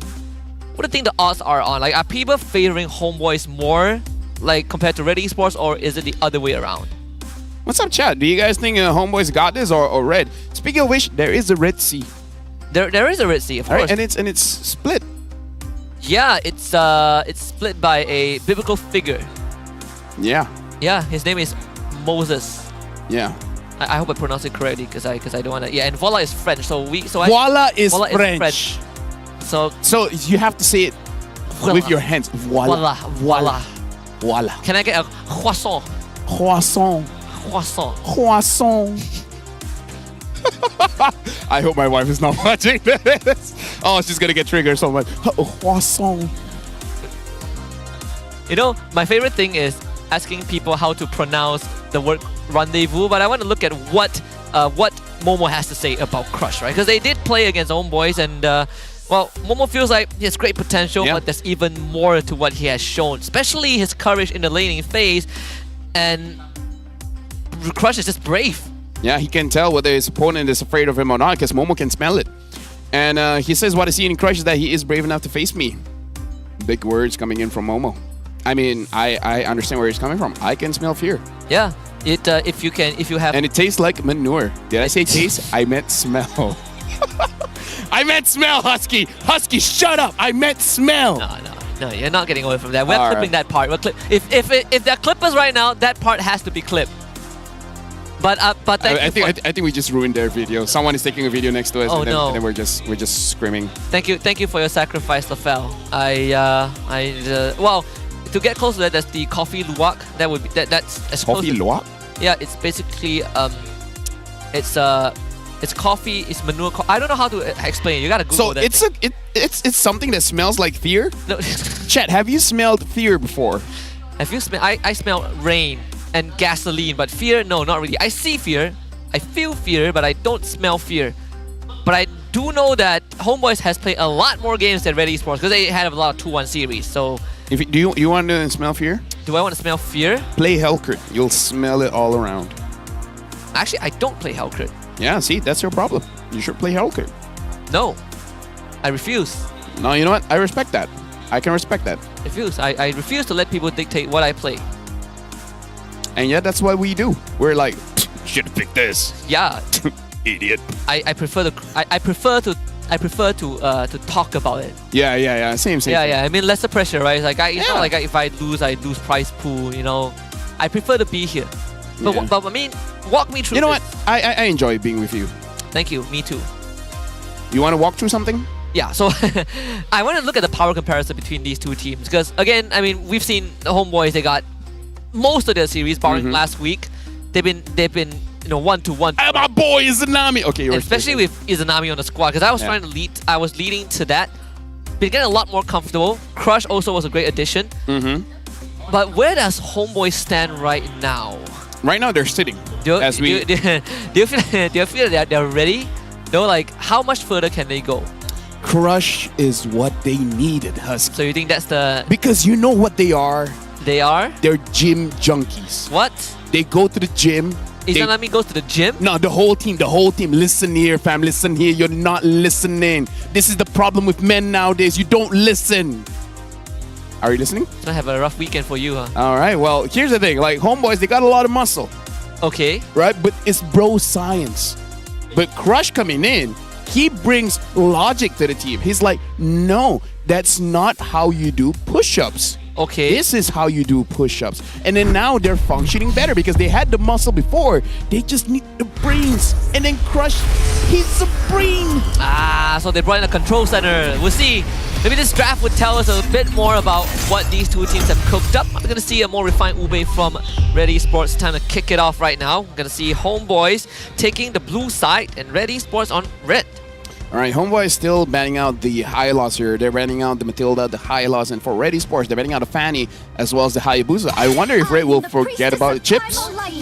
It could happen. You know, just saying, it happened before. First chip game in the season. No. There has been a chip game before. I think it was Toda that let it go. All right, but either way, Red banned it out. But yes, if I'm not mistaken, someone let it go to Todak, if I'm not mistaken, or Todak let it go. And then they lose because of it. But that was a chip game. I casted that game. So Todak lost that game. Todak used it, I think. Todak used it? Either Todak let it go or Todak took it. Either way, whoever But it was the chip wins. Chip wins. Chip wins. Yes. Sand rises when I give the word. So we got... I heard Todak uses it. And then they won. After checking the records, yeah. Thank you very much, Zipper. So we got the Khalid first pick this time. Is his name Zipper? Wait, well no, it's a code word for No, his name is Daniel. Yeah, but I don't get it right. No, dox him. All right. Well, Khalid first pick. Yeah, so Khalid, we got the Phobius. What else? I mean, Nolan's still up. There's still the Link. Link hasn't really been picked too much. People have been gravitating more towards the Julian. Now we're just sounding racist. Yeah, it's Julian. Julian picked up alongside the Phobius. Right now for Homebois, they're picking on the Chow. What's going on with the Chow? But this should be a Chow room. So no problems there. Yeah, fine. I mean, we've had our meal of 2 Cho XP, so it's good to see you. Hi, Sira. Vamos let go of the chip. Vamos let go of... Yeah. Such a Vamos things to do, right? Such a Pops thing. Such a Pops thing to do. It's like, what's the worst that can happen? I mean, we know we're going to lose, but hey, give it a shot, you know. They still won the series, though. Anyways, I think an Aurora pick here will be good. Aurora, yeah. Or Vexana, Aurora. The class that's supposed to let through, right? So yeah, so they pick up the Nolan, of course. Either or. Yeah. They're like, we don't need those two. Yeah. So Loyi for Red. Well, we gotta think about Red here. They're really an Ube strat, and having the Lui, just having the extra mobility to move around the map is great. So what Homebois has to be looking out for is what is Grace gonna be picking up, because Grace Hero is gonna be the backbone of the team. Right? It's the peanut butter to a peanut butter bread. It sticks things together. Have you tried using peanut butter and spread it on bread? It's not good. I don't know why people like it, because it breaks the bread apart. off yeah, topic. I get what you mean. Yeah? I get what you mean. I get what you mean. It ruins the bread unless the bread is like toasted. Yeah, well, I've had both versions. I enjoy peanut butter a lot. But if I'm looking at my sugar level, then probably not. Yeah. But I do wonder with what Red has right now and looking at Homeboi's opening draft, are we leading to Homeboi's being able to move faster than Red, even though there's a low E, or is it other way around? I'm looking to the future. You know what I see? All right. This is how they win. Gank mid all the time. Gank mid? Like Homeboi's gank mid or Red gank? Homeboi's gank mid. Gank mid, and then go inside jungle. Boom, bang, bada, bing. You got map control. Spim, spoom, sparadim. And then you'll win the game eventually. That's too much? Correct, right? Mid lane is the shortest lane. You gank mid, you go jungle, you take all mid towers, and then you break the crystal. So Aurora gets banned now, so that was out of question. Rafaela. Good ban. A lot of respect towards Grace also. Don't give the mobility, man. It's too much. It's too much. Now Red picking up the Gato Kacha. Now let me think about this. Red. Beatrix. Beatrix, huh? Maybe the Beatrix. It is one of Owl's more favorite heroes. If you don't want a Beatrix, Moskov? He can use it, and it does make sense in this kind of draft, but I feel like for the Ube strat, if you're using a close range or mid-range marksman, it puts you in too much of a team fight kind of thing, except not really a Ube kind of thing. Like you want to be together, right? Yeah, you want to be together, and you don't want to get yourself in trouble. So we're not looking at Moskov or carry. I mean, just according to that line of logic. Yeah, so for Homebois here, they got a way to go to the back lines. The Vexana is still open if you really want that to go up against Red. I don't know how it feels against the Louis. But either ways, they're picking up the character. And the Jushin, 0% win rate, by the way. Yeah, Jushin has not had a good time. I remember the first Jushin loss, or at least the one that I remember was Udio. Udio was on Jushin, they were against SRG, and that was game 3. But the other two Jushin also didn't really deliver the result. That's why we haven't seen Jushin get banned as often. The Bruno, which, I mean, you did say something like a Bruno Rafaela previously, right? Yeah, you need a bit of range when you're using the Ube strat. Where does Bruno stand in the meta though? Like, I mean, this is an isolated case, of course, for Red, but overall, where is Bruno as a hero? Remember when I said, I don't know if I said it on stream or off stream, but the problem with Red is tempo. Right. So how do you pick it up? Having a very good marksman that doesn't really need all those items. One item, and you can kick balls, right? Yeah, you kick balls, you get more crits. Yeah, and so Red, with this kind of draft, their tempo is much faster. They can start controlling the turtles, and they can start forcing fights around the Lord. This Bruno makes a lot of sense for their lineup. I would assume for Homeboi's side, team fighting isn't really the easiest thing to do into Red. We'll see if the pickoffs is going to be the direction that lead into Game 1. Kicking off right now, we will load into the land of Dawn. Homebois getting blue side and RED Esports on Red. Yeah, right now, again, it's really about the tempo here because I feel like Red, with this kind of lineup, they're playing their comfort. They're not specifically drafting to outdraft Homebois. It's really about understanding what they want to do and the heroes that can do it very, very well. So again, for Homebois, a lot of ganks I'm looking at here. Mal already going for and rush. I feel like we've seen this before. We definitely have seen this, right? They will at least get a trade back onto Crush. But Izanami is going to stick onto Grace. The Lantern pulls him back. Take Kundo. Mao, Grace turns around, revitalize, heals up. You know what the saddest thing was? What's the Sensui hit in the bush to not get spotted out, and he still went down. Yeah. Right now, Amal trying to steal away as much farm as he can. And Crush, this is his defining factor as an EXP laner. He doesn't stay in lane. He moves around the map. He is there when you don't expect it and when you need it.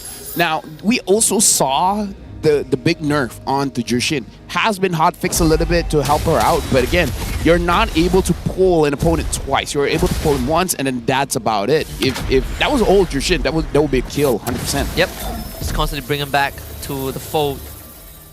So, I mean, RED Esports, it definitely did get slowed down a little bit. Sensui is at least 2 camps behind Amao. But he will, I mean, he's a Julian, right? He hits level 3, he unlocks himself anyways. Now hits 4. But with Crush going down with that early maneuver, Irish gets an advantage on the top side. It doesn't sound all too bad. I feel like it's fine because Crush is a player. He's very much willing to sacrifice himself for the greater good. He's not a selfish player. That's the best way to describe him.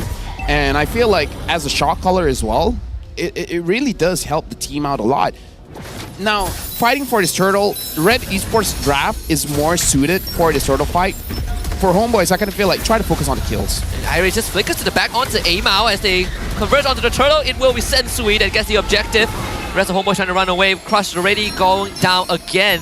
Izanami pulls Sensui back, but not really the target you want to look for. So RED Esports now wants more than just the turtle. They want the purple buff as well. Amao can't get close for the secure. Absolutely zoned out by Iris. Grace as well with the taunt. So at the end of the day, RED Esports playing the tempo. Again, this is what it's designed to do.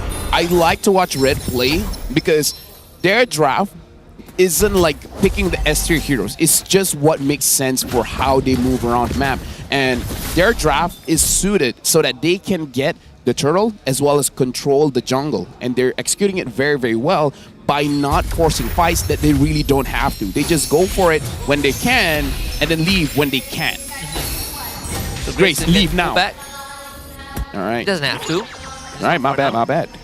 Wow, so Iris is 2 full levels ahead of Crush right now. After this wave, Crush will hit 4, but this is such a big lead generated. I would like to see Homebois ganking Crush's lane. Like, he helped them out. Maybe help them out a little bit too. Or, but here's the thing. Phoebe is not the easiest to gank. No, I mean, like, I feel like it could be a Crush thing to say as well. It's like, don't come my lane. I'm level 4 and he's level 5. I'm winning. What are you guys talking about? It's about mindset, Husky. True, that's for true. him. It's like losing a level doesn't mean I'm losing lane. What are you guys talking about? Oh, we'll see. They can do more from this. Oh, this divergence. Izanami spots it out. He's gonna get vacuum back. But Mao will have to be sacrificed though. Avatar to Garland. Grace connected onto Mao. Amao from the back. Crush shows up as well to take out Kim first. So also joins the fight. They pull Grace back. Grace, he was out with a passive again. The worldie from Ao forces Homebois to disperse. And RED Esports move, that one didn't pay off. But that was a good catch from Izanami. That's how you smell suspicions. He didn't smell fear, he just smelled sus. Wow, that's the presence of mind. That could have turned disastrous for RED Esports. All things considered, they didn't really lose much. They only lost Kim. And with Crush getting the kill, essentially recovering a bit in that lane also. He deserves it. Yeah, he deserves it, man.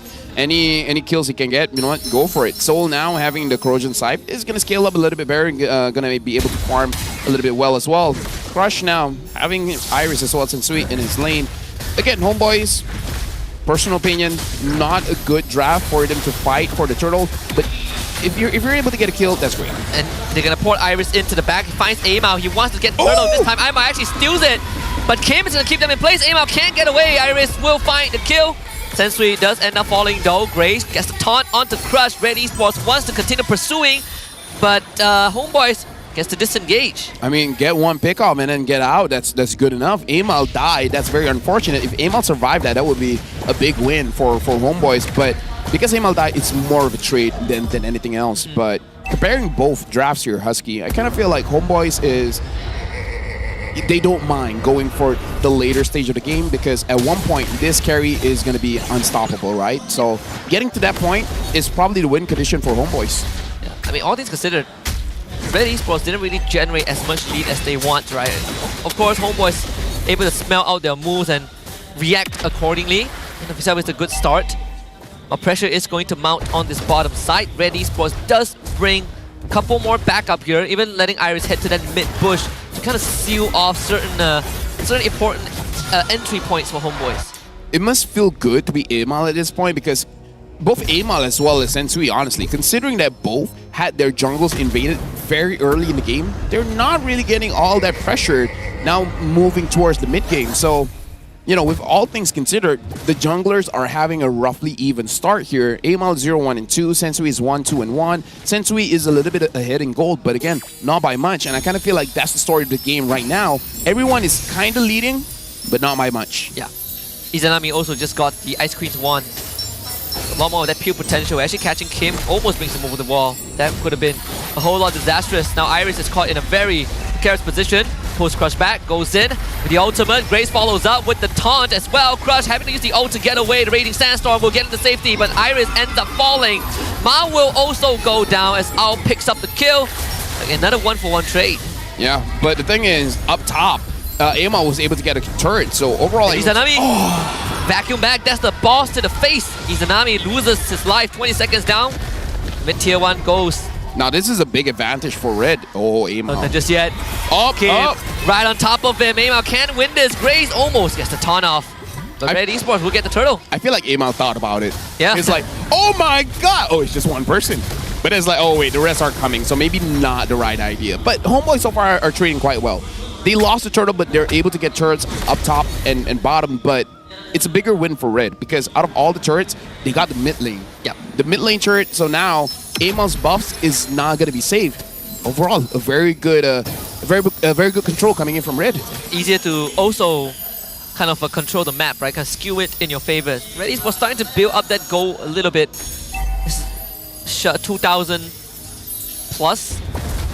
Now he's having a fantastic time so far. Throws out the Worldie even, really wants the turret. We'll get it. He gets what he wants. Yeah, so it's really on the front lines here, making sure that they have enough defense to actually deal with the Bruno, because the Bruno does a lot of burst damage, but Twilight Armor does answer that quite well. That's the conceal. Rub spotted out, and Mao is the backline, but Kim reacted in time, so he gets to safety as Crush goes down. Katakacha shows up, destroys a Mao. Mao and running away from that double kill. Going over to Ao, 4-0 on this Bruno.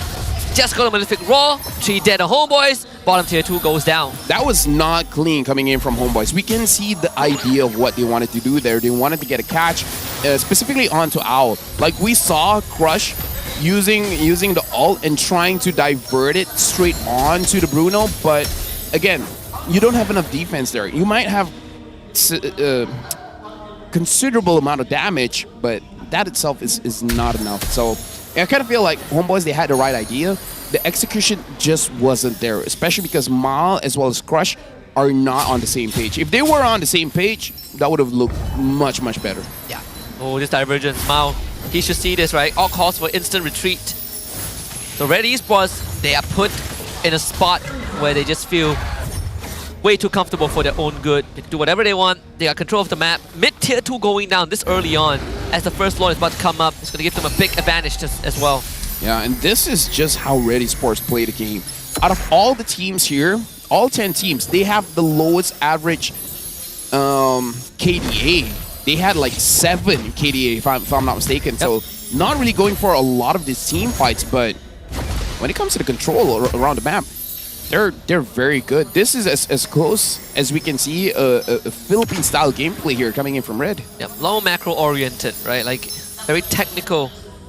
So RED Esports gets full control of the Lord Pit. Aima has to get his purple and potentially deal with the top wave.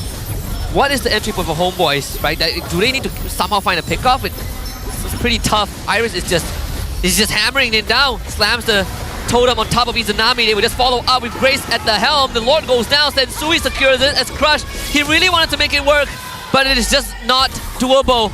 Wishful thinking from the side of Homebois. Divergent from the side of RED Esports. Kim misses his dispersion, but it is fine. RED Esports still gets the Lord. Very good juke coming in from Crush. Homebois, they're just split. And the problem is, they're using Izanami as a tool to open up the map. That is what I've just noticed with the draft. They don't have a lot of ways to actually enter the bushes, and that's hurting them right now. Yeah, Zidane Mao, Crush. It's not that they have much choices either. Izanami actually able to bring Ao back. Ao uses the Purify, but a bit of overextension. Ao goes down. So will find a killing spree for himself. So Homebois, maybe it's an opportunity to bring this back even further, but RED Esports will disengage. So Izanami is taking a lot of responsibility here because he's a utility mage all the way through. He's opening out the map and everything, and he was able to get Ao out of position. So that's a W for Izanami, but this is very much a double-edged sword.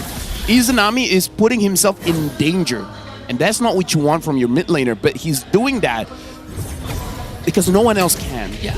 Right? No one else can. That's the biggest factor here in this lineup. The silver lining is that Soul hasn't gone down once just yet. He has a Magic Blade. 3-0 on the carry. If we want to wait for someone to hit a critical mass and carry the game, it will be Soul. Yeah, I mean, he has 4 items. It's now or never at this point. But I would appreciate if,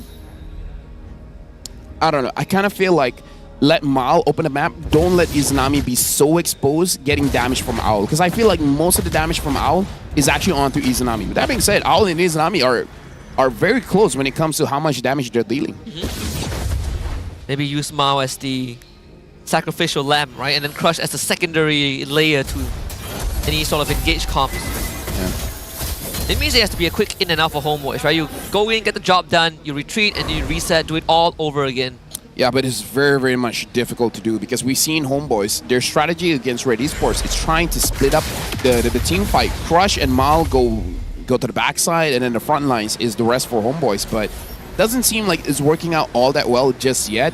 Just for the simple fact that Crush as well as Mal, they don't have enough defense and they don't have enough offense. So they don't have enough of anything to really be backline threats. Yeah, so your backline diver dies, and then your front line that's supposed to be controlling the fight also kind of gets picked apart. Homebois are trying to play the map for sure, planting both A-Mao and Mao in that bottom side. If they can find Sensui before this Lord spawns, it will be massive, but it doesn't seem to be the case. Yeah, looking at both gold laners here, Owl is 6-1-2, Soul is 3-0-0. You know, relative to how the game has been going, both gold laners are doing quite well. 6 kills over to 11. Homebois is definitely on the back foot here. RED Esports controlling it very, very well. Looks like they haven't spotted A-Mal yet, but Grace is going to find him out. And that's going to force Homebois to relinquish control of the map. And Owl is so strong right now. Oh, yeah. He is incredibly lethal. Izanami gets found. The Iris, Crush, instantly hits the backline with the flicker. Actually finds Owl and Kim, but he just does not have the defense, LaFell. Like you said, Owl just picks him apart. Grace is now controlling A-Mao. Soul does find a mega kill though by taking down Grace, but he needs to do a lot more than that. And RED Esports is not giving Homebois the space. EXP for Rome, I can see what Crush is trying to do. He's trying to be just a distraction. And again, it's good that he's not being a selfish player, but at one point you got to realize when enough is enough. You might not have enough firepower in the tank to actually do what you want to do, right? He wants to make that play, but no one is able to move with him. He wants to move forward, where Homebois, they want to kite back. This is where we see the Soul Crush duo not actually syncing out, where Soul wants to move backwards and Crush wants to move forwards. You get Iris, it cancels the kick. So Mao is now calling a rough spot. He's not getting out of this one. Good cancel for RED Esports. A-Mao wants the backline. The ball to his face. He escapes with his life. But with Soul going down, this could be the soul-crushing defeat for Homebois in Game 1. Crush also went down for the 5th time. And RED Esports have a clear path down the middle lane. Down to Izanami and A-Mao to somehow keep this alive. There's 1 minute wave. If they can clear it out, they can buy time. RED Esports, they know they just gotta keep the rest of Homebois away. Purify used by Owl, goes onto the crystal. Minute wave cleared out by Homebois. They stay alive in this game. Iris also goes down. Yeah, 1 more minion wave, but looks like RED Esports, they're gonna play the safer route. They're gonna try to get this top inhibitor, but looks like Izanami is able to ward them off. And Husky, let me just say, that is a very clear showing of how a bad engage can kill your carry, right? Mal tried to go in, the kick was canceled, he kept on trying, had a back kick, but you put Soul in a very bad situation because Soul trusted you that you could deliver a kill onto him, right? Trust is a double-edged sword. It can make you look good, but it can also make you look foolish. They smell something in the water. Mao again, an attempt to kick, denied. Crush gets the back line, but the result is the same. Insanity. He's trying the same thing for a different result. Maybe Soul can turn it around. He still has got it in him, but his teammates are getting slaughtered. So RED Esports finds 3 kills. Now Homebois is down to Soul and Izanami. Once more, the pillars, the backbone of the team. And Kame is going to move forward. Misses the dispersion. Out, looking on the crystal. Soul not allowed to go home, and now he's just going to tap the crystal down. Homebois will not stand. RED Esports takes Game 1. RED Esports again with their Ube strat, focusing on the macro play, able to take game number 1 over Homebois. But I gotta say, it's a good start to the series. Oh, definitely. We were expecting we're asking the questions, right? Where is Homebois going to stand right now in the power rankings? How is Red going to fare up against them, considering that the positions these two teams are at on the leaderboard? With Red taking this first win, I think it really sets up a good precedent for the rest of the series. If Homebois even, have the audacity to make any adjustments to do with this comp that is so fast-paced.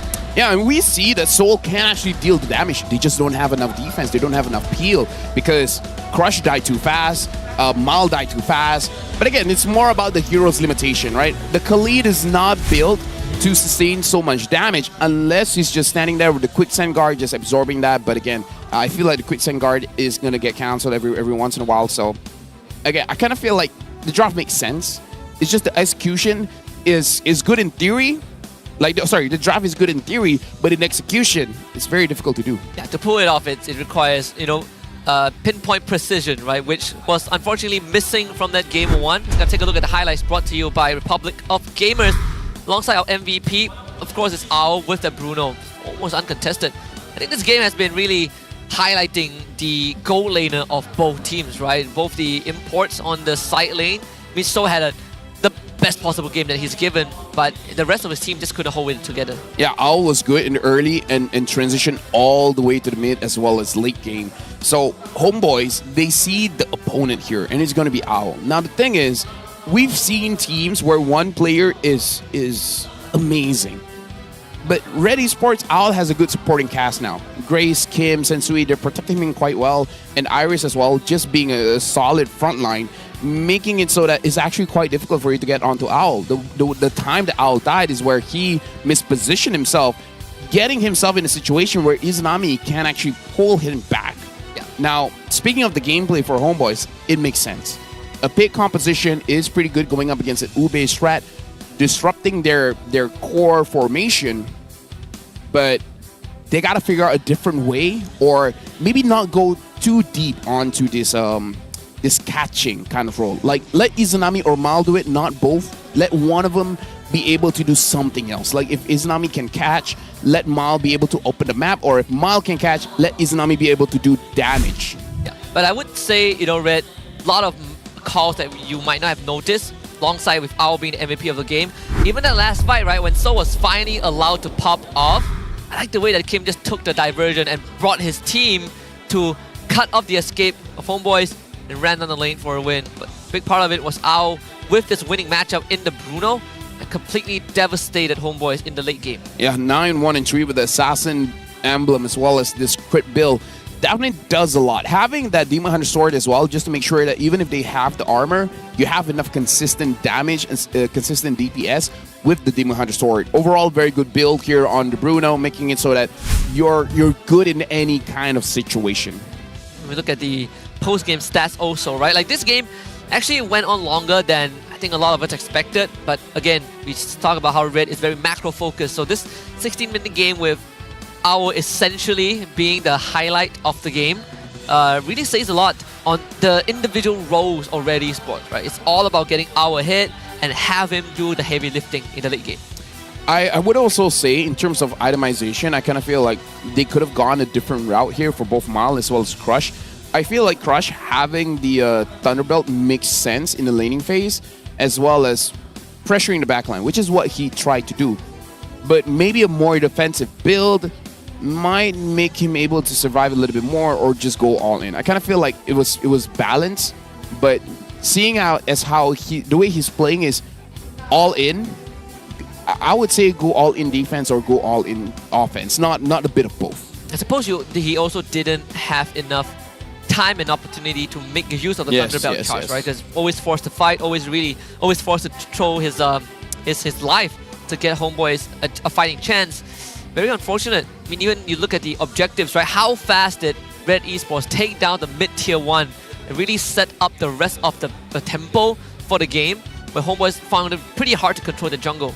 Yeah, Homebois, they really need to figure out how to disrupt RED Esports here, because so far, they're just playing their game. At this point, I don't think they're even looking at the draft for Homebois all that much. Homebois, whatever they're picking up, it has to be good, and sorry, but every week people are talking about Mal. Mal has to step up for this one. Yeah, but I almost can't blame him. I feel like this game, it's hard to kick anyone. Yeah, it's a very tough game. Right? Situation, look at the circumstances. I agree. I think it's a tough situation to be in. But I would also say that he has been put under a microscope, right? Like, which Mao do you get? Do you get the Mao that wins you games, or do you get the Mao that kind of, makes mechanical mistakes? And I think this game is neither of them. It's just a tough spot to be put in. But I would say that Khalid and Gatot Kaca today has been the flavor of all the teams that we've seen. Yeah, Gatot has a better showing so far, at least for today. We're gonna see if it stays consistent for the rest of the week here, but overall, yes, the Gatot Kaca does a lot. And the thing is, you want to kill the Gatot Kaca, it's tough, man. It's tough. It's pretty tough. It's pretty tough. Dude, Beloyski needs to be a coach, man. He comes out with the wackiest things and it works. Popularizes. It works. Even some technologies that he came up with still not used until today because no one else knows how to, right? Like, exactly. Sassy Roam was like, who in their right mind would pick a Natalia Roam or Saber Roam? No one except for Beloyski. So it's one of a kind. Hall of Famers for this game is all from RED Esports. Al getting the rich guy, the carry, Sandbag going over to Iris, and Kim as the best wingman. Kim transitioned very well into this more supportive kind of role, because before this, Kim was a very in-your-face kind of mid laner trying to force out mistakes. But nowadays, he's just like, all right, I'm going to play discipline. I'm just going to play for my team. And he's maturing more and more to be a real professional player where he's not just thinking about himself. This is a very good development for Kim. And it's also on top of him knowing that, okay, I have a team that can carry the weight anyways. Yeah. Might as well be the supportive force, right? I think that's kind of the trajectory of most mid laners we have in MPL Malaysia. Play the utility role, help your team get that victory. Marquise is a good example also. We just saw that. Under progression, we do see the Izanami going for the first item, Ice Queen's one, but you kind of wish that Homebois have a beefier front line. Yeah. Wasn't really present this game. And looking at item progression here as well, Owl is prioritizing the Haskell, interestingly enough. So he's prioritizing actually staying in the fight for as long as he can, and then later on going for the Berserker Fury. So he's not trying to speed up the game all that much. He's just trying to make sure that whenever he is engaging in any kind of fights, he's able to survive. And he survived very, very well. And again, Haskell does have crit now, so a lot of damage from that one item. Yeah, and also it helps against the carry, right? Like if someone wants to man fight him, he just wins out by sustaining with the Haskell. So I like it. So far, Ao has had a great showing, right, in MPL Malaysia, and he's doing it with style, just like how you could with JD. You can up your game in style with JD, look good, play well, win games, get chicks, and yeah. I do like chicken. Yes. JD Sports. JD Sports. Shout outs to them. Get the Riz, get past the vibe check, get the W's, get married. Yes. Get married with JD. Get married to JD. No, with JD. With JD? With JD. Wear nice shoes on your wedding day. Yes. Or someone else's wedding day. Get a good kicks. You go to someone's wedding, you wear JDs, you are now the groom. Unofficially. You are in the spotlight. You are the main character. We'll figure that out. But for now, I want to hear what Rose has to say in our upcoming offstage. At this point, I'll pick anyone. So, Rose, it's yours. Selamat datang ke MPL Offstage yang dibawa khas oleh Hotlink. Dan sekarang ni, Rose sebelah orang daripada Homebois. Tengok dia tengah pakai jaket Homebois. So, cuba you introduce yourself kepada audience kita dan apa role awak dalam Homebois? Hai, Assalamualaikum semua. Saya Sira, BA Homebois. Alright, dia nampaknya malu sikit. Tapi tak apa. Rose ada. Janganlah malu. Okay, tadi dia bising. Sekarang tiba-tiba sunyi pula. Okay, Sira. Now, kita nampak that Sira setiap game Homebois datang. Setiap match ada. So, in 5 weeks, apa beza dengan Homebois daripada minggu pertama, in your opinion? Jujur cakap, saya rasa banyak peningkatan. Saya just harap diorang dapat tingkatkan lagi prestasi diorang untuk next game ni. Bounce back. Sira rasa Homebois boleh ke tak masuk playoffs lagi? InsyaAllah. Doa yang baik-baik. Alright, now kita nampak daripada first game tadi, dia agak bukan one-sided tapi dia agak like back and forth lah kan. Awak rasa Homebois boleh tak reverse sweep 2 game straight untuk mendapatkan mata kemenangan hari ini? Hopefully yes, sebab nak tak nak kena juga. Nak tak nak kena juga. Excited tak esok pas lawan Vamos? More to nervous. Excited juga tapi more to nervous lah. Kenapa nervous? Tak tahulah. Tak tahulah. Ke nervous sebab tengah depan kamera ni? Sabar. Okay, apa yang you boleh cakap kepada player Homebois dekat bilik tu sekarang ni? Mungkin boleh bagi kata-kata semangat sebab diorang ada lagi match dan kalau diorang menang game kedua ni, maksud tu ada chance untuk reverse sweep. Okay, untuk player Homebois, reset balik, jangan stres. Yang dah lepas, biarkan lepas. Sekarang fokus dekat next game. InsyaAllah semoga menang. Alright, we love that. So, terima kasih kepada Sira. Thank you for coming. And with that, mari let's show it back to the casters to start the second game in this best of 3 series. So, casters, silakan. Oh, thank you, Rose and Sira. Wise words. Just let losses be losses and focus on the wins. Yeah, that's what I always tell people. Let shoes be shoes, shirts be shirts, and let X's be X's. X's be X's, and combs be combs. Yes. Am I saying lies? No. Facts. Only spitting facts on this desk. I spit on you. You give it the facts. Yeah, there you go. Now looking at Homebois, they're looking well prepared. And again, I feel like that game, like we've seen a lot of games, Husky, right? We've seen one-sided games. We have. We've seen games where a team won where they shouldn't have won. I've seen MAL games. Honestly, this game is not bad. It's actually pretty good. Both, like, Homebois put up a fight. It's just that Red played their draft very, very well. Yeah, I think it's less of a team playing poorly and more of, the other team having a better time executing what they have, right? Yeah. Again, it's I think if you are watching a RED Esports game, you have to, forgo the mindset that this is going to be bloody, this is going to be a lot of outplays. It really comes down to the technicalities. We do have a WhatsApp chat because we talked to one of the players. This time it's from Homebois. We talked to So, and we asked him who started using 1-1 first in MPL, and he said I think Benny Cutie used it first, but he knows that he started in scrims and he's the one who started picking 1-1 with Angela in scrims. Again, why do they get to talk about scrims? Now they're even talking about the heroes. Yeah. They're leaking scrim technology. That's not good. Oh my goodness. I feel like at this point people just hate me. Yeah, I think that's correct. People just hate us. I mean, you, maybe me by the end of the day, but yes. It's okay. It's okay. Hate is a part of love. Yes. That's what I tell my wife. There's a famous Mandarin saying that says that if people scold you, it's out of love. If people beat you, it's out of care. For me, I would beat people out of passion. You beat people out of passion? That's bad, isn't it? Yeah, I mean, I can get with it. Yeah, It's pretty good. I like it. What's up, Chad? Do you guys have passion? Don't confuse passion with psychopathic tendencies. All right. My bad. It's on me. Now we're jumping into the draft here, where looks like RED Esports will be having the first pick, Homebois second pick. Homeboi's batting out the Chips as well as the Matilda. Red actually batting out the Khalid, respecting the Khalid, even though Homebois couldn't get the W. They do respect the value that the Khalid brings, right? Like gave Sensui quite some headache with the earlier first blood, but also we've seen Crush landing those pretty crucial dives to the backline, so you don't really want to give them the ammunition. Hylos gets that through, Nolan gets that through, Gato Kacha gets that through again. RED Esports can first pick Gatot if they want, just like game number 1. I wonder what other hidden picks is like so good that we just haven't seen yet. Picks that are good that we haven't seen. Karina. Oh, too much?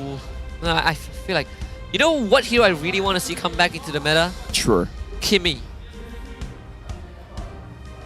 Because I feel like she's forgotten. Who's Kimmy? See? Exactly. I see a lot more Granger than I do see...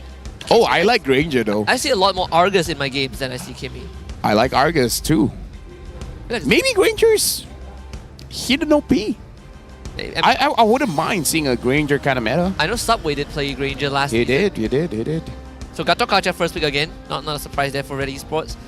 So all Gatot games have been a win as far today. Vamos won with Vamos won, and then MV won both games with Gatot. And then just now Gatot on Red also was a win, so it's 4 out of 4 today. I'm the priestess primal lightning. Well, Edith got picked up here, and looks like the Valentina. Oh, I don't know how to feel about this one, Husky. I know my boy Izanami is pretty good on the Valentina, but remember what I said, not letting the roamer as well as the mid laner doing the same job? I don't know. Don't know how to feel about this one. Pretty early Valentina pick as well. I mean, Yeah, very early. So we get the Loi and Julian. So I mean, RED Esports, they don't really have to change much. You know, the only thing that's changed is that there's no more Phobias because Homebois did ban it out. But there's plenty of solutions to a Phobias, right? Like you could still put Gatot XP. There is the Cho that is open. Cho hasn't been looking good today. No, it has lost all 3 games. Cho is a good hero, but I don't know. Sometimes you just gotta see the mojo of the day, you know, like the feng shui. Yeah, today's feng shui is not good for Cho. His fighting style does not pass the vibe check. Yeah. So Nolan gets taken by Homebois again. Oh, Amal gets a second chance on it. We hit into the second phase. I mean, Rafaela is always going to be a consideration if you're on Homeboi's side. Yeah, but I don't know. I kind of feel like Grace is good enough on the Gato Kacha that you would consider Grace just picking it up. So maybe ban out the Bruno. I feel like it's worth a respect. So yeah, Bruno ban, and then maybe the Claude as well. So you ban Bruno and Claude, and you get to take away the gold laner first as well. So Harif is going to be out of the question for sure. I suppose they could still take the carry for themselves if you're Homebois, right? So you steal it away, and then you leave Red with... I feel like Homebois can't pick up a carry on Moscow here, because you're going up against a Louis and a Julian, where both are really good against mid lane, not mid lane, like mid range matchups. Like you need something with a little bit more range. So Nathan, I feel like Nathan is good. The Beatrix is also in the conversation. It's our show. Yeah, so yeah, call the Claude ban as well. What else? Yeah, I feel like it's just very risky picking up something like a Moskov in the carry. so the ban at 1-1. Actually, yeah, the 1-1 might have been a good pick here. Yeah. Especially when we did see So does play the 1-1. I'm actually okay with a Nathan pick here. It's just that you got to be careful of the divergence coming in from the Wu Yi. That's all. I mean, I still see a few options for Red to get on top of the Nathan, but it's definitely not as straightforward as trying to just dive a carry or a Moskov, right? Nathan does have pretty decent laning. Now that you took away the Bruno, it does give you a lot more breathing room, I guess, as Homebois. You get to dictate what you want. And I mean, we saw Melissa today. That's true, but it's also sort of a mid-range hero. Yeah, that's true. You do, like, with this much AoE, I don't think you survive. Oh, so they go all the way back to the carry for Soul. He has to be very confident here, because let me ask you this, Husky. Looking at the 4 heroes that Homebois has, does he have a lot of protection? No, not really. I mean, when you look at game 1, it's the same situation too. But I would say, I guess when So reflected on game 1, he doesn't feel too bad about it. It didn't go exactly the worst. He still ended the game with a pretty nice stat. He just needs to survive the early phase. So you did call the Beatrix pick in game 1. It's going to show up here for Owl, and then we get the Arlet.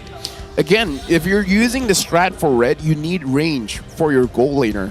Or it's just an Owl thing, right? Owl just wants a lot of range. So he loves the Brunos, he loves the Beatrix, the Claude has decent range as well. And yeah, that's why I don't like the carry pick. I hope I'm proven wrong, but as it stands, I don't like the carry pick. I don't like the Valentina pick as well. I kind of feel like a few picks here are very, very early. I think on Red side, particularly, when you have the first 2 picks, you gotta have some power picks, right? Valentina doesn't really fall into the category. Well, let's see, Homebois, how are they gonna adjust to this? We also get to see where this Edith goes.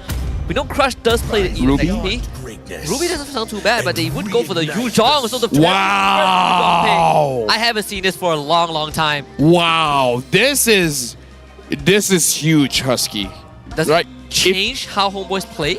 Yes, because it doesn't change how they play, but it fits what they wanted to do in game number 1.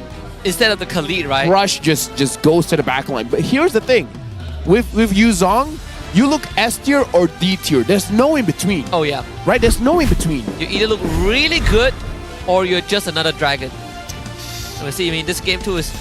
Here's the thing. Like, the Yuzong can work well against the Ubis, right? Because they all want to clump up together. And look at this. No one has a Purify. No one has a Purify. Who defends the backline of Red? No one, right? Yeah, exactly. So this Yuzong can be big. But again, this is Crush's test. If Homebois wins, even if Crush is 0-7-0, give him the MVP. I agree. So game 2 is going to go underway right now. It's crunch time for Homebois. RED Esports needs one more to clean up house. They will be on the blue side. Homebois on the red side this time. Right now, looking at the situation again, I'm most interested to see how the EXP lane matchup works out, right? Because that's gonna be the reason why you win or lose, essentially. For RED Esports, it's really about controlling that turtle. Looking at the draft here coming in from Homebois, not really a good turtle draft. Yeah, there's so much chunk onto Mao already. Just with a bit of that yin-yang reaction and grace. The Homebois are putting a lot of emphasis on getting A-Mao a hit, right? As usual. But I want to see that first turtle fight. How is Crush gonna leave the lane and have an immediate impact in that first 5 minutes? Yeah. Right now, honestly, for Homebois, looking at the lane matchups, they're not looking all that good. And that's boy. Like I said, you either look S tier or straight up D tier. But that's also props to RED Esports for identifying kind of the pivot point for Homebois, right? Like who can make the biggest impact. They looked at Crush, they recognized that this Yuzong is going to be a problem. If we shut him down, it eliminates him as a influencing factor for the next few minutes. Now the fact that both Sensui as well as Iris is able to get a lot of the gold plating there. They got the whole thing. Yeah, they got the whole thing. So this is a very big swing for Red. And look at Crush. He's not able to move forward. That wave is being frozen. He needs to call for help. Now help has arrived. Izanami, Mao. How is it going to go down? It's going to be the second kill for sure. Even the Fracture doesn't have enough damage. And Red is just a lot more prepared for this. This is not looking good for Homebois. Oh, not at all. Not looking good. They took a risk. Yeah. They can still work out, but not going to be easy. And it's more on Red, really, the troubleshooting from Red, right? Allowing them to give themselves this opening. It's less on Homebois and more on Red. You can argue that Homebois should have allocated a lot more resources, but people do expect Yuzong to be a lot more self-sufficient. In this case, he hasn't been hit 4 after the first turtle.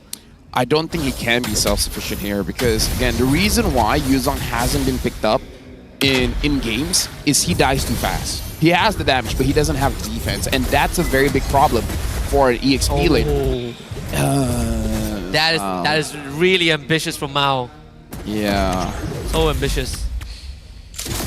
Right, so you have to look at Crush to set up the fights here because I don't know about you, Husky, but Mal hasn't been hitting it. No, not today. Not for a while. Even the move just now, right? The attempted flicker onwards. I mean, you do get the flicker out of Kim. It's not a total loss, but man, that really looked like they wanted to force something to happen.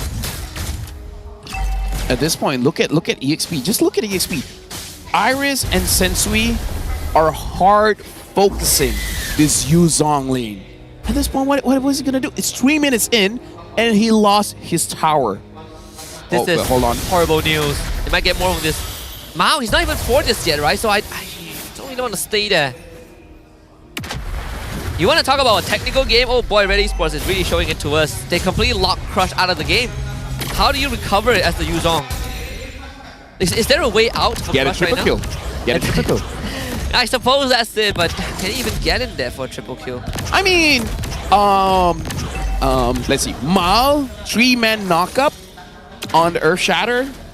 And then Amal, good fracture, and then Crush kills all of them with the Petrify. I know. The Petrify triple kill. You were saying that he can win the game as 0-7, right? So he needs 6 more deaths. 6 more deaths? 6 more deaths to it's hit not that hard. Mass. Yeah, it's not too bad. Finally got his boots, very early encouraged boots as well. He understands that He's not going to have a good game. He's been relegated. Second roamer. You gotta somehow make it work. Now, Homebois, they're pulling the turtle towards their side. That's very ambitious. Again, I feel like the turtle should not be their target here. Get kills. Yeah. If you can get Sensui, amazing. I don't think you should even attempt to go for it. That's a miss onward, so that's bad news. Iris, final slash. Mao, he's caught. Doesn't even get to use his ultimate. Turtle goes over to the side of RED Esports. Crush comes in with the ultimate, but this big black dragon not as strong. Izanami getting chased away. Stole the diversion. Not even get to use it, okay? What a spot to find himself. It means Izanami dashes away and maybe Crush will finally turn it around. Finds the kill. Iris flickers forwards. Finds him as well. Both mid laners go down. Crush now on the run. Able to retreat. But 5 minutes in Lafell and mid tier 1 has just fallen.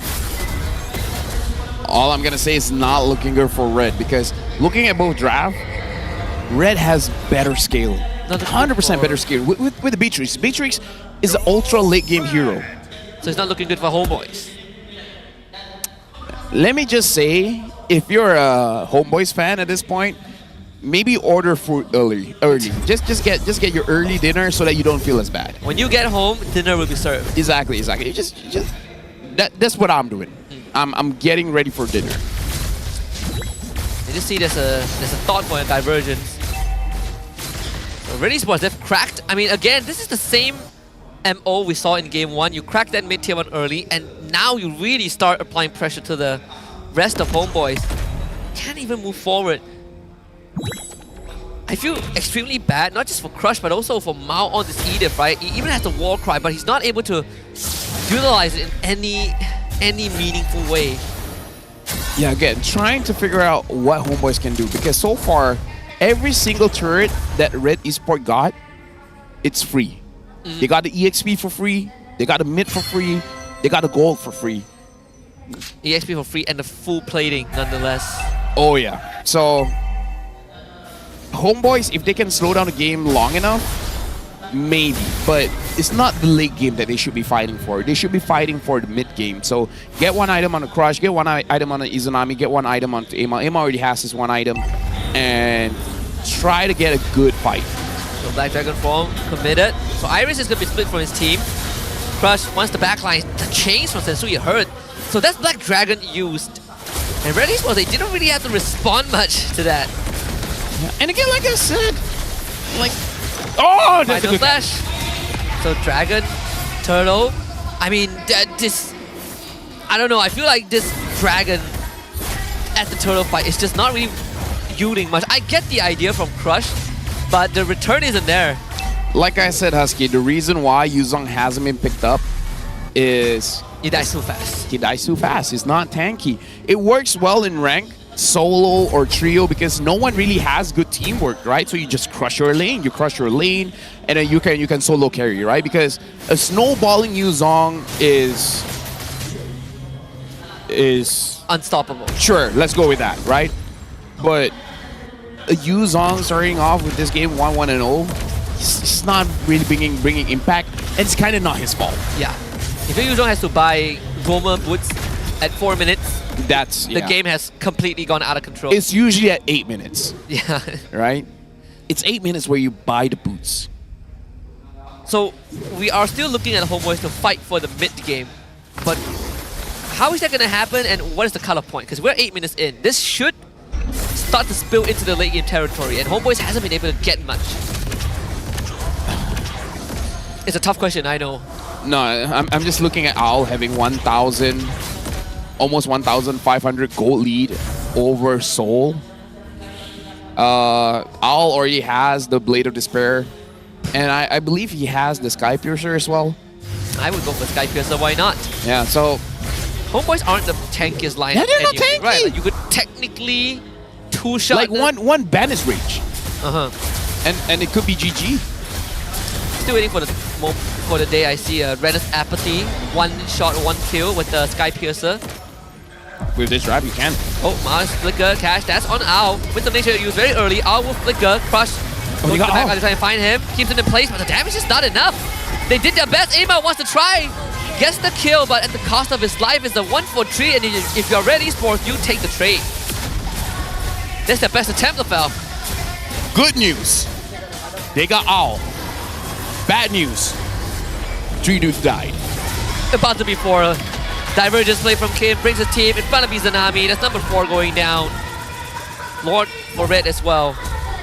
Red has changed so much, Husky. Wow. You casted week 1, right? Yeah, I didn't really get to... I don't even remember if I casted this iteration of roster before today. And if I did, it didn't leave a good impression. But I would say right now, I would remember this for a long time. Red is looking very strong. This is the Red that people have been hyping up. Like now they're living up to the hype. Yeah. Good discipline, good drafting, good mechanics. Like I'll die, sure, but he got a double kill and 3 members of Homebois died. Like if I were to die and I take 2 with me, I'm feeling good. Hey, the buy one free treat deal. In fact, I think, you know, we're seeing the potential of RED Esports, right? Like what the kind of the holy trifecta of roster of imports is gonna bring to them. Like it does quell a lot of the doubts. Another Black Dragon form, this one just to deter RED Esports. Stolen final slash finds Iris, Grace and Iris in the back line, so they will take out the inhibitor first, but Iris survives somehow. Grace goes down. Crush able to retreat, but so he has to blow the flicker. Can't even stay in the fight, so RED Esports, they're gonna go for more than just one inhibitor. Homebois takes care of the Lord, but RED Esports finds 2 structures in the base. Again, this is why I don't like Carrie going up against a Louis, going up against a Julian. You see that, I would say he's there, not even being the direct, how do I say this? Like Kim wanted to do damage on someone else, but Soul got hit as well, by mistake. It's, yeah, it's... What do you call it? There's a term for collateral damage? Collateral damage, thank you very much. Like, sure, maybe Kim did target for Soul, but at this point I feel like Soul is just collateral damage. Man. His range is too short. If you stand in the rotation and you get hit by the splash of the dispersion, you automatically get that reaction, right? The yin yang burst. It doesn't help that Kim right now is having a good time. I was wrong. I saw a Wind of Nature, not a Sky Piercer. But if I'll get Sky Piercer, it would have been GG. I mean, he could if he wants, but he got to play the Heptaseas. so that divergence play. An attempted one was spotted out. I mean, this game is... This is one-sided. This is one-sided, right? But again, we talked about it, right? Yuzong either looks S tier or D tier. At least we know that it's just a tough spot that he's been put in. From minute 1, RED Esports has already identified and, you know, you cut out the head, you cut out the root of the problem. Is there still a way for Homebois to come back? I mean, how do they drag the game out? How do they take on these fights? Because I don't see a world where they can even contest for objective, nor map control. Like, who's gonna walk into the bushes? Sometimes you just gotta pray. And then have faith in God. I suppose so. Well, I mean, like, what else are you gonna do? Oh, Mao! They found Grace. This is the play that they need. Grace hanging on best as he could. Does go down. Oh, and looks like Crush sees that they're starting the Lord. Is he gonna do anything about it? That's a petrify. A-Mouse will be forced away. Sensui secures the Lord. Lord knocks up Kim somehow, but Sensui is just gonna man-fight Izanami. Snow will take care of Iris. So it's a 2-for-2 trade. This person being used, flicker forward from Kim, but so able to get out without having to expend his flicker. Lord still goes over to RED Esports though. Did you see how fast the Yuzong was pushed down? Oh yeah, that was pretty fast. And now with the Lord, I don't know, Husky. I think RED Esports got this. I think they can end this now. 85 seconds for Crush. So caught by the chains. He's got to take care of the Lord, but the damage is just too much. RED Esports just ride the red wave and takes out Homebois 2-0. Homebois game number 1, they got it, but game number 2, personal opinion, man. Homebois draft was not it. Too many ways that Red can deal with them, and Homebois doesn't have a way to interact, Husky. Does make the game 1 draft feel a bit better, a lot more solid, right? More opportunities to potentially create openings for themselves, but I agree, the game 2 felt like just a lot of major errors. Let's talk to Rose and see what Red has to say about that win. 2-3 mata penuh untuk pasukan RED Esports, and they're currently on their 3rd win streak untuk regular season ini. And guys, dengan kemenangan ni, dorang take over Monster Vicious dan sekarang tengah duduk di nombor 2 untuk regular season as of now, obviously. Okay, so first of all, guys, congratulations. Okay, mari kita start dengan Grace dulu. Okay, mic dah on. Okay, so kita nampak hari ni Red keluarkan playstyle ataupun strat yang bukan dipanggil ube strat. Especially di first game. So, adakah korang memang tengah tunjuk dekat semua orang dengan semua opponent korang that you guys are flexible? Bukan hanya satu meta sahaja. Betul. Kami bukan harap ube strat tu je. Saya banyak hero tapi diorang terlalu respect dengan hero support tu. Biar diorang. Oh, kenapa Iris tengah gelak ni? Okay, so you guys are technically saying that korang bolehlah main banyak strat, banyak meta dengan banyak hero dan korang tengah tunggu peluang je untuk keluarkan. So adakah kita akan nampak lagi banyak strat dengan meta daripada RED Esports this coming playoffs? Betul. Akan ada banyak lagi nanti. Akan ada banyak lagi. Boleh tak bagi teaser sikit? Yang paling menarik lah. Tak payah bagi tahu hero. Ini macam role apa? Mage ke tiba-tiba keluar sebagai roamer ke? Ada jungler. Wow, okay, ada jungler yang akan jadi roamer. Okay, ini menarik. Jungler ada hero lain. Oh, jungler ada hero lain. I ingat jungle main roamer ni memang lain macam. Okay, terima kasih. Okay, so game ni kita nampak that RED Esports sangat dominate game ni. Dan I rasa audience pun bolehlah kan kata-kata nama yang shine in this match. So, mari kita tengok MVP perlawanan ini. In 3, 2, 1. MVP perlawanan ini jatuh kepada Al daripada Filipina. Hi Al, kamusta? Okay lang po. Okay lang? You're good? Kinakabahan ka? Hindi naman po. You're not nervous? Okay, kamusta yung laban against Homebois? Ina-expect ko na magiging mahirap pero parang sobrang dali lang. Oh! I menyesal tanya soalan macam tu.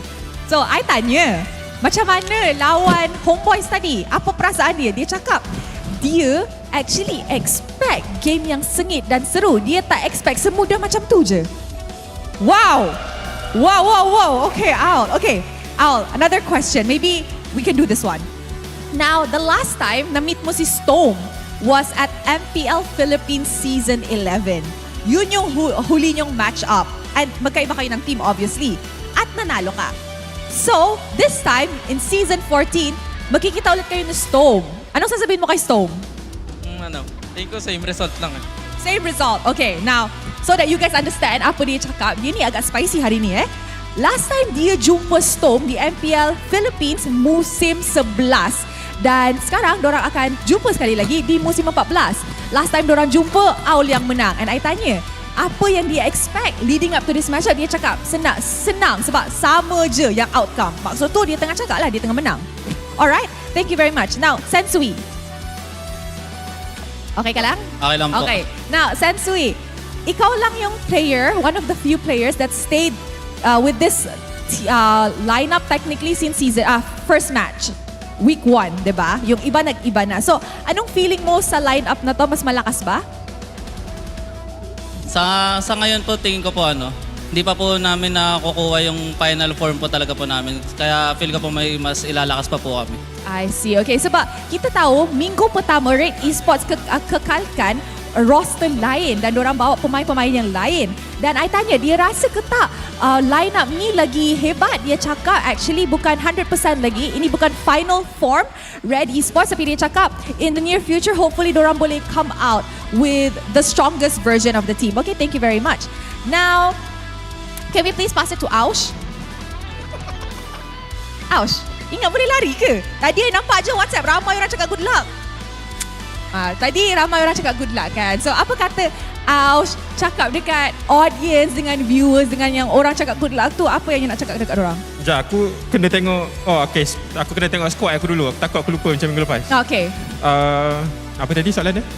Ramai orang cakap good luck dekat Aush. So apa Aush nak cakap kepada orang yang cakap good luck, orang yang hadir ke MPSJ, orang yang tengah tengok dekat rumah?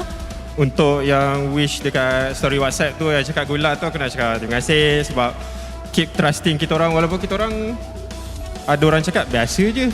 Oh, biasa je? Ada orang cakap biasa je. Biasa-biasa je pun. Yang dekat sini, terima kasih untuk fans RED Esports. Kepada family saya, kepada yang datang, kepada family siapa yang ada datang kat sini hari ni. Untuk Homebois, terima kasih. Tu je lah. Tu je lah. Tu je. Aku macam biasa tu je. Okay, macam biasa tu je. Okay. So, terima kasih kepada RED Esports and once again, congratulations atas kemenangan 2 berbalas kosong. You guys may now go celebrate your win. Amazing performance, guys. 2 berbalas 0-3 mata penuh untuk pasukan RED Esports currently at number 2 this regular season. So with that, mari kita throw to the mic check untuk dapat tahu macam mana RED Esports communicate sebagai satu team.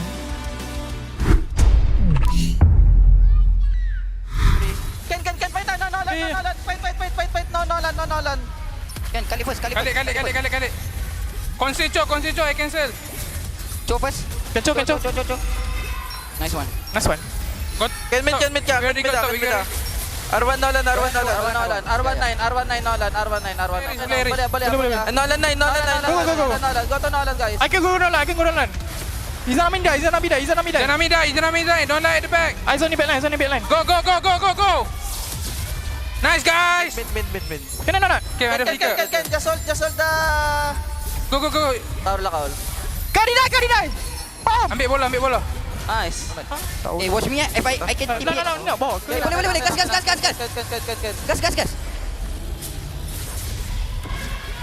I slow him. He's a Nabi. Chill lang. Edit no flicker. Taruh lah mga. Taruh lah. Nice one. Nice guys.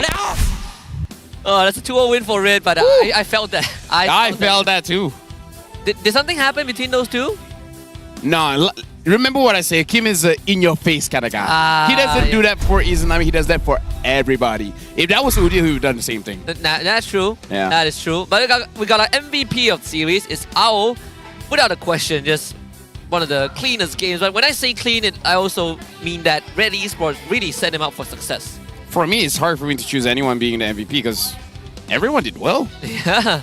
So I have to choose the one with the most KD, I guess. Yeah. The best KD. I mean, like, this is one of those things, like, let's just default to what the ML system says. That is true. Take a look again, the full screen stats of Ao only went down 2 times this entire series. 11-2 and 6. Of course, very independent, right? Like, we look at the KP, not really much, but that also is a product of everyone else from RED just having a good time. So, I'm gonna ask a question where my answer is a combination of both. Okay. Is RED doing well or Homebois is just not good? It's a combination of both. Right? It's a combination of both. Because it's hard to deny that. Because you can't deny that RED is good, and you can't deny that Homebois right now is not looking good. No, not at all. I think Game 2 gave us Game 1 we saw glimpses of it, right? But Game 2 really kind of seals the deal of... I mean, like, here's the thing.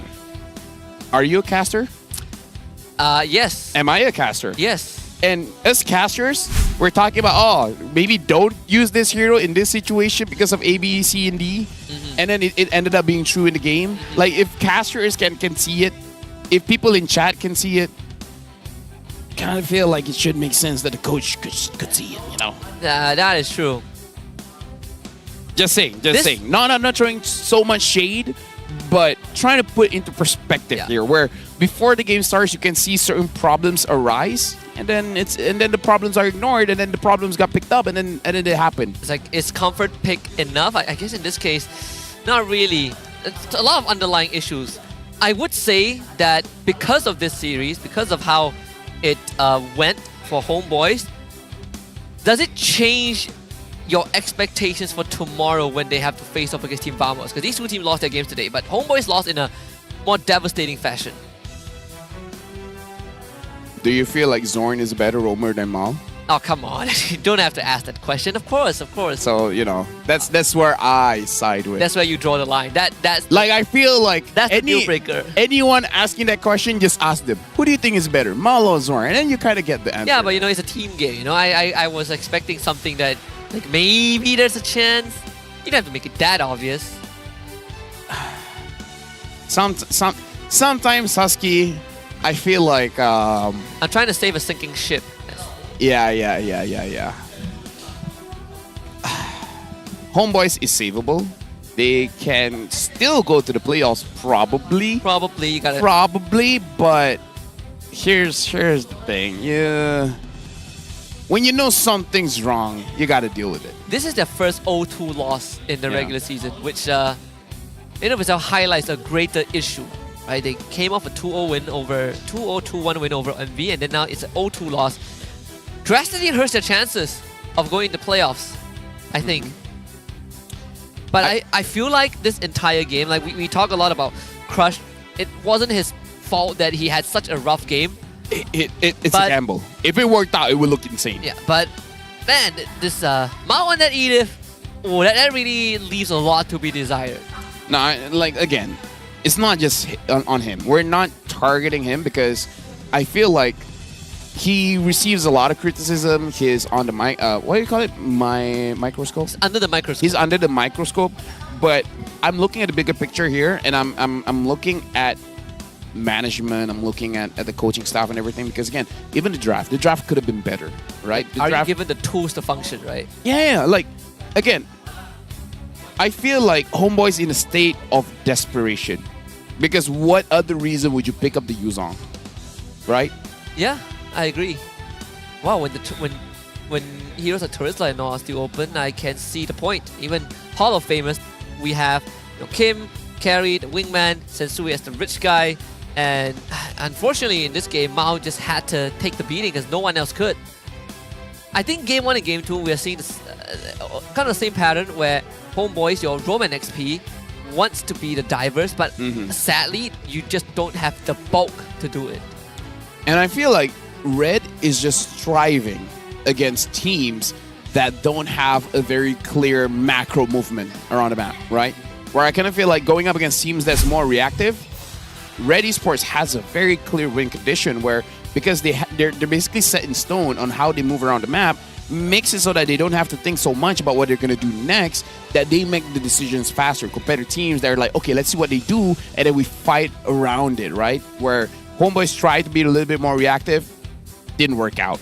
And Red, their calls for the game is very clear. They pick up a Yuzong, that's a mistake. We're gonna dive the Yuzong, we're gonna gank the Yuzong, we're gonna get full towers, and then after that the game is gonna be easy. Yeah.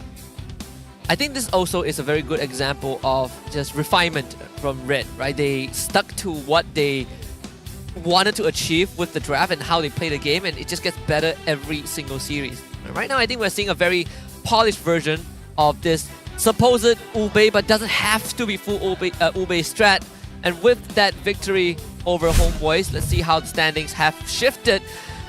RED Esports, like you said, shoot themselves up into second place, overtaking on the Vicious. Oh my goodness! Which is in of itself a very crazy thing to even witness right now, right? Pushing Monster Vicious, Vamos, Kodak, JP9 is all down by one slot.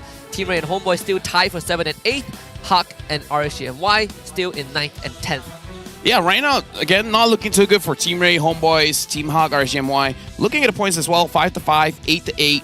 So again, not looking good. Again, just to remind everyone, for MPL Malaysia, only the top 6 teams get to go to the playoffs. Number 7, number 8, they don't get to go to the playoffs, but they retain their slot. RED Esports, again, number 2, but they do have 1 game advantage over Monster Riches as well as Team Vamos. Yeah. So for them to keep it up, Team Vamos has to lose tomorrow and lose 2-0, essentially.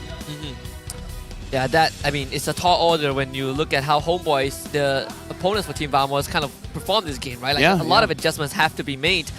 And it also puts Homeboys in a rough spot because of the aggregate points, right? They play so many games, but majority of them are losses. Let's take a look at tomorrow's schedule though. We will open the curtains with Team Huck against JP and Niners, followed by the highlight of the season, Vamos against Homeboys, and then we will end it with RED Esports against RSGMY. The odds are looking pretty good for Red. Yeah, honestly, odds looking good for Red. Vamos, they have to fix a few things to make sure that they have a clean victory over Homeboys. Team Huck against JP Niners, I feel like of all the matches, that's going to be the one that's going to be a little bit harder to predict. Where I heard good scrim results coming in from JP Niners now compared to the start of the season, where before the season started, they weren't really gelling all that well, but now they're getting good results. So in terms of momentum, JP Niners might have the edge here. Yeah. I mean, even for Team Huck, I think that Team Huck has been struggling a lot more than I expected them to with the star lineup that they have. But I agree, I feel like that one is probably the more unpredictable one, and it also sets a good precedence of where Team Huck has a chance to at least avoid relegation. So now we're at the end of our show. So maybe we should part some good message onto the viewers. Yes, thank you very much for tuning in. You guys have been amazing. Keep the chat coming. I like the statisticians in the chat giving us all of the numbers. But we'll see you guys tomorrow because the day has come to an end. It's Husky, it's LaFell right here beside me. See you guys tomorrow for more MLBB games and MPL NY Season 14. Goodbye. I was thinking an apple a day keeps the doctor away.